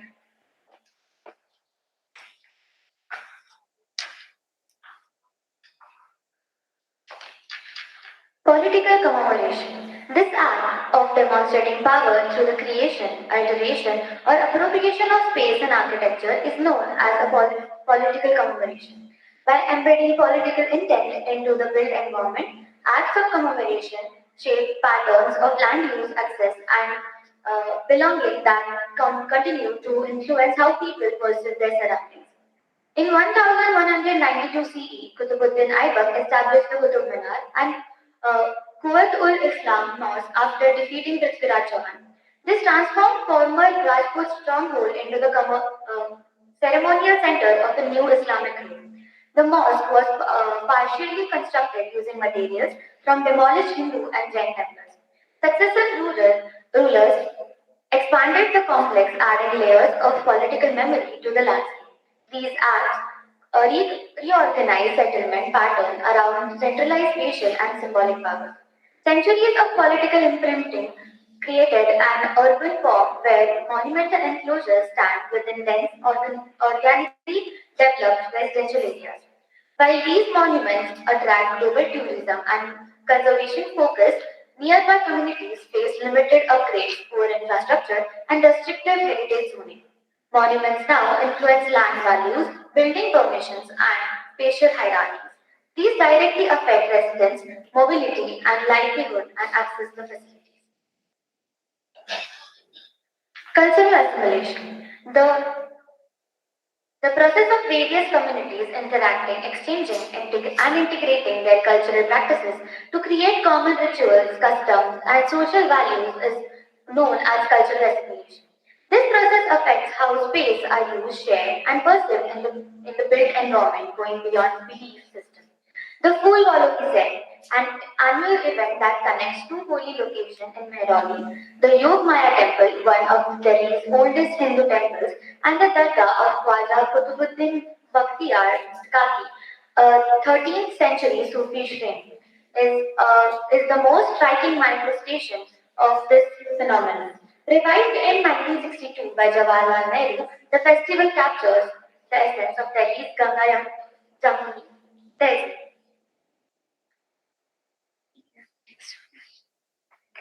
So moving towards the next section on the process of historicity. Historicity is something that has happened in the past and it continues to have an effect on the present. The next section that we're going to discuss has some phenomena which are very interconnected with each other, and that is how they contribute to the historicity of the region. So gentrification, talking about gentrification, it is defined as the gradual process of urban transformation in which lower income neighborhoods undergo social, economic and physical restructuring due to the influx of higher income groups. And this, side by side, I would like to talk about adaptive use. Since in Mehrauli we see that there is the Bhul Bhulaiya and there is the road of the Kalpadas that goes on the towards the north, which observes a certain kind of gentrification in itself, with the emergence of new cafes, boutiques, which are all adaptively reused out of a palace.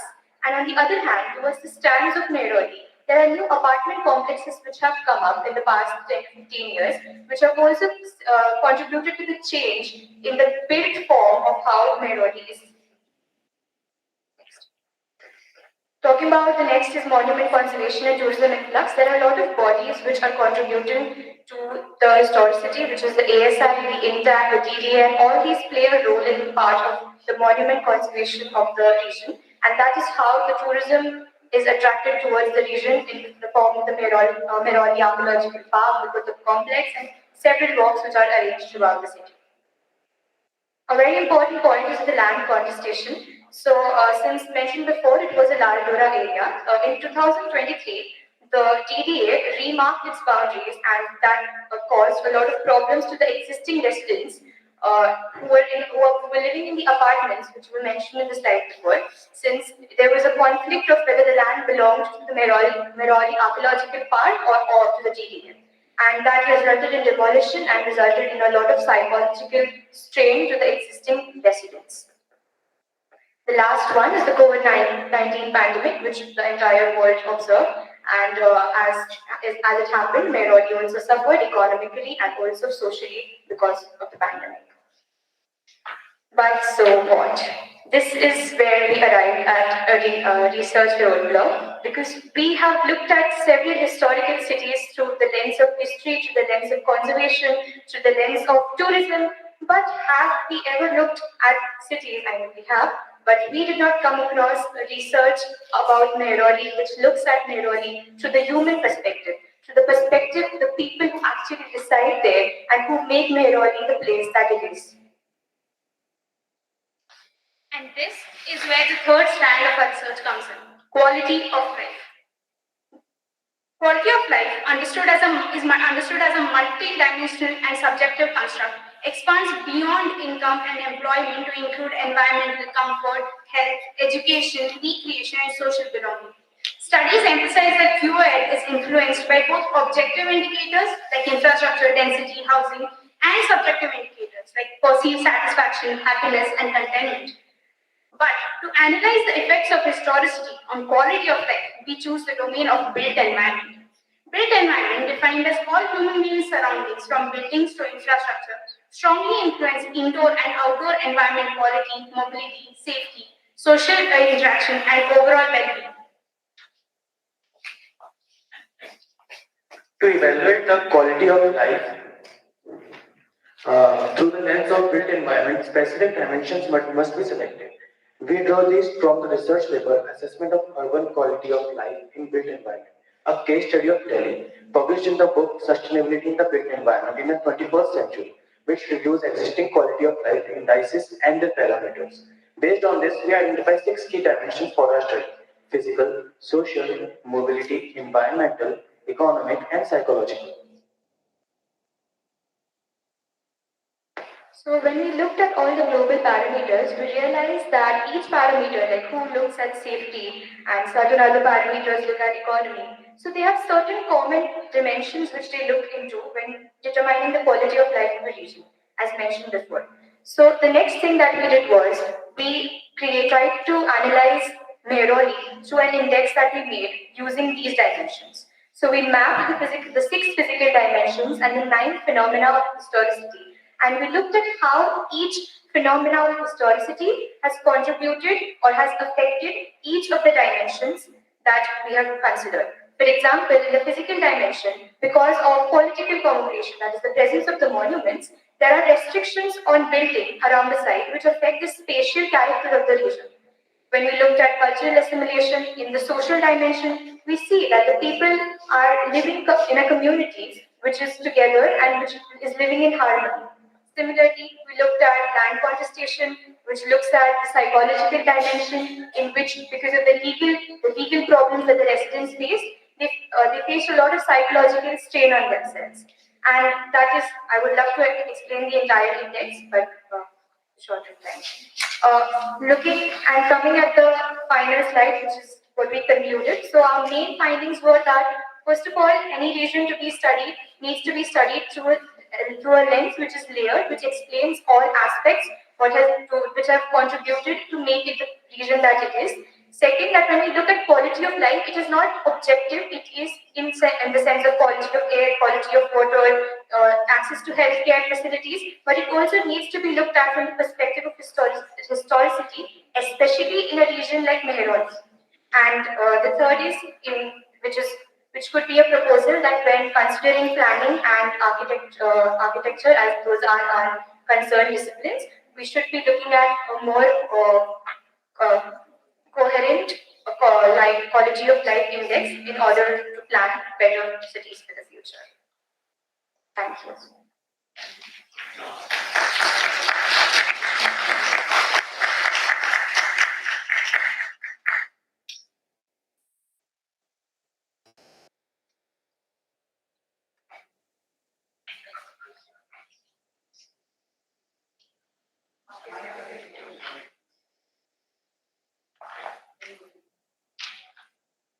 Okay.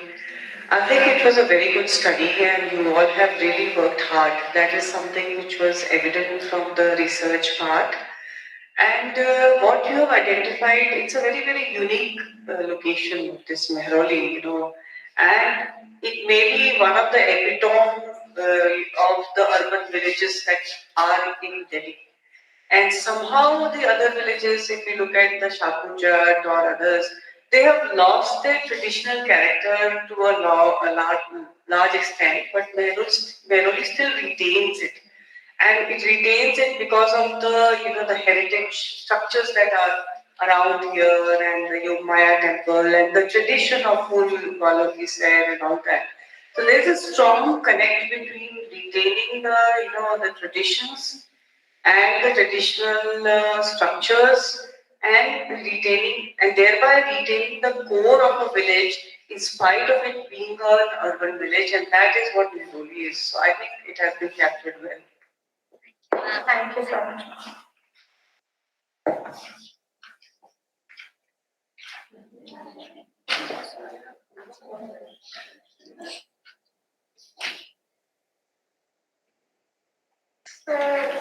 I stay very close to Mehrauli. Know the place pretty well. Quality of life, you are referring to the people who are staying there? Yeah, yes. So it has a good mixed use character and historicity. So, and the way the monuments interact with perhaps even the central spine that you showed. What I felt missing was that in the plan again or through your pictures, how that central spine interacts with the monuments, the bigger ones, and how the spine has these the restoration, which themselves are very pretty. It's like in Shah Jahanabad you have these the residential corridors with those embellishments and all. So it's a very interesting work as you're moving in terms of the history that you're talking about. I could not understand the metrics so well when you were talking about historicity and then COVID-19. So you're tracking history from like that time till COVID-19. So that is, I think, yeah, okay, fine. Makes sense. Again, the problem with most of the students, this thing is the context. You guys talk about context, but you never show context. Mehrauli is kind of locked around by the green Southern Ridge area. It's got that archaeological parks and DDA parks. Sanjay Mani was the Yeah, Sanjay Mani has a little more, yeah, beyond whatever. So, the connections typically in these, the villages, urban villages, they don't connect very well to the outside and they are kind of landlocked. And that creates more of a congestion factor and of course the streets are narrow. So all of those things have not been captured. Otherwise, it's a pretty comprehensive study, but plans again are missing. I'm sorry, but interactions in visuals are very important for you to tell your story. The story is incomplete. Just by written, you cannot explain your story. So, an outside person has to emotionally connect to what you guys are saying in terms of the quality of life, which is a very much embodied emotional connect, that you feel with the space. So that did not come through in terms of the graphics. Otherwise, yeah, the TikTok, all the other boxes there. Yes, ma'am. We will remember the next time. You will remember? Yes, sir. Can you figure out that stack bar, that one? This is interesting. What I was thinking that, maybe you could have discussed many things. You could have clubbed them, in another group. So instead of looking at these small things, you could have clubbed them and also talk about the overall, for example, this is the kind of a group A, B, C, D, like that, which are connected with your operating framework, which you are discussing. And then you talk about what is the summary of A, B, C, D, what is the summary of response you are getting. So then it would have been even better because you knew that we would not read this. We will not be able to read it. You knew that. So that was a little too much for us anyway. So I thought it was too intelligent of you of putting in this. So we can present you the question. So that is one. Second thing is, one critical question I had that what do you understand by historicity? So I would like to define historicity as a process which has happened in the past, but its effect continues to affect the present. So an event or a process that has happened. So that is, yes, you have to some extent historical authenticity in that sense, and whatever you are saying. Now, what time you will expand that? Yesterday is also history. So how will you really look at the markers? That's important. What is your perspective and the framework based on which you identify those markers? To use the framework to frame base our research on, we based our research on 9 main parameters. So those parameters were chosen as such that they were socio-spatial events that generally affected that also left a mark on Mehrauli. If Qutub Minar wasn't there in Mehrauli, it wouldn't have been what it is today. So political accommodation, commercialization, the market. If market wasn't a part of Mehrauli, then the urban morphology wouldn't have been the same. So using these events, we have concluded that these will be the framework of our research. So what about the landscape? Mehrauli is actually setting in the landscape. I think since morning I haven't heard this word. We are talking about cities and all that. We are really not talking about landscape. And there is also something called landscape urbanism, where the landscape becomes urban infrastructure, soft infrastructure. So the Mehrauli setting itself is unique. Mehrauli is Mehrauli because of its setting. Old Delhi, Shayanabad is because of its setting, because of the river. So nobody has really talked about it specifically in this case. That is a layer 0. So that we have not discussed. Anyway, it's fine. We talked about monument conservation. We mentioned the presence of the Mehrauli archaeological park, which is a prominent figure. Is one. And also in addition, In addition, we have elaborated the same about land contestation in the paper itself, because land contestation right now that is going on, the case is still going on in the Supreme Court, and this particular event has occurred because DDA decided to draw the boundary of Mehrauli, to make sure that the Sanjay one is not being encroached by the residents. So that is one main thing that relates to the environment, natural environment, that we have elaborated. I would like to add a personal anecdote of this. We stay right across one of the, not Sanjay one, but the southern DDA parks, the flats and Mehrauli in between the DDA parks. So DDA has made this RCC boundary wall, which is like at least 3 to 4 meters high, just to mark out their space. And if I want to by chance go from my flat to Chhatarpur metro station, which is just 1 kilometer through the park, I cannot because of these boundary walls and the other encroachments and whatever. So access is a very important aspect, again, which you guys showcase. The mobility dimension we're talking about, access. Mobility from all sides, and even Chhatarpur metro station is right next at the bottom tip of where your street starts. You haven't shown that. Access is very important for all.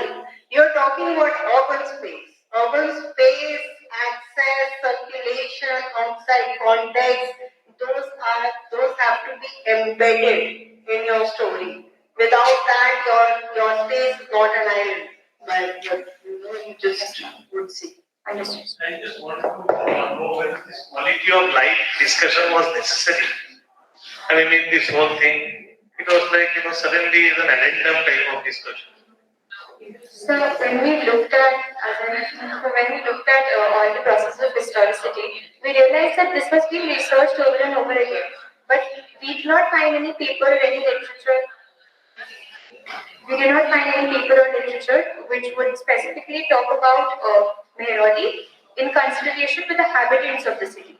And when we talk about habitants, thing that we thought about, we looked at different aspects of how we could study it, and we found quality of life as one of our case study approaches, because we also referred to papers from about another urban village, which is Koskas. Quality of life means open space, landscape, access. Yes, ma'am, that is what we have mapped. You go to your topic. It's interesting. I mean, you go to your topic. Actually, why I am trying to tell you is that you are doing more work than you need to do. So, dealing with historicity, वहाँ पे छोड़ देते ना. The thing is, if we would have done that, dealing with historicity, then it would be nothing but a tourism brochure. It would be a documentation of processes that has happened. But when it of life with the other aspects what you are talking about, but that link is not sure. I would like to just say that the quality of life by caves is because the history is obviously studied, but we often forget that these are also places that people inhabited. So that is the core of our. Quality of life is not coming across as part of any metrics that you are weighing it against what quality of life.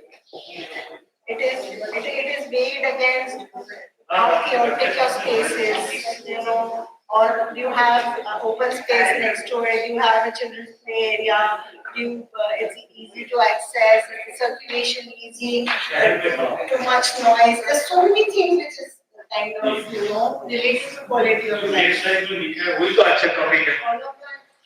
Share without socio-spatial dynamics of historicity. Share without means urban village. No, whatever it is, let it because why we are talking about, because you have never discussed how quality of life indicators are connected with the notion of historicity.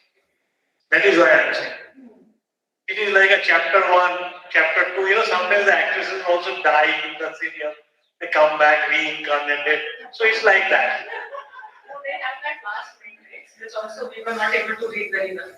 Just last They statement. didn't ponder on for too much because they were running out of time and they were getting distressed from me. I could read a couple of them. I wanted to ask you a few questions. Every need to process the clinician. How was this arrived at? This is what the bulk of the presentation. Everybody gets. So we wanted to elaborate, but we were short on time.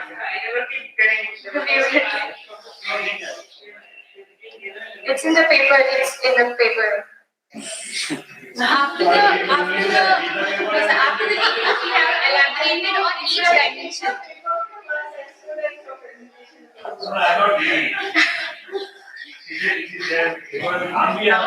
Now it's going to open it. So I'll take it while I'm going to ask you. So, this will be a great presentation, okay? And you know, I think for Nairobi. So, somewhere in the beginning, you talked about the fact that you're going to focus on the. I'm just doing labor search. I just started listening now. So, yeah, he was asking all the questions on the behalf of the coordinators yesterday. So, you know, in the beginning, somewhere you had said that you're looking at the Kalkadas mark, and somewhere it got lost. You know, you did eventually look at the Kalkadas mark. You did not bring out examples from the Kalkadas mark until somewhere in your commercial slide, probably you would have done that. Also, I actually agree with him. Where you were talking about socio-spatial dynamics in Nairobi and relating that to historicity would have been great. Actually, I even want to ask you what you understand by this term historicity. They asked that, okay. I have to go on. So, you know, history also lives within people. You know, it's there within people. And I thought somewhere or the other, while you're talking about, you did talk about festivals and cultural practices at a celebratory level. You did not quite talk about the everyday practices of people using, and you did share it when you had discussions with us. But right now it's sort of went missing. So people in Nairobi really use their historic, at least a lot of the historic buildings, and even the Nairobi Archaeological Park and all that for their everyday life, right? Yes. So you don't have to answer. This is feedback from your paper. Thank you,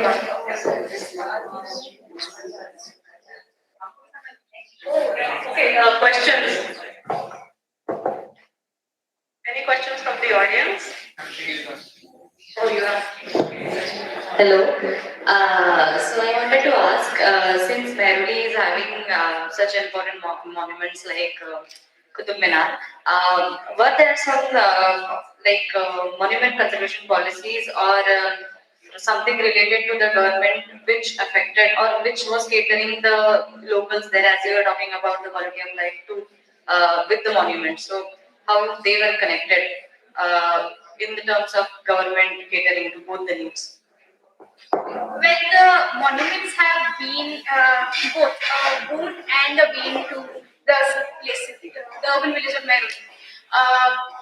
While the monuments also restrict construction activities and mobility and human interactions in ways that conservation restricts the places, it blocks off the spaces that are there in Nairobi that people could use. It also brings in tourism and also brings in opportunities and places where people could use for commercialization.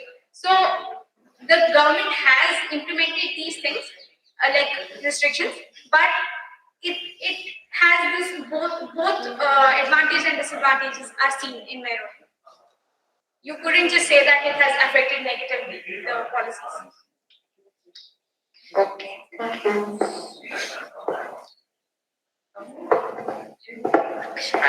Could you please elaborate on the quality of life the part you just missed in a few slides?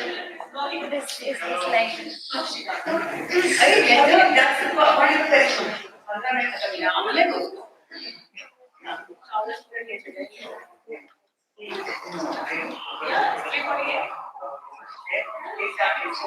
Time is up.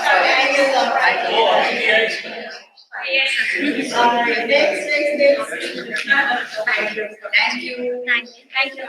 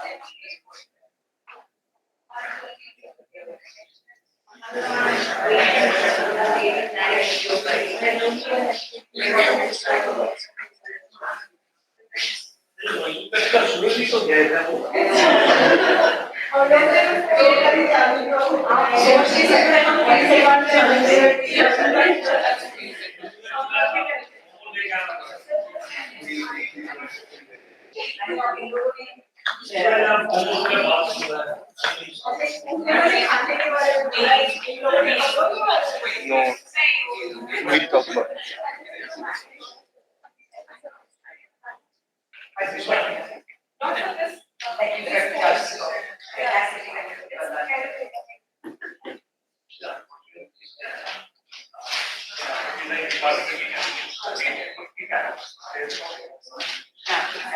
You always start with the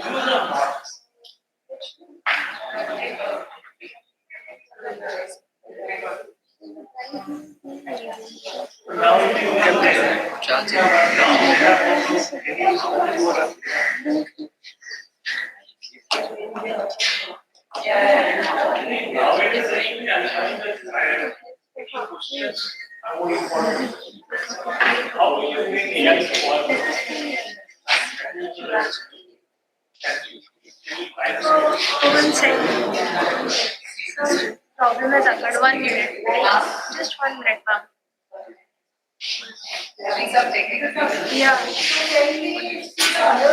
No, just 1 second.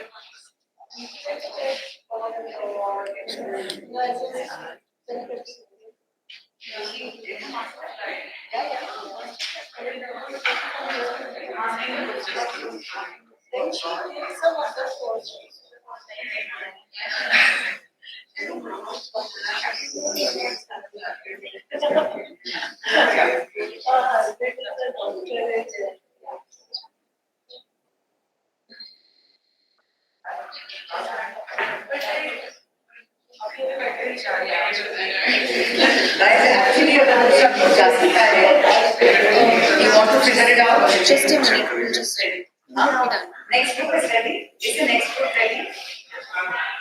Just see in case. Take some time to figure it out. इससे चांदी जी आपका heritage street है आगे Yes.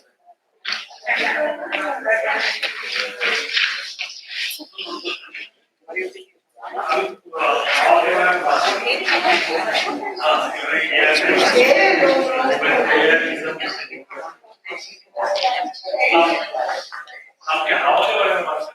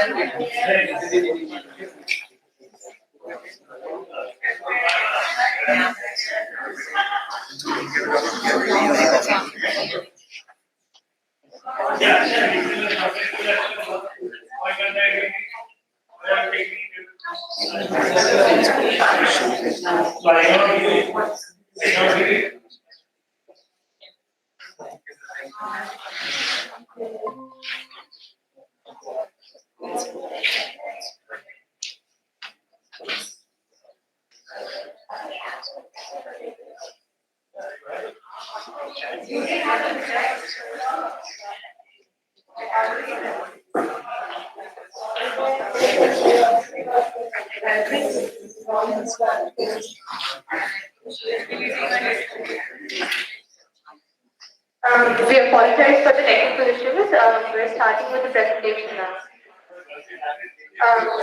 Good afternoon, everyone. We'd like to extend a warm welcome to the jurors, the coordinators, the guides, and our fellow classmates present here. Today, we'd also like to extend our thanks to our guide, Ms. Anamika Bagchi, for giving her guidance and support through this entire journey. Today, we'd like to take you through a place that many of us know, visit and experience in fragments, but perhaps don't know in its entirety. It's Majnu Ka Tila. What started as a modern refugee settlement in the 1960s has over time evolved into Delhi's most recognizable cultural and commercial hotspots. Our study traces this journey of transformation, how a residential enclave rooted in memory and displacement gradually reshaped itself into a dynamic urban space. In the next few minutes, we'll walk you through our key forces that behind this shift, the layers of identity and resilience woven into this neighborhood. What Majnu Ka Tila reveals about migration, adaptation, and urban change in the contemporary context of Delhi.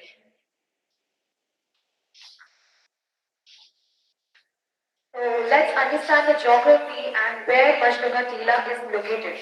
So Majnu Ka Tila is located in the North Delhi. It lies close to civil lines, Sebanpur, and adjacent to Yamuna River.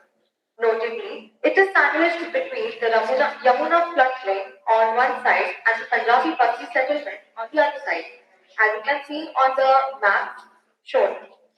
The chosen location restricted the settlement within clear limits, preventing the Tibetan community from expanding beyond those boundaries. We see Majnu Ka Tila represented as a cluster of high-density housing and commercial shops packed closely together. This concentration of built-up form is a direct result of limited availability of land. The Yamuna River floodplain around the settlement is a restricted zone. Because of these environmental regulations, the Tibetan colony could not expand horizontally, leading to a vertical densification, as we have seen on the last diagram. Within this tight boundary, there are Tibetan Buddhist religious structures, cultural stalls, and even Gurudwara. So in this map, we have shown the figure in ground where the black is representing the built environment, the greens, open spaces, future expansion in the yellow, and Yamuna bank as shown. So by the observation of this map, we can see at the left side, the settlement, the built-up is very arranged in like a spiral middle route is following, and the branches are expanding from the main route. So at the left side, which is a new expansion, and the old settlement, where it is shown, the new expansion is the commercial expansion after the years when they started growing their shops and cafes and the vertical densification. In the old settlement, they started residing in the old settlement at the right side of the built area. So this is, we move forward towards the little bit part of the history, which is divided into the three phases of migration. First is the crisis and formation pre-1959 to 1979. The first phase begins before 1959, a time marked by major political crisis in Tibet. Chinese troops entered Tibet and unrest intensified in Lhasa. In 1959, violent suppression led to mass displacement. Almost 80,000 Tibetans fled to India in what is known as the Reverse Migration Wave. In India, the Central Tibetan Administration, or CT, was established in 1963, laying the foundation for governance in exile. This period becomes about survival, rebuilding identity, and setting up initial settlements. The phase two, which is shifting engagement, 1979 to mid-20s. From 1979, a second phase began. China allowed Tibetans living abroad to visit Tibet again, which lead to what is called second migration wave. During this time, life for Tibetan exile became more politically stable and their connection with their homeland briefly reopened. India's attitude towards the Tibetan issue also changed in this period. In 1989, India celebrated when the Dalai Lama received the Nobel Prize, which helped give greater international attention and respect to the Tibetan struggle. Phase 3, legal status and challenges. The third phase after the 20s shows a rise in identity concern among Tibetans. Instead of only focusing on survival and exile, people began asking questions about citizenship, land ownership, and long-term security of the settlement. Okay, so from this point, I'll drive you through the research methodology that we adopted. So we adopted a qualitative and interpretative approach because Majnu Ka Tila's transformation is deeply tied to lived experiences. So that was the primary reason. So to gather those lived experiences, our primary research methodology involved semi-structured interviews with a diverse set of stakeholders. That includes Tibetan residents, Nepali and North Indian workers, Korean cafe owners, and tourists. And most importantly, the Delhi University students that are the primary visitors of that place. And our secondary data involves archival material from municipal documents and literature and the globalization study research papers that have already been published. Yes, moving ahead. So yeah, now talking about the findings that we got from this research and coming to the points that why and how did actually this commercialization of Majnu Ka Tila actually take place. So, firstly, one of the strongest economic drivers of this change is vertical commercialization because MKT is geographically locked on all the four sides, as you just saw in the maps before this. So, there is no room for horizontal expansion. Property owners began converting their early residential structures into multi story commercial units. That means buildings which once housed families are now multi-layered structures with cafes on one floor and guest houses and lounges on the upper floors. The second economical driver is the shift in the nature of goods that were sold. So traditionally, MKT was known for its Tibetan woolens, carpets, handmade crafts, and winter wears that were sourced from trans-Himalayan regions in Dharamshala. So initially, they just transported all these goods from Dharamshala to MKT and sold those goods. But eventually, while figuring out the trends that what people actually demand for, they shifted on to the new pop culture goods that were being more preferred by the visitors of that place. Yeah, so our respondents repeatedly emphasized that Instagram and YouTube were the primary reason why MKT's sudden popularity amongst the non-resident visitors was seen. So we did a survey, and out of that survey, we found that the primary residents of that place are basically the youth from the Delhi University and the surrounding areas. So and why youth? So that also was figured out that it was because of the rising trend of Instagram and YouTube and the social media in that place.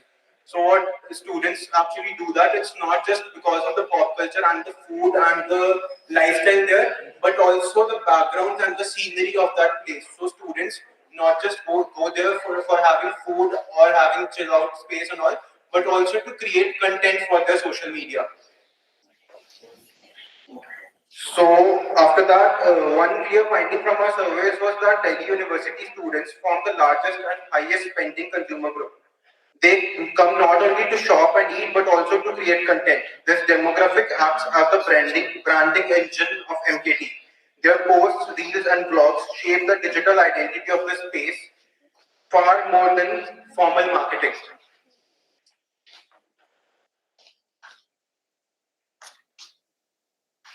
So as we move forward, we have to talk about that there are various conflicts that have arise. So talking about the first conflict, that's a spatial conflict. The rise in the land value acts like an irresistible force. The traditional Tibetan families who created the settlement are suddenly facing an economic eviction. The new accessibility of MKT, the economic boom, has created what urban planners call a red gap. Land value has skyrocketed. As you can actually clearly see, the main center core or the main center spine has all the shops of merchandise and food along it, actually pushing back the residents on the right hand side, which can clearly be displayed in the grey area.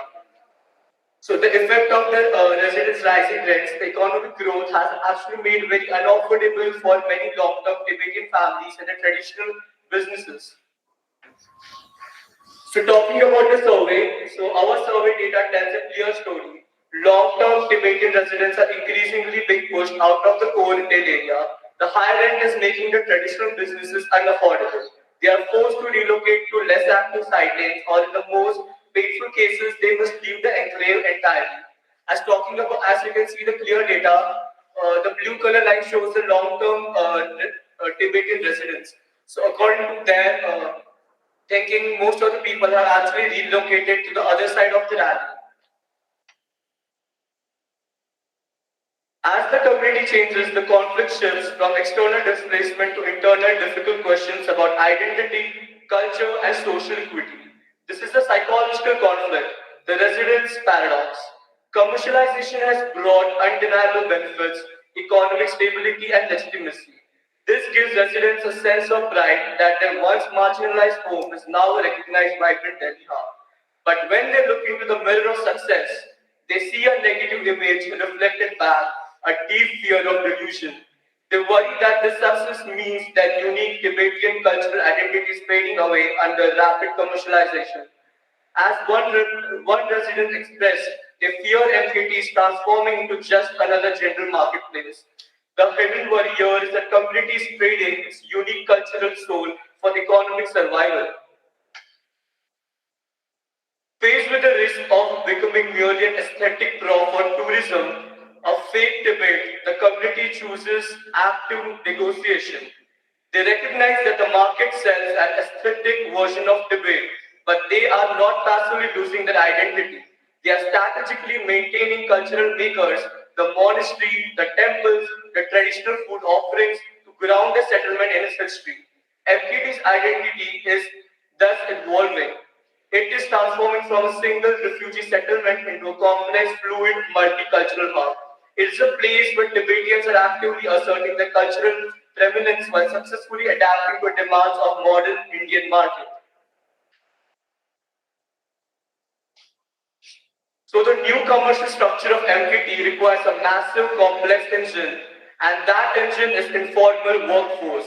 MKT's high profits are sustained by large, often unseen labor force of migrants from Nepal, Northeast India, and even vulnerable Tibetan households. These workers are employed in non-Tibetan businesses under unregulated conditions. They perform the crucial low turnover tasks that enable the enclave's little success. This introduced a new ethical failure. The enclave's economic triumph is in part but upon the exploitation of cheap income and formal labor, echoing the very socio-economic disparity the original refugee community sought to escape. For our takeaways, we can say that Majnu Katila's transformation is driven by the powerful interplay of digital culture as we have seen in our survey, economic adaptation and the paradoxes that emerge from rapid commercial growth. Social media has recast the neighborhood as a national youth hub, while the residents shift towards the vertical intensification and high value retail has enabled economic survival within tight commercial constraints. This success, however, is a double-edged sword with its own tensions such as cultural dilutions, social conflict, and a reliance on precarious and often invisible labor. Commercial pressure both produces socio-cultural erosion and spatial displacement. In this process, MKT's identity becomes simultaneously preserved, performed, and also commodified. Finally, to conclude, Majnu Kathila's journey from a 1960s refugee camp to a thriving cultural commercial hub shows how communities shaped by displacement adapt, innovate, and redefine the city around them. Its transformation has been driven not only by visible growth, such as cafes, shops, and rising popularity, but also by the quieter everyday labor and cultural practices that have sustained the settlement since its earlier days. Today, MKT stands as a meeting point of heritage, migration, and global influence, where Tibetan identity is preserved even as it evolves. Its story reminds us that urban change is built on both aspiration and struggle, and that places born from instability can somehow become powerful engines of culture, economy, and belonging. Thank you very much.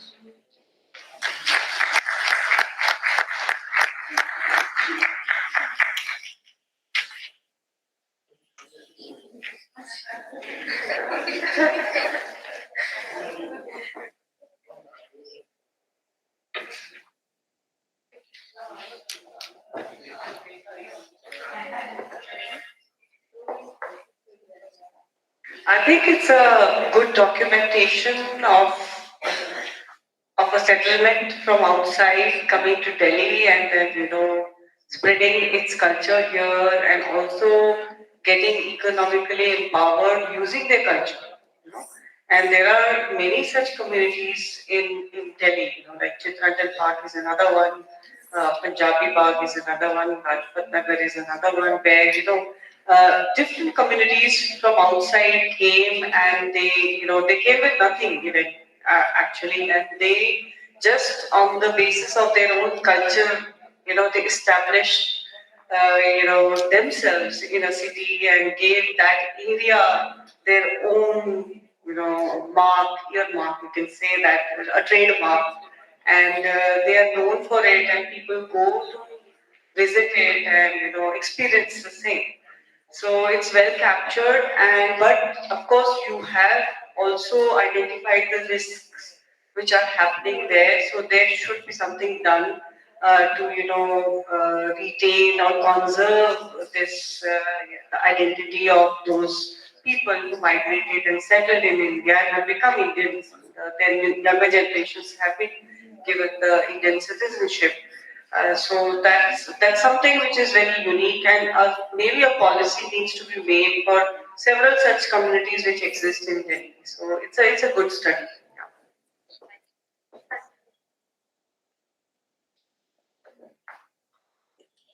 Can you go back to some of the slides? Yes, ma'am. Which one would you like to see? Start from the beginning.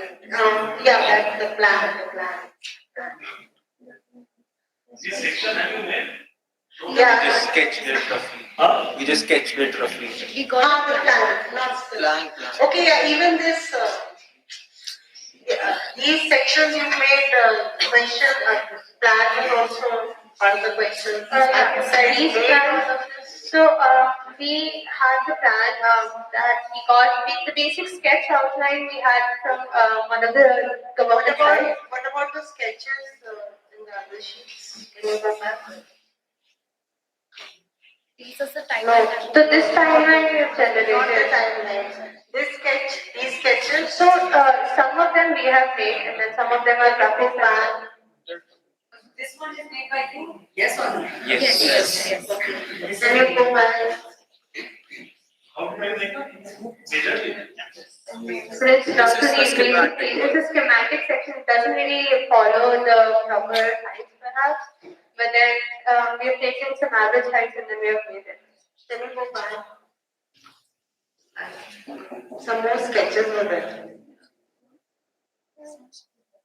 Some more sketches. Yeah, these sketches. These are not driven. This is not. Okay.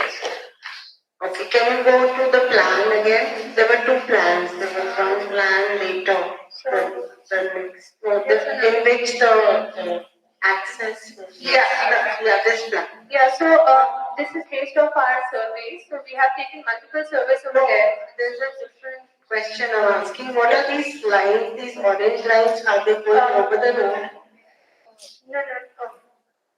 So basically, These are the entry points. Yeah. So when you basically, It's looking like FOB, foot over bridge. yeah, this is again, yeah. So Is it a foot over bridge? yes, there are football bridges. Are these the location of the foot over bridges? So where is it coming from?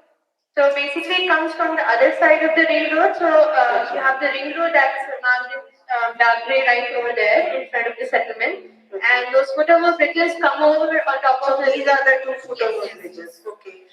So there would be maybe a transit hub, metro station or something. Not exactly. Where do the North campus kids come from?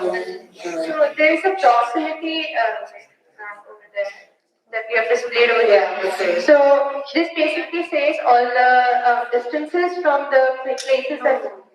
But they would be coming either in one is through via ring road, taxi and whatever, and then most of the kids would come via metro only.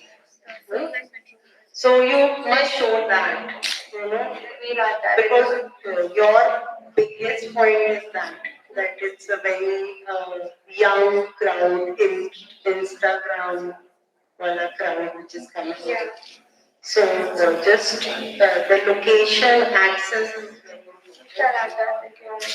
And otherwise, I really liked the entire presentation and nothing else to say. Very differently. This is a good presentation. Only problem what I find is the cardinal problem. So whenever you show a map like this north down, you cannot actually put another drawing which is north on the left hand side. That is a big problem. You go to the next one.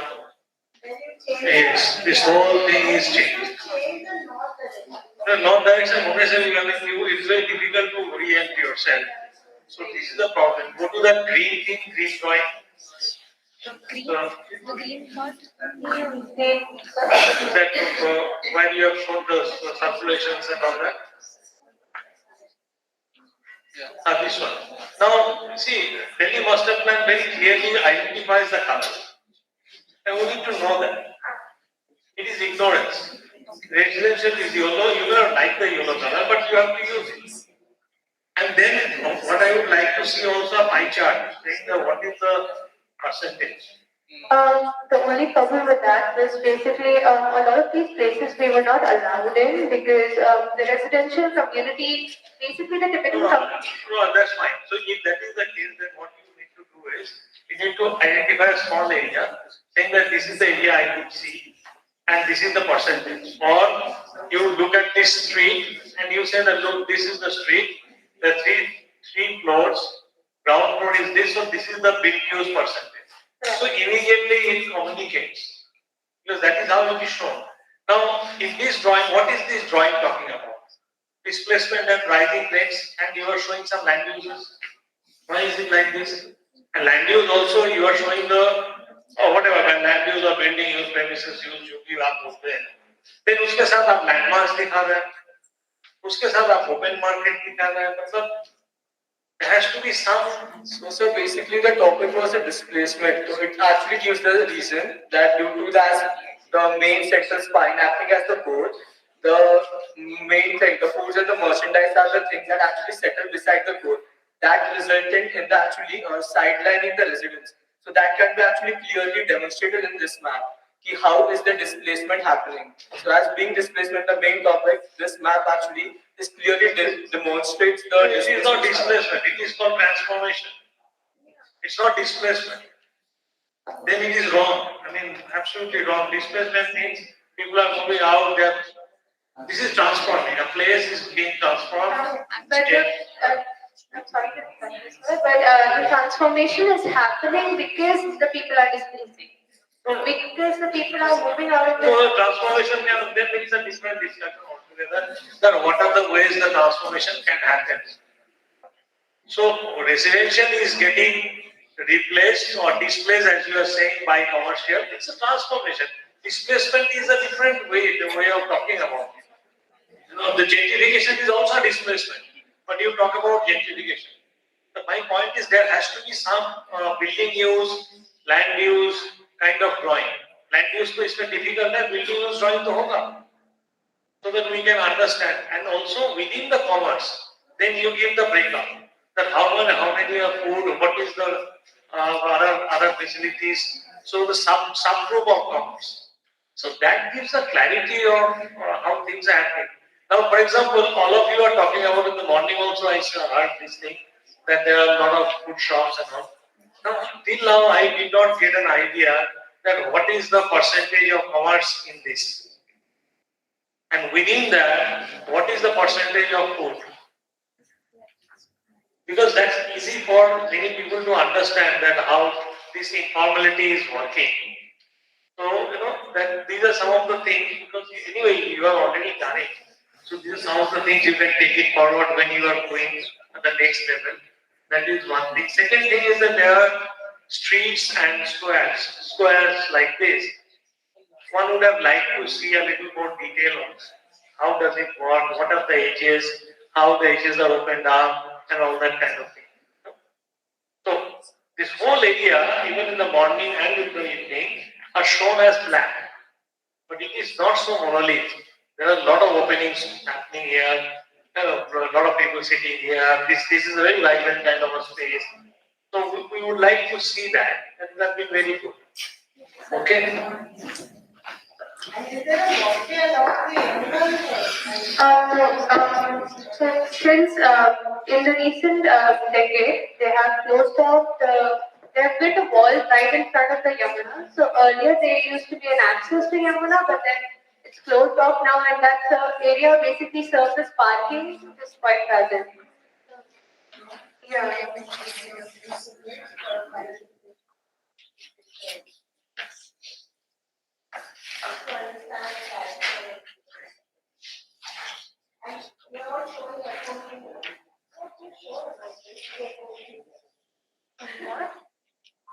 Probably because the remote, like you had shown earlier, is not there. One needs to show this area also. Exactly.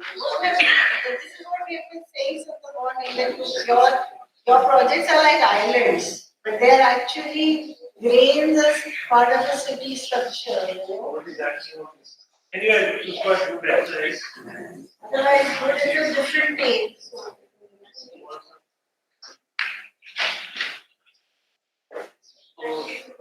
Yeah, Let's go to the next.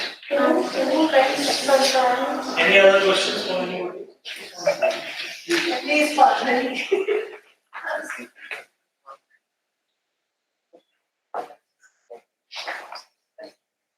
So,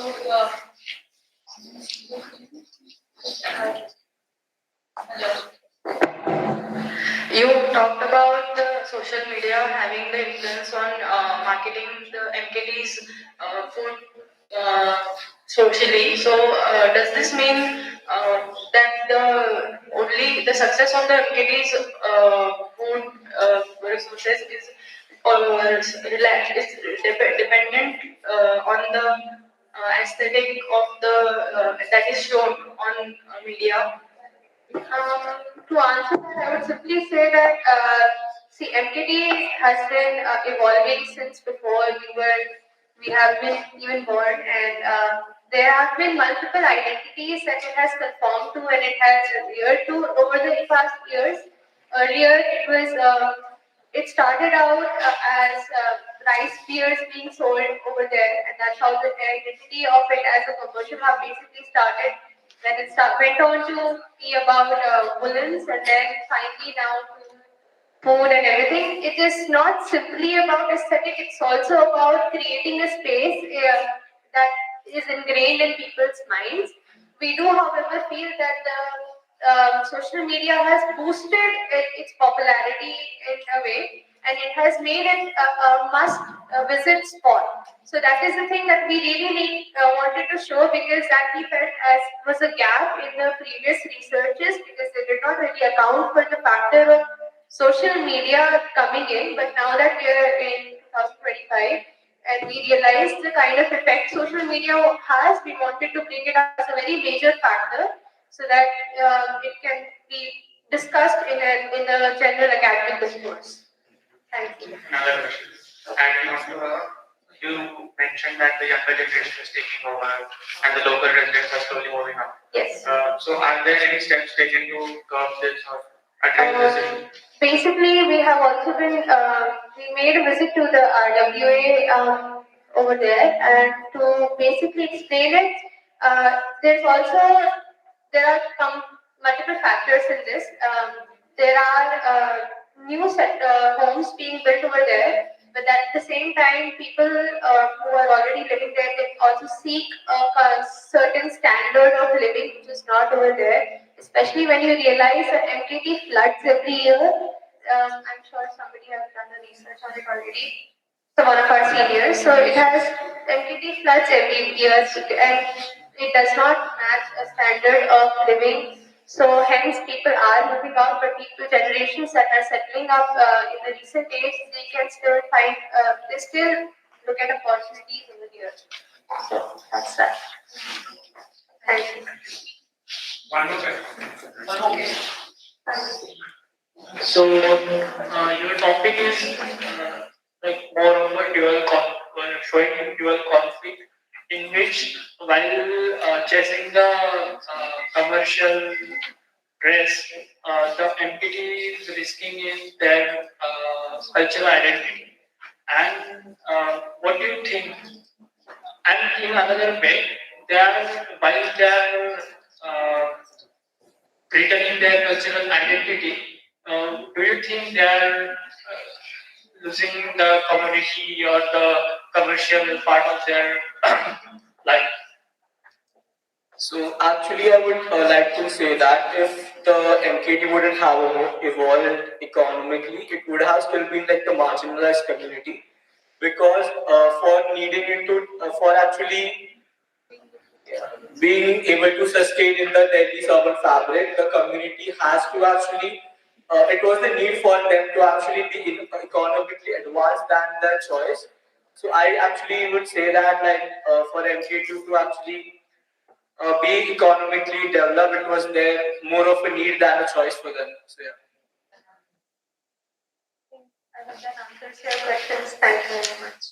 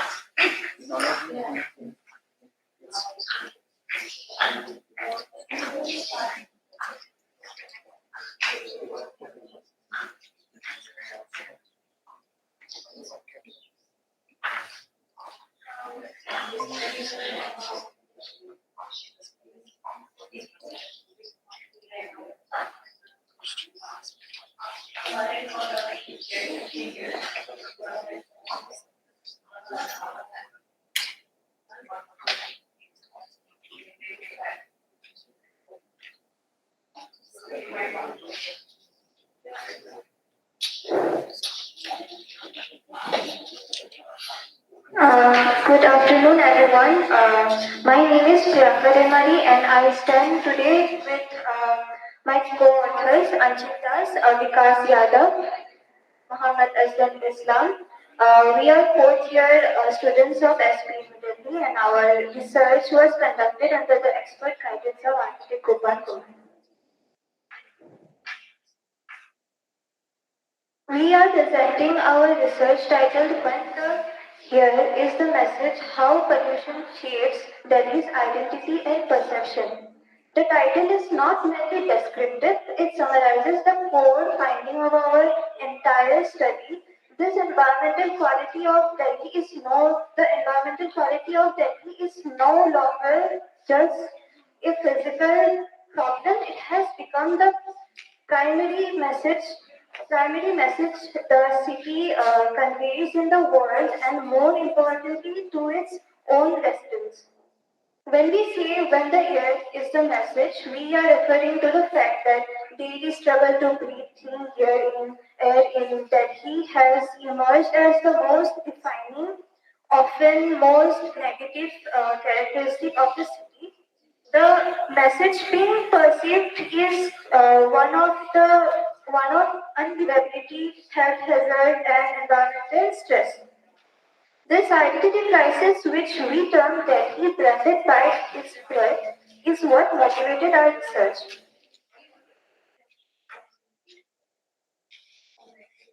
So our aim is focused on two interconnected dimensions. First, the perceptual dimension. We were not content and with narrowly citing the AQI numbers that the media reports, we wanted to move past the data and evaluate how the public actually internalizes this information. How do residents, the people who live, work, and commute in this challenging environment every day, perceive the quality of the air, the efficiency of their mobility, and the cleanliness of their surroundings?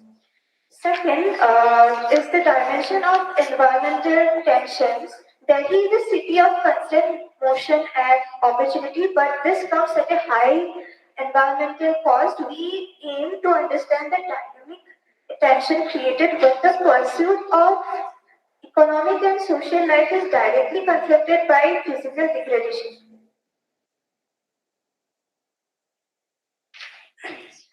So coming to the objectives, following the statement of our aim, we now outline the specific objectives.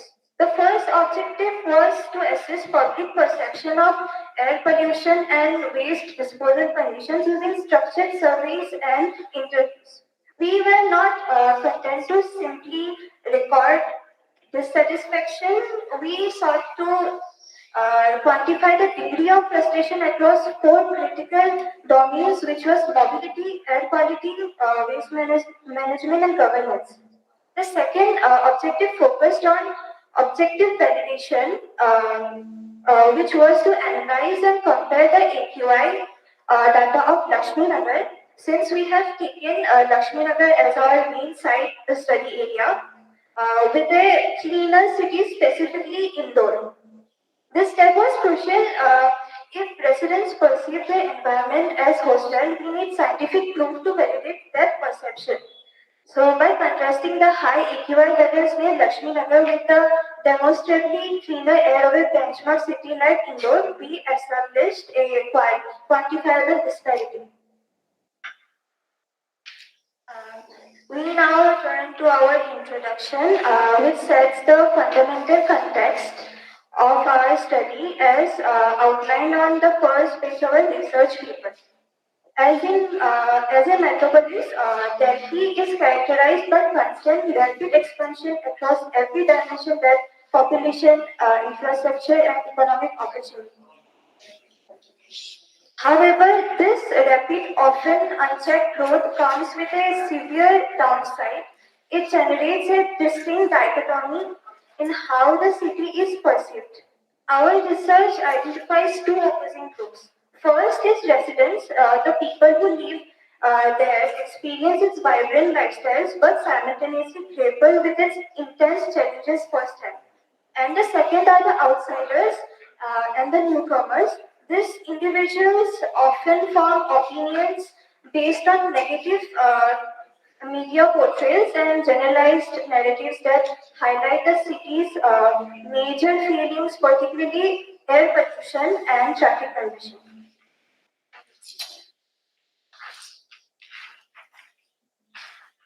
So our fundamental research question is how significantly do air pollution influence the formation of negative perception about Delhi among both residents and outsiders?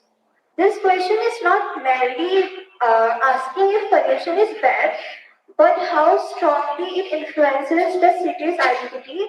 This critical term here, the critical term we use here is influence. We seek to establish a statistical and narrative correlation between the objective harshness of the physical environment, quantified by factors like PM 2.5 levels and traffic speed, and the subjective negative sentiment recorded of our surveys.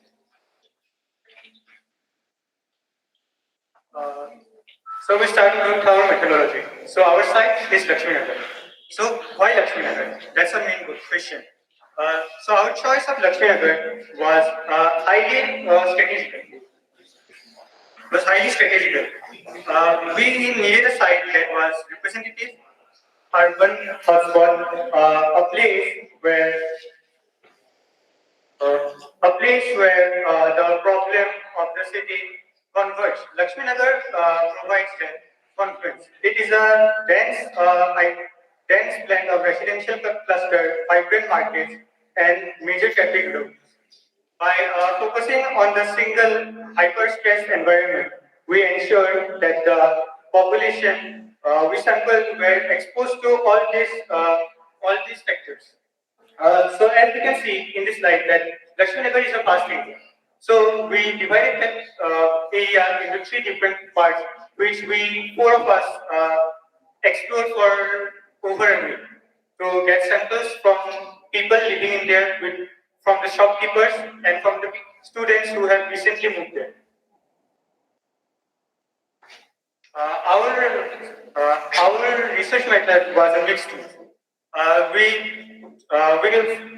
found qualitative data and quantitative data as well, and then later on, we followed this roadmap to finalize our research.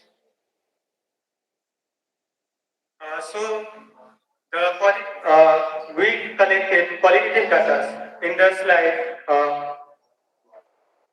In this slide, you can see that we found qualitative data like people's perceptions towards the city along with quantitative data such as AQI, and traffic conditions.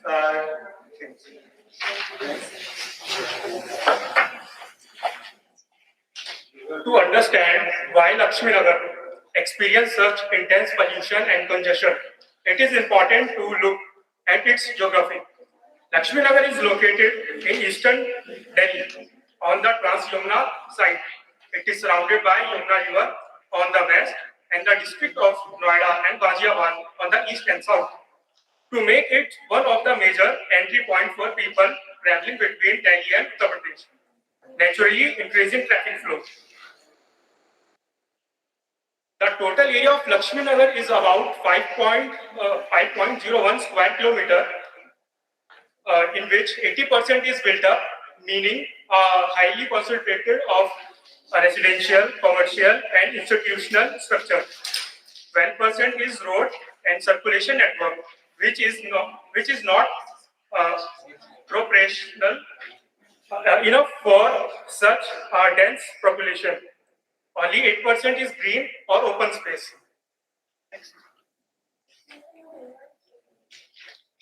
The neighborhood organic unplanned growth pattern combines with narrow street and mixed-use development plays a major role in amplifying both pollution level and congestion. The traffic situation in Lakshmi Nagar is one of the strongest contributors to both pollution and negative perception. The daily congestion pattern shows a clear peak during the afternoon and every hour, according to Google Maps data. The reasons beside these trends include narrow lanes that cannot accommodate the volume of vehicles, highly commercial activities, especially coaching centers and small businesses, lack of organized parking led to vehicles overflowing on roads, heavy influence of private vehicles and autos for short distance mobility. So you can see the congestion comparison between Lakshmi Nagar main road. So low around 8 p.m., moderate by noon, high at 4 p.m. and very high by 8 p.m. As a result, Lakshmi Nagar become a continuous congestion zone for most of the day, which directly impact air quality and people comforts while moving through the areas. We select Indore as a comparative case study. It is often ranked as India's cleanest city and it represents a contrasting urban model. Indore is located western Madhya Pradesh on the Malwa Plateau. The terrain is more open with wide land, partial and more rooms for planted growth. The total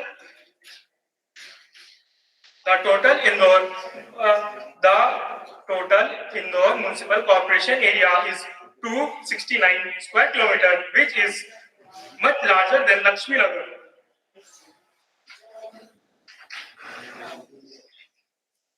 Only about 49% is built up, 35% is green area, and 15% is road network.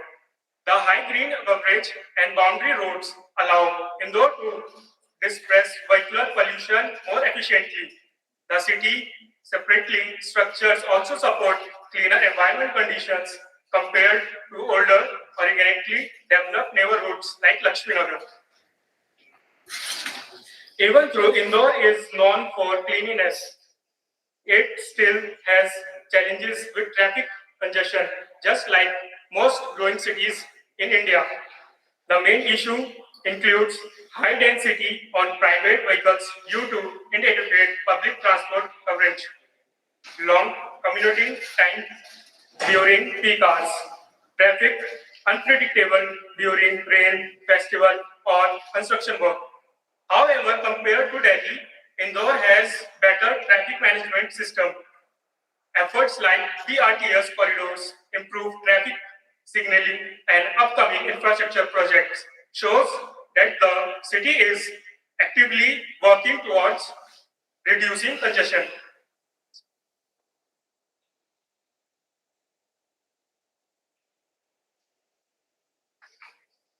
So this is a comparison table between Lakshmi Nagar and Indore city. So if we talk about urban character, so Lakshmi Nagar is highly dense with organic unplanned growth, while Indore has partially planned structure, especially in new areas like Vijayanagar. If we talk about development origin, Lakshmi Nagar begins a middle class colony in the 1970s to 80s, but later saw commercial expansion, while Indore growth, including historical cores plus new planned sectors. Urban form, Lakshmi Nagar has a narrow lanes and compact plot with highly coaching center activities, while Indore has wide roads and more spacious plots in moderate expansion. If we talk about environmental challenges, Lakshmi Nagar faces several congestion, limited open space, and heat island effect, while Indore deals with several and vehicular pollution with still maintained by green coverage.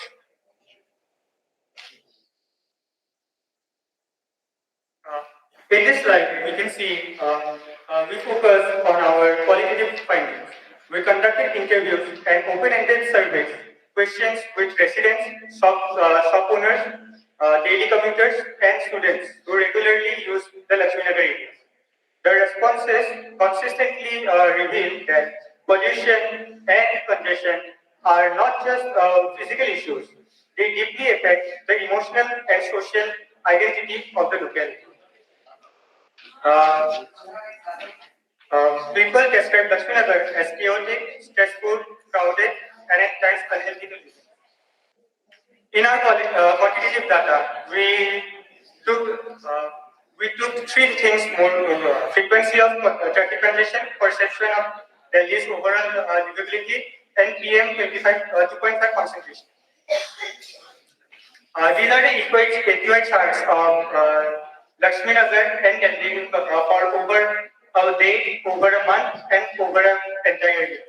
And in this, we can see that the winter month faces the highest high AQI levels in Delhi. In this, we can see that India is actually has high level of AQI, which is very harmful for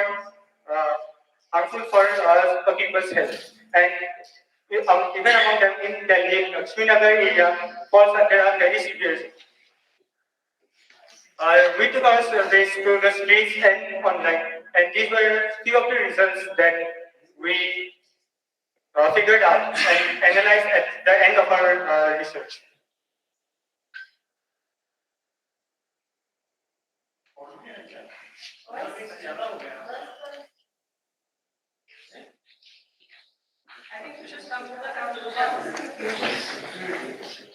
So now we come to the conclusions. Our research shows that our hypothesis was correct. The negative opinions people have about Delhi are not exaggerated. They match the real environmental conditions. The very high PM 2.5 levels and slow, congested traffic confirm why people feel so frustrated. So the main cause is air pollution. Our study found that all the problems, traffic and garbage included, air pollution stands out as the biggest reason people think Delhi is difficult to live in. So the second is policy implications and urgency. Our finding shows that people do not trust the government because most actions taken so far seems small or cosmetic. Real change requires solving the base issues. Now we come to the recommendations.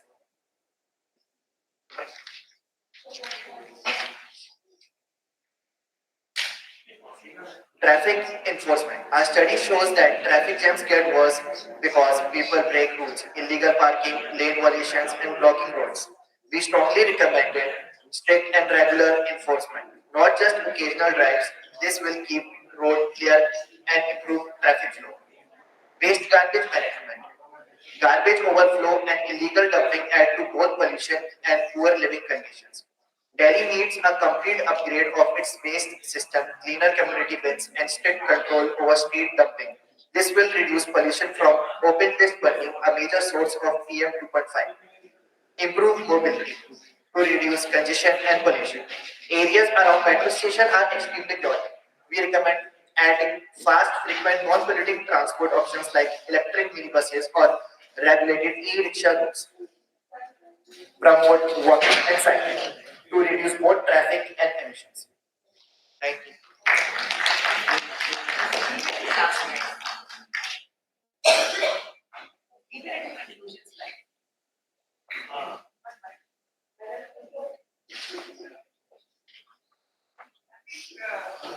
Somehow you have not got to be objective in your study. Like what is the purpose behind this? We know all this, and this is true for many other areas or districts of Delhi too. Not only Lakshmi Nagar, what you have. So, if I ask you a question, like why distinctly Lakshmi Nagar and what are the reasons for pollutions here, I didn't see that you've identified those reasons correctly. Only density cannot be the reason. I mean, there are several reasons because of which the pollution happens. And you have not given the sources of your AQI measurement that you have. You have to give the sources, whether they are from the valid sources. A lot of your maps also don't have sources or written on them. So you should be always giving the sources whenever you are, giving data which is to be verified. So that is one. Second is that yes, air pollution is an issue, but how does it impact the urban built form? How does it impact the urban life in that area? That I have not seen. Like if we are talking about Lakshmi Nagar and the pollution, so what is the effect of pollution on Lakshmi Nagar? How does it impact the people there or the built form there? Or maybe the streets there or the life there, that has not come out from this presentation. That's what I can say right now. Yes, I completely agree with her. See, there is no reason, or I didn't find any reason for you to really look at Indore and compare it.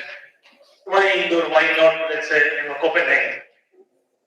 So, what is the reason for doing all this? Number one. Number two is that, as you saying, that what are the objectives of this work? Because everybody knows Delhi's air is polluted. It is axiomatic. So, axiomatic means something which everybody knows. There is no element of doubt. If there is no element of doubt, there is no research. Like there is no research on sun sets at the west or rises from the east. No, there is no doubt in that. Axiomatic. Delhi's air is very bad. Axiomatic. What are you doing with it? Sir, our main objective was to see if the pollution and congestion and other effects creates a negative perspective towards the people who have not visited or who have visited recently or who are staying newly versus the people who have. You cannot have so lamba chauda kind of objective, which is totally convoluted. Sir, no, go to your objective.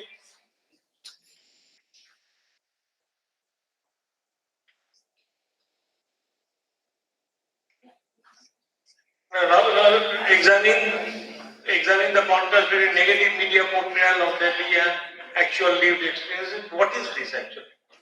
What does it mean, negative media portrayal? Yeah, yes, sir.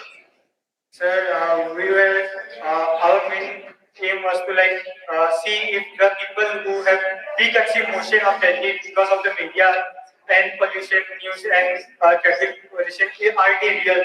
Are they creating negativity? But you are using the same media information of AQI, what Madam was asking. No, sir.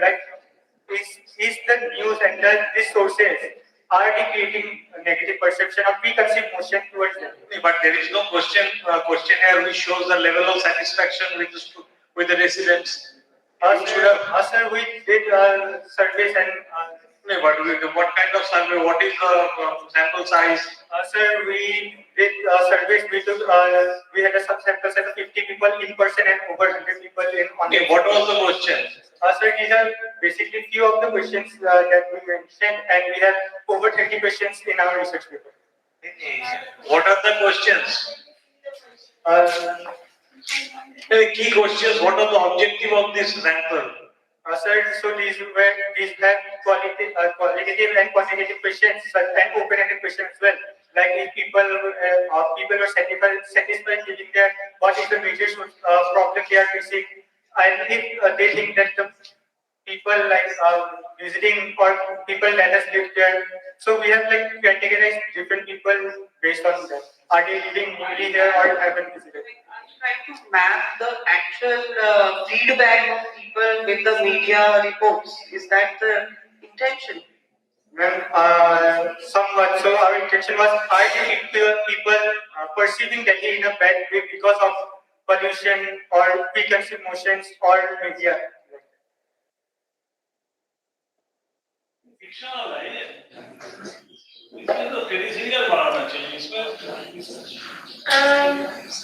बिल्कुल ही कुछ दरबार नहीं, I'm sorry, but this not making sense. आपका जो study का premise ही गलत है. आप देखते सुनीता नारायण का वो पढ़ लो, सुन लो रादर, उसमें है आपका YouTube में है डाउन टू अर्थ वाला पॉडकास्ट. उसमें उसने क्लियरली बोला है there are 4 reasons for the problem and the solutions also. पहले के जमाने में ट्रक्स आती थी दिल्ली के थ्रू एज अ थरोफेयर. अभी ईस्टर्न पेरिफेरल हाईवे बनाया है तो ट्रक्स नहीं आते. दूसरा, लोग जो बर्न करते हैं ना आपका कुकिंग में डबल, तो आपका वो तो ज्योग्राफिकल, तो आपको जब स्टडी करना होगा ना तो आपको दिल्ली का ज्योग्राफिकल लार्जर एरिया और सारा जो पंजाब से आता है वो दिल्ली एंड यूपीएन एरिया में सेटल करता है. विंड डायरेक्शन, वेस्टर्ली विंड्स जो आते हैं और वो जो टाइम होता है स्टबल बर्निंग का, तो आपको वो प्रीमाइस, आपका एक रिसर्च पेपर है, प्रीमाइस ये सेट करना है कि इधर तक सेटल होता है, उसके ऊपर से डिवाइड.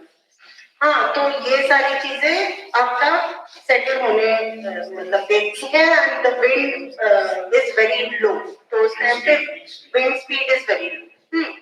आपका ये हो गया, तो कुकिंग फ्यूल का बर्निंग हो गया. फिर आपका एक NOx नॉक्स बोल के होता है.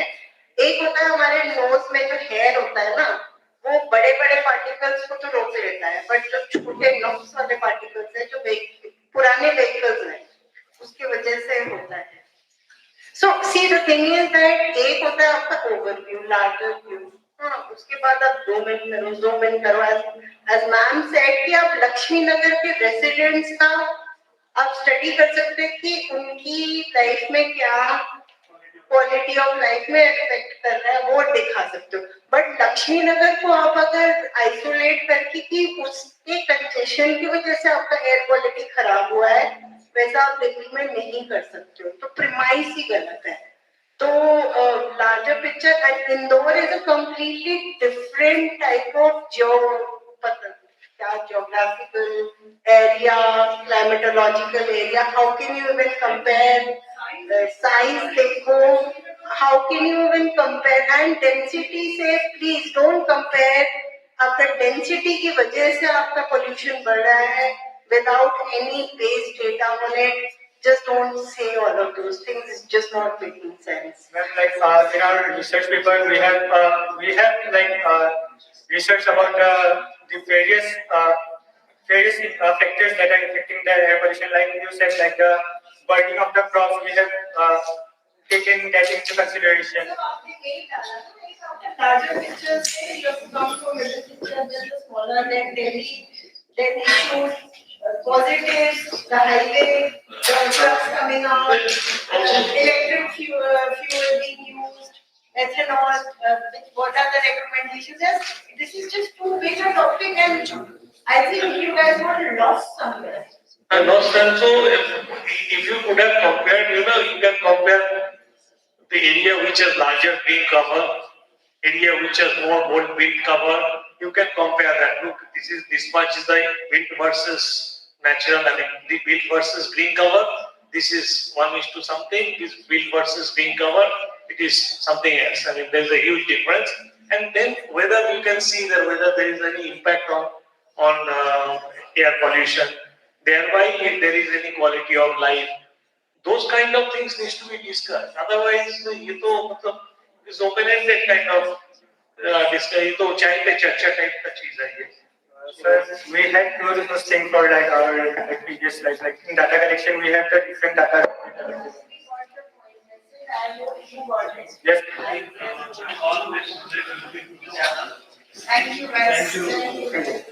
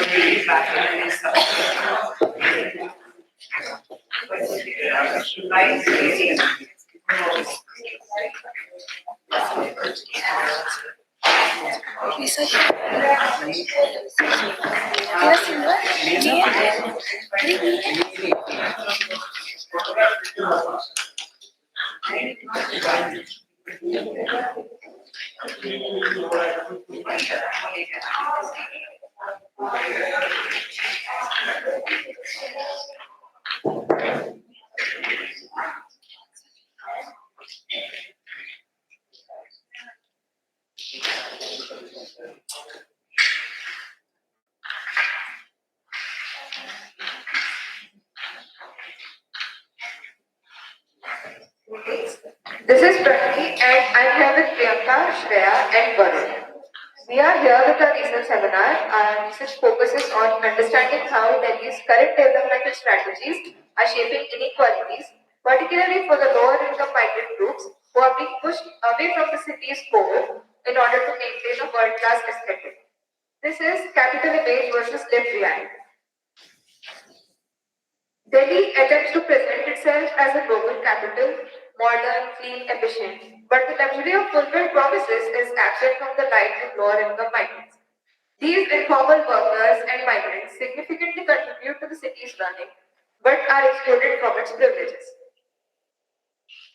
For centuries, spatial segregation has existed for various reasons. South India's Agraharams, Shahjahanabad Mahallas, the British Black Town White Town.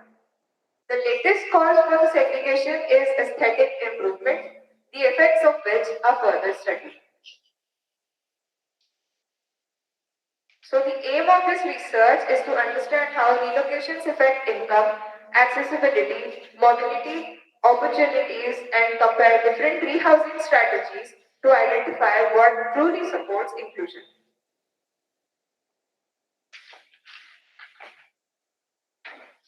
The common observation among us as a team is that there is a huge divide in what we have expected of Delhi and what it actually is. Hailing from various parts of India, we all had different images of Delhi. But the one common feeling we all had is that Delhi under-delivers. We became curious about who feels the divide the most, and it became obvious that it is faced by the lower income groups. To further understand that, we employed primary interviews with residents in relocation sites, special and architectural analysis of dwelling units, policy analysis of ADA norms, and Pradhan Mantri Awas Yojana guidelines.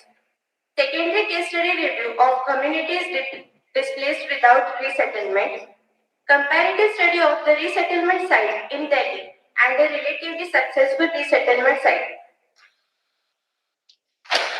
The city goes to extreme lengths to preserve the idea of its perfect image. Only when people deem important arrive, the garbage fields are covered with turfs and the people deemed into ugly parts of the city are hidden and trapped.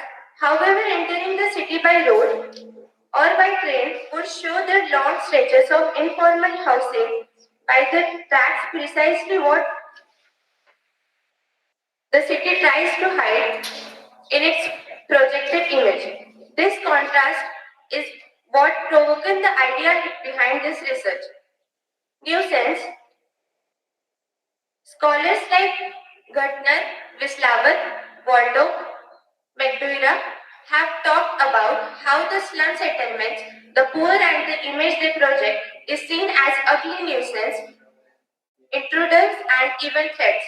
This results in the locals or the high-class people wanting them to be taken away, prompting PIL, public interest litigation and the court orders, prioritizing evacuation and the relocation despite the promises in city development.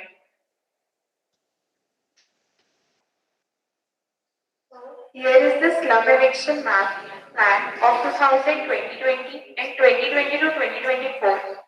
In the third map, we can see the relocation of slums happened to areas like Bhavana, Kolambi Kala, and Narela, which are far away from the city, and this brings the peripheralization. Narela is one of the largest resettlement sites in Delhi, located 40 kilometers away from the central Delhi, which was developed by DDA under the Master Plan of 2021. People are grateful for Apna Ghar, yet the distance leads to major livelihood loss. Many cannot continue their jobs. This case makes the invisible cost of relocation visible. A resident who worked as a domestic helper can no longer work because she spends hours accompanying her children to schools which are far away. The family has cut down their expenses to the point where they are now discontinuing their girls' education. Relocation provides a house, but here it took away their opportunities. There are no nearby schools and markets. Even the water supply is 2 kilometers away from their housing. This is the condition of so-called better life they are providing, a life where one has to walk long distances multiple times a day just for water. Coming up to the spatial analysis, we did major drawing at the site. The bylaws and the operational guidelines under which this construction has taken place were consulted. It has been found that the units don't comply with the bylaws and the guidelines. The carpet area do not follow the minimum required carpet areas. In the case of EWS units, the bedroom do not fulfill the minimum habitable room area. Further, there are no lifts in G plus 10 12 towers, resulting so the G plus 12 towers don't have any lifts where people have to struggle daily. The water table is extremely low, due to which there is lack of water supply on site, and the Delhi Jal Board hasn't yet provided formal water supply because they said there is low population density.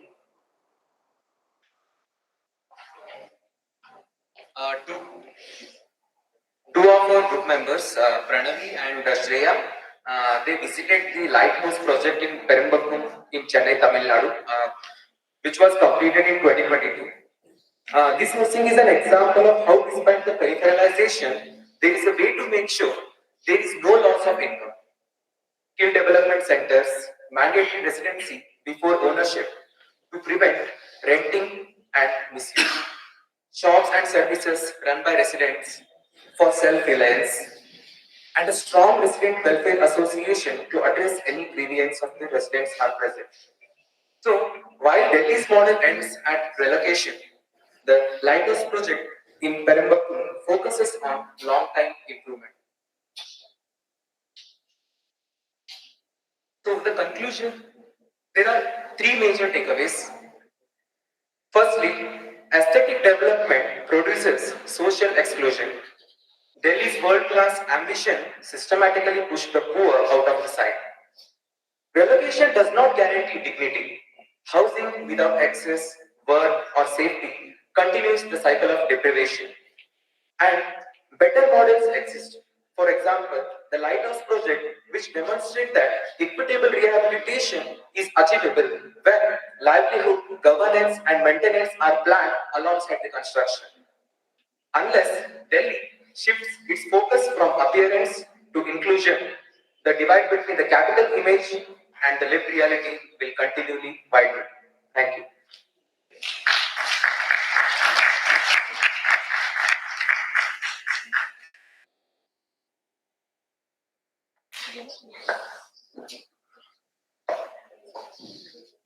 I really appreciate, for you all to highlight this aspect of Delhi, which is very, very important and it needs greater attention.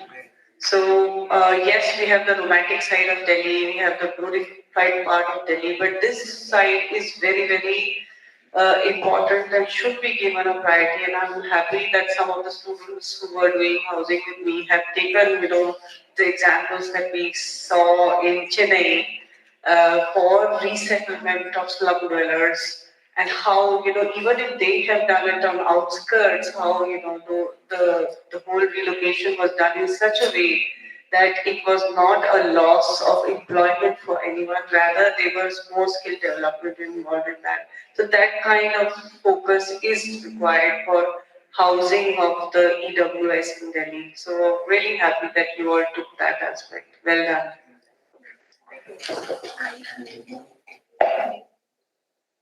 Yeah, good job, good job. Very important topic.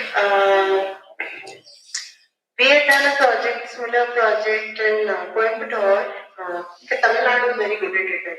Lighthouse project of yours, and in Coimbatore also, we did a lake project in which there were a lot of slums which had kind of emerged over time.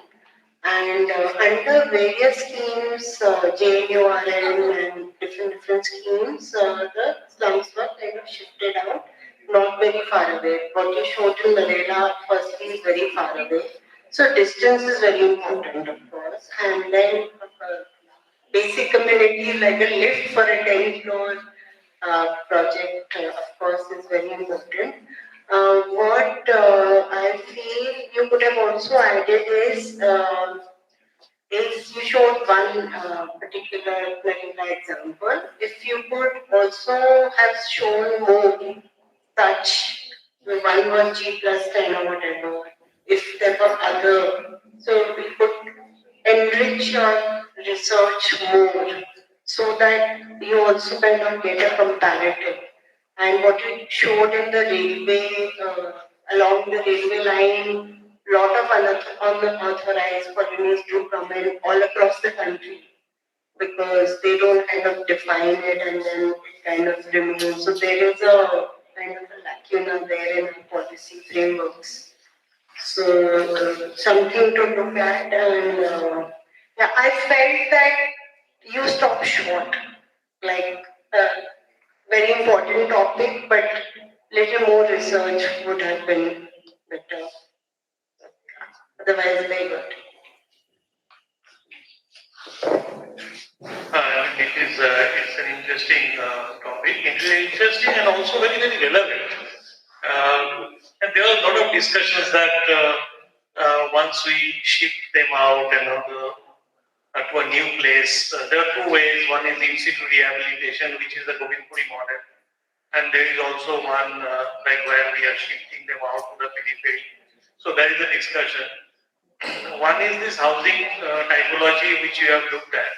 Another thing also one could look at, because sometimes I talk to these kind of people especially when traveling and all. So, whether what kind of job opportunities they are missing out, or what kind of job they are doing. So, because in situ rehabilitation, the concept is that they will be close to where they are working. Now, if you shift them out, then what is the issue? How their economics is working? That is one point which could have been looked into a little more. Yes, sir, that we have covered up in the research paper where, like, due to the shifting, most of the people have lost their jobs, and the few that did find a livelihood, they found it in the industrial areas nearby as a lorry driver or mechanical labor in the industries, or some of them just drive their e-rickshaws and all, but they have lost their what they used to do in the city.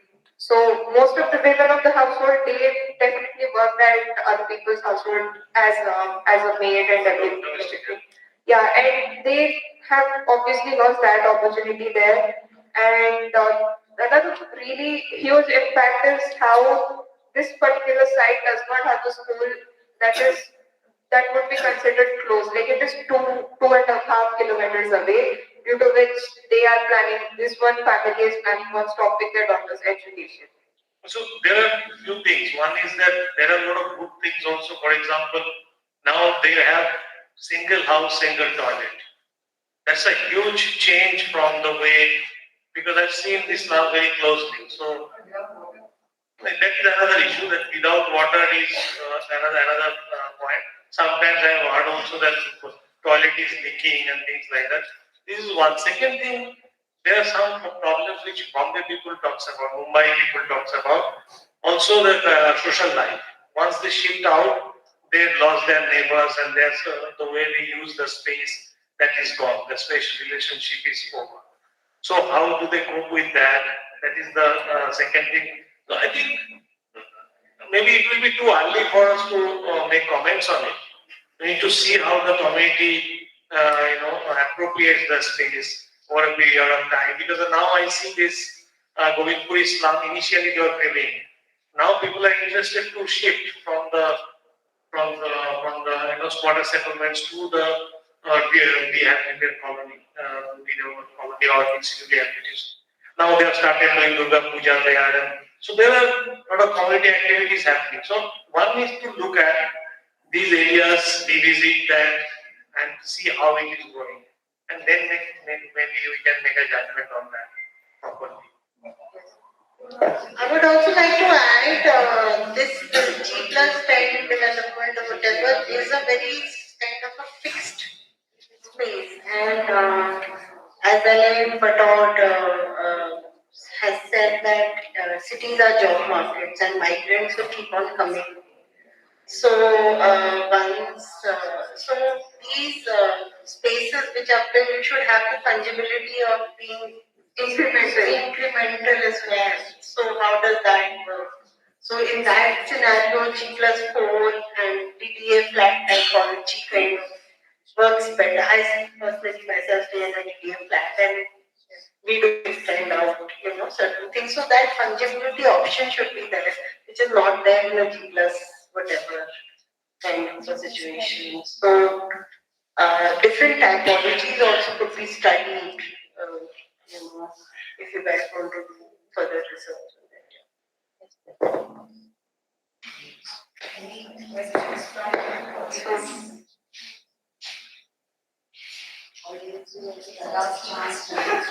Surprising that for so many years most of this housing was not occupied. And what was the DDA thinking when they have started shifting this housing over there and made such a huge investment? Yeah, even if people get the house, they just leave it there, or they just use it as a, if our parents require it, we'll let them stay there, and they just leave the house unoccupied, and they come back and make the slums. This is what is happening due to it's being so far away, and it is kind of failing. The housing that is done in the peripheries of the city, to be said bluntly, is failing in this aspect, because it is not getting filled and there's no satisfaction. not only, you see, not only the geographical periphery or anything, it is also what kind of a place of work which is nearby. For example, if you look at the South Delhi, you have this Devali Gaon and that whole of that area, Madangir, and this is also periphery. If you are standing at the center of the Connaught Place and see, that is also a periphery. But they have a lot of work opportunities because the residential neighborhoods have been developed. Okla as an industrial area is developed. If you look at it in the morning, so many cycle people are there, cyclists are there. But in these areas, they have been, parachute and put it there without any job opportunities nearby. That is a big issue. That's a major problem because rest of the things have not been developed, and because these people are vulnerable, they have been shifted out. So that is a critical point.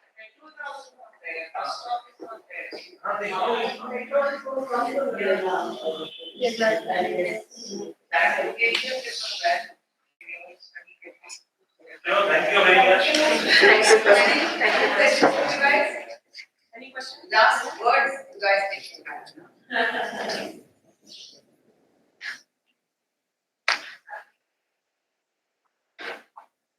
But I was hoping it would stir a little bit of conflict in your hearts also. It's quite a heart-wrenching kind of thought-provoking thing. But I always appreciate the spectrum of topics that. I think that is partly due to the process that we followed, where we started with after reading The Invisible Cities by Galo Calvino, and we then asked them to recount their experiences of the city. And since there were 4 of them in one group, they had to then start having a discussion and then come to a research area which is probably common to their experience. Even like in one place, there were like different interviews. Yes. So like a lot of students have done Connaught Place, Madhukatila, Chandni Chowk. But their lens of looking at each of these places has been their own. It's different. So thank you guys. Thank you.